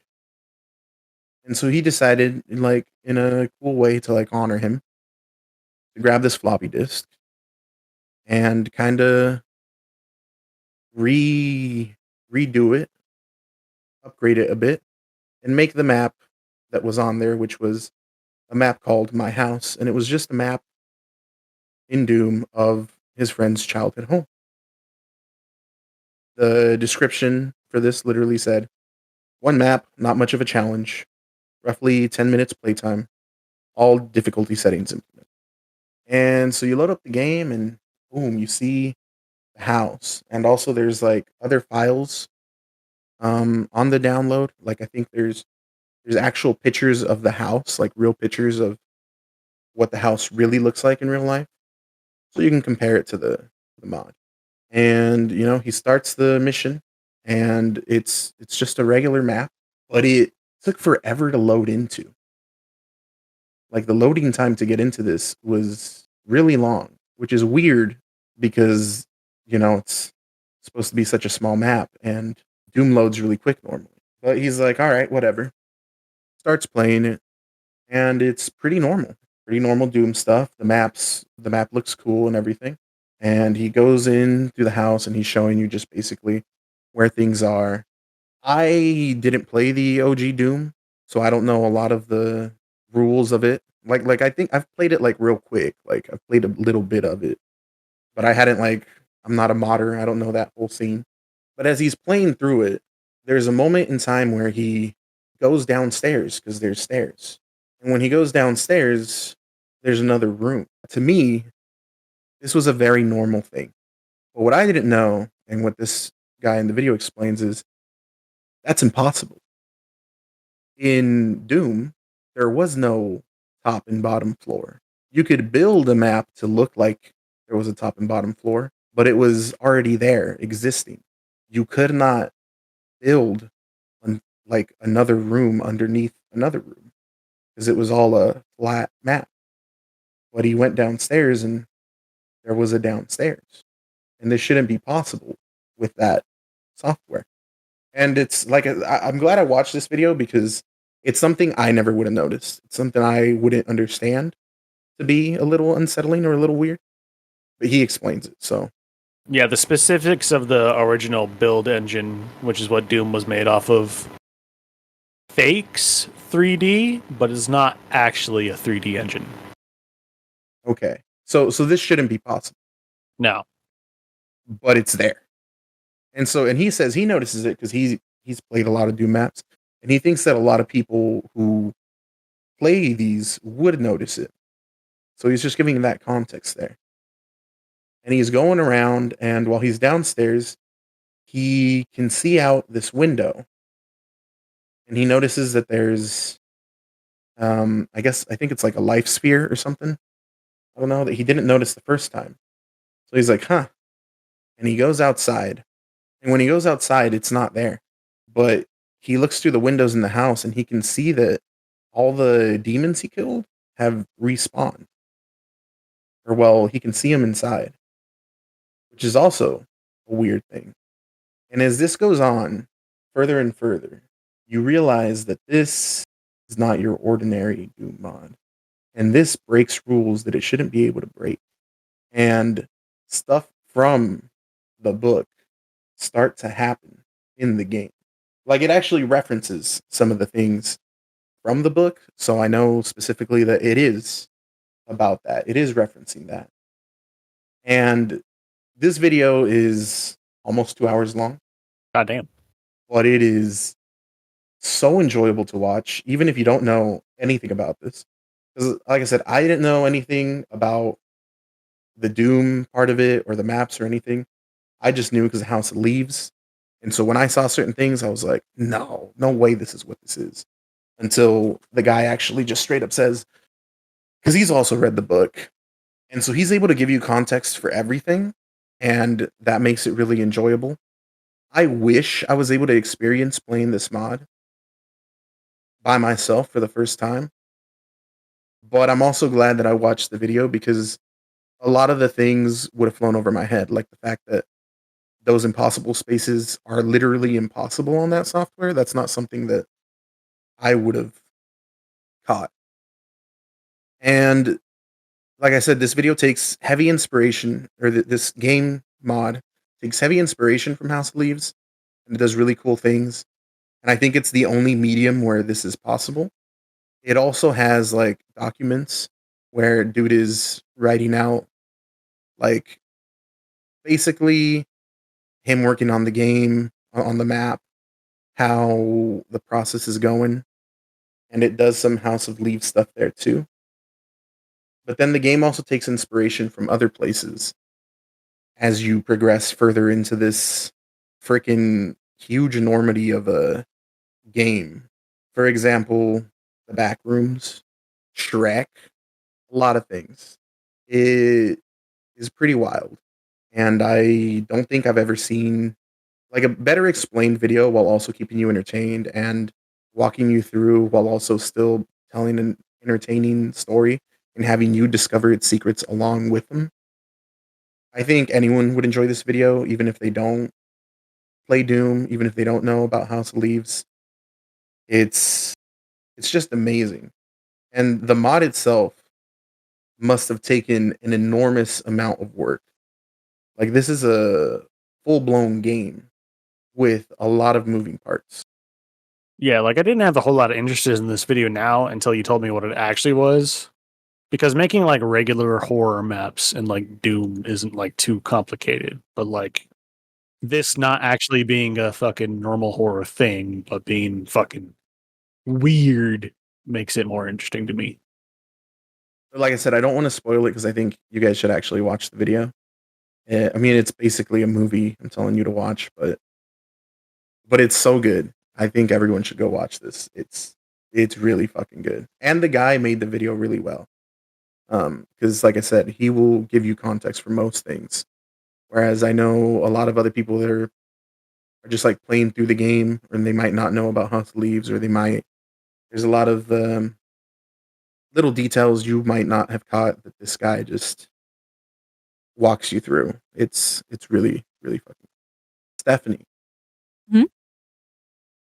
I see you got one last video there. I do. It's just a music video. And basically, I just thought it was funny. What was it called? Cough. So here's the weird thing. I'm pretty sure it's supposed to be Hey Ma, but it is Hey More. And it's just really interesting because I'm pretty sure even the lyrics are like Hey Ma. So I don't know what they were going with it, what the heck was happening, but it is by Osuna. It is in Spanish, but I don't think it's. I feel like it's like kind of easy enough to understand. But again, it's not even the lyrics are like kind of cool. I do like them, but it's the music video that just had me cracking up. Noted. Nice lighthearted note after listening to fucking 275 people drown to death. You know, sometimes. Sometimes it's what you need. Suppose. How's Carl doing? He's dead. Damn. I'm just kidding. Okay, he's not like dead, but he's pretty much dead. I I'm just looking have at your to get him list out and it of says the- he's basically dead. Yeah, I just have to get him out of the like pot that he's in because technically, like his leaves aren't like they're still green. He's still alive, but he's barely in the balance at this point. He is in like Soul, where all of the different like personalities and souls are. Where he is. Bro, he's leaving. He's like, she treats me terribly. I'm fucking out. Which I got him a humidifier. I got him a little Reincarnate mister. me, Like bro. I'm done with this fucking apartment. She gave did her get a a spider. humidifier though, Yeah. or this And a plant. mister. Goodness gracious. And technically I did get him the pot too, so I'm just like, damn. But anyway, it's alright. What else do you all have? Me personally, I'm good. I'm done. That was all I had. Robert, we're gonna talk about Overwatch or no? You mean how it broke its promise? I'm mad, dude. I'm fucking mad about Overwatch. Stephanie, do you know anything about Overwatch? Do you give a shit? Do you even care? I was about to say I know some things. Like, Yeah, I think you watched the new video, right? I One did, about I the new did. healer. Yeah. Yeah. Their cinematics have always been fantastic. I'll give them I that. would agree. I would agree. it's just like, I am particularly mad about them canceling the PvE for Overwatch 2 because, like, I paid $60 with my fucking Subway paycheck at launch for Overwatch. That game doesn't exist anymore. I literally can't play it. Where the fuck did my game go? And I might have let it slide because they're like, no, we just replaced your game that you paid $60 for with this other game called Overwatch 2 that's going to have this sick PvE mode. And I'm like, okay, we'll see whether or not I'm mad about this. And they're like, haha, JK, never mind. Like, where did my game go? I paid $60 for it. It doesn't exist anymore. Overwatch 2 came out and literally deleted features from Overwatch 1. It is not the same game. It is literally less than the same game that I paid for. You can't play 6v6. You can only play 5v5. Any ranked progress was deleted or reset. There are less maps than Overwatch 1. Like, where the fuck did the game I paid $60 for go? It's gone, bro. Like, I remember in 2018, I was like mad at Blizzard over the fucking China shit and people telling me that was a bit of an overreaction. But I was like, I don't know, man. I don't really like the way this fucking company's going. And now they literally just stole my fucking money. Like, just took it. They said, hey, man, I hoped you liked having this game for like, what, fucking 4 years? 5 years?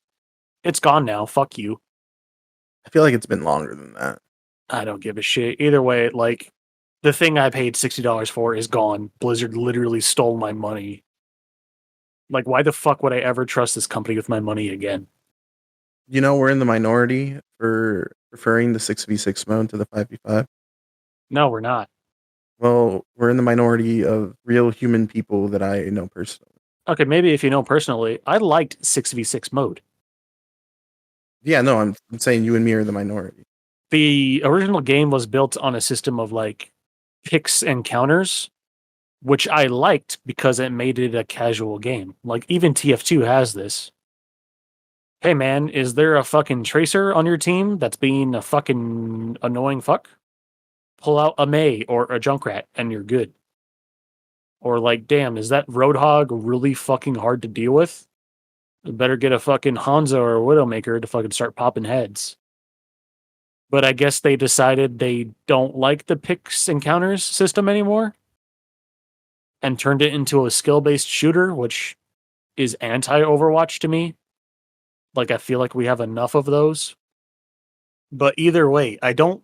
Even if they wanted to update it into this new fucking mode that is apparently supposed to be a different game, I feel like I should be able to go back and play Overwatch 1. But that game literally doesn't exist anymore. Like, if I wanted to start a private server with friends and play Overwatch 1, I can't. That game is fucking gone. They updated Overwatch 1 and put a fucking battle pass and a fucking in-game store in the main menu and then deleted features. And that was that. I was gonna say, even Call of Duty, you can play any of the old ones that you bought. Yeah, I was going to say, like, even, like, Multiplayer still. you want to go play fucking Modern Warfare 1 remake, go do that. That's fine. Like, if you want to start a private game for fucking World at War, go do that. That's fine. I literally can't do that with Overwatch. The game I paid money for and loved and went to fucking events for is straight up gone. Like, Overwatch is nothing but a fucking memory, and I'm mad about it. If it makes you feel better, it's not the worst thing they've done. I guess, dude. Like, god damn, do I hate modern gaming. Like, what does it feel like to be a kid now and grow up playing video games? I don't fucking get it. You play Krusty Krab Cook-Off, bro. I guess you kind of have to. You again in-app purchases depends on what you play it on, but also Oh, shit. Well, I mean, Well, because it's just like when you try to fucking pay $70 for a new AAA title, it turns out fucking broken, like Last Jedi, or fucking Last of Us PC port, or the fucking thousands of other games this year that came out broken as fuck that don't work. Or you gotta play shit like fucking Valorant or Overwatch. And those games probably will disappear. me over here being all calm and chill about it till Fortnite gets canceled. Yeah, until like literally Fortnite will die. It's fine. I didn't spend so much money. It will just disappear. Like Yu-Gi-Oh! Duel Links has an inevitable death that I'm thinking about. I'm like, damn, that's $30 I'm never gonna get back. Yeah, 30. Like, do people even own games anymore? Do we just rent them? can we just go back to the moment where Robert was like, "Yeah, just 30." Yeah, we don't need to go back to that moment. It's fine. I mean, I feel like this conversation has been started years ago and people didn't listen. And now here we are. And unfortunately, people are going to keep buying these games and put money into it because if you want to play Overwatch right now, you can. You just can't play your Overwatch. You got to play this one. And in a couple of years, whatever Overwatch is out, if you want to play it, you're going to play that version of it, or you're just not going to play it. And the majority of people are going to be like, I still like Overwatch, and they'll play it, and they'll vote with their wallets, and the cycle goes on. What makes me fucking mad is they literally solved this problem and then unsolved it. Like, they had a custom game mode creator in Overwatch 1 where, like, even if they did 5v5s or whatever, sure, I should be able to make my 6v6 games and play with my friends. That's gone now. That doesn't exist. Like, they literally deleted features from the game I paid money for. Okay, but you remember that Coke thing? What Coke thing? where they had Coca-Cola and then they're like, Coca-Cola's gone, guys. We're gonna make the new Coca-Cola. And then they put out new Coca-Cola. And the reason they did this was because they actually wanted to remove an ingredient or add an ingredient to the original Coca-Cola. But first they put out this new Coca-Cola. People hated it. And then they're like, don't worry, guys, we're gonna bring back the OG Coca-Cola. And then they did with their new recipe, but no one noticed and no one cared because it was the original Coca-Cola again. People were down. They can literally do that with Overwatch now if they want. Once they get done making all this money off this one, enough people have complained and enough people want it to come back. They can be like, all right, guys, it's a OG Overwatch mode time, and people will come a flocking. I suppose, man. Like this. Probably us included. No, this company has burned so much of my trust. I'm not fucking spending any more time with it. I mean, that's the way to do it, is not give them time and money. Like modern AAA gaming is such a fucking nightmare, dude. Like I'm not excited for anything coming out in the future that's not a fucking indie game. Like Alice genuinely has me terrified for the future of like Persona and SMT games. Yeah, but you're gonna play GTA 6. I guess I didn't really play Red Dead 2. Like I tried playing Red Dead 2, I just didn't like it. Like as I said, I just don't give a shit about modern gaming, and that's kind of upsetting. Stephanie, you got any games you want to throw out here? Yeah, you got any games you want to fill me with hope with? I was about to say, I think I'll just make you even more mad with the game that I like. I'm kind of looking forward to. Tell me what's worth $70 in 2023. Because I'm not even going to pay $70 for Street Fighter 6. I'll tell you that right now. I mean, that's fair. I was thinking Diablo 4, but I mean, God fucking damn it. I know, I'm sorry. I know it's not the best company, but I'm still looking forward to it. I mean, I'm probably not going to play it, but System Shock Remake comes out this year. Yay. I mean, I really liked Elden Ring, but you also didn't like it, so Yeah, but I don't think it's a bad game. I would say Cyberpunk isn't that old. Cyberpunk is also problematic in its own existence. Like, that game was not worth $60 at launch. Yeah. Like, did you hear about the Jedi Fallen Order shit? Yes and no. I heard that it was bad and buggy, but They literally, okay, this is on consoles. They put out a system to keep track of corrupted save data because it happens so often. And the game would give you a notification saying, hey, your save data just corrupted. You can go back to your last uncorrupted save point or just keep going and we'll just see what happens. Like, what the fuck is that? it's a band-aid. No, it's a fucking crime, dude. Like, what if you got a fucking text message on your phone that said, hey man, your engine might keep working for the next 30 miles. I want to let you know that does happen. Not a text message, but they send out recall notices. Oh my fucking god. Sorry. At least they recalled it. But yeah, they fix it. EA is not going to recall that game. They put out a patch. Years later, sure. Like, you can't turn in your copy of a game or get your money back. Like, in a recall, I'm sure if you wanted your money back, you could probably get it. I don't think so, fam. I think they're gonna fix the car for you and be like, you signed a contract. Whatever, man. If you want to justify the way AAA games are coming out now, fine. No, I'm not justifying it. I'm trying to say that there's games out there that aren't broken. Like what was wrong with Strive when it came out? I mean, it was fine. Like, it was okay. Like, as I said, I just get less and less excited about the future of gaming as it goes on. Like, we had Dead Space Remake.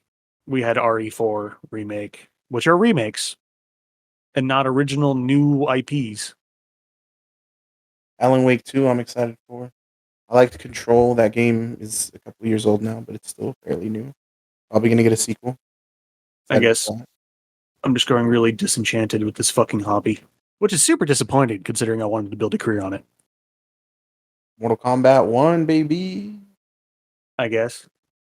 All right, so Overwatch 2. Overwatch, baby. I don't know, dude. Like, I don't know if I can, like, I don't know if I've met anybody who can relate to this fucking experience. It's like fucking soul crushing.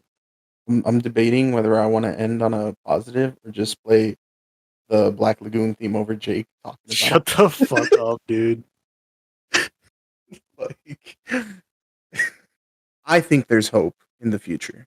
Well, that was another episode of the Backlog Boat. Yay. Woo. All right, and on that note, we will see you guys next month. Bring in the energy. See ya. Bye. Bye. It's time to bring the energy, right? Let me You wanted check a one- hype episode, right? We gotta bring it, bro. Get excited. I feel like that should be the intro. Act like you want to be here. Turn it up, dude. See, my goal this episode to see how long I can get through without offending anybody. So I guess keep a timer. How long you can go without offending anybody? I don't do it Like- on purpose. It just happens. Like with to your be honest. opinions? Yeah. Well, I guess we'll see. Like, I don't know why I'm like this, bro. I don't like try to be. All right. Jake, you gonna be a bitch about the intros this time, or Why'd wanna say it? I be a bitch about the intro? I'm just saying, like, you want me to say it? You want me to not say it? No, Do you you know need who to you say the are? intro, bro. It's fine. Do you know who you are? Yeah. What are you? Joe Rogan. Mm-hmm. Welcome to the experience. All right. Okay. So here we go.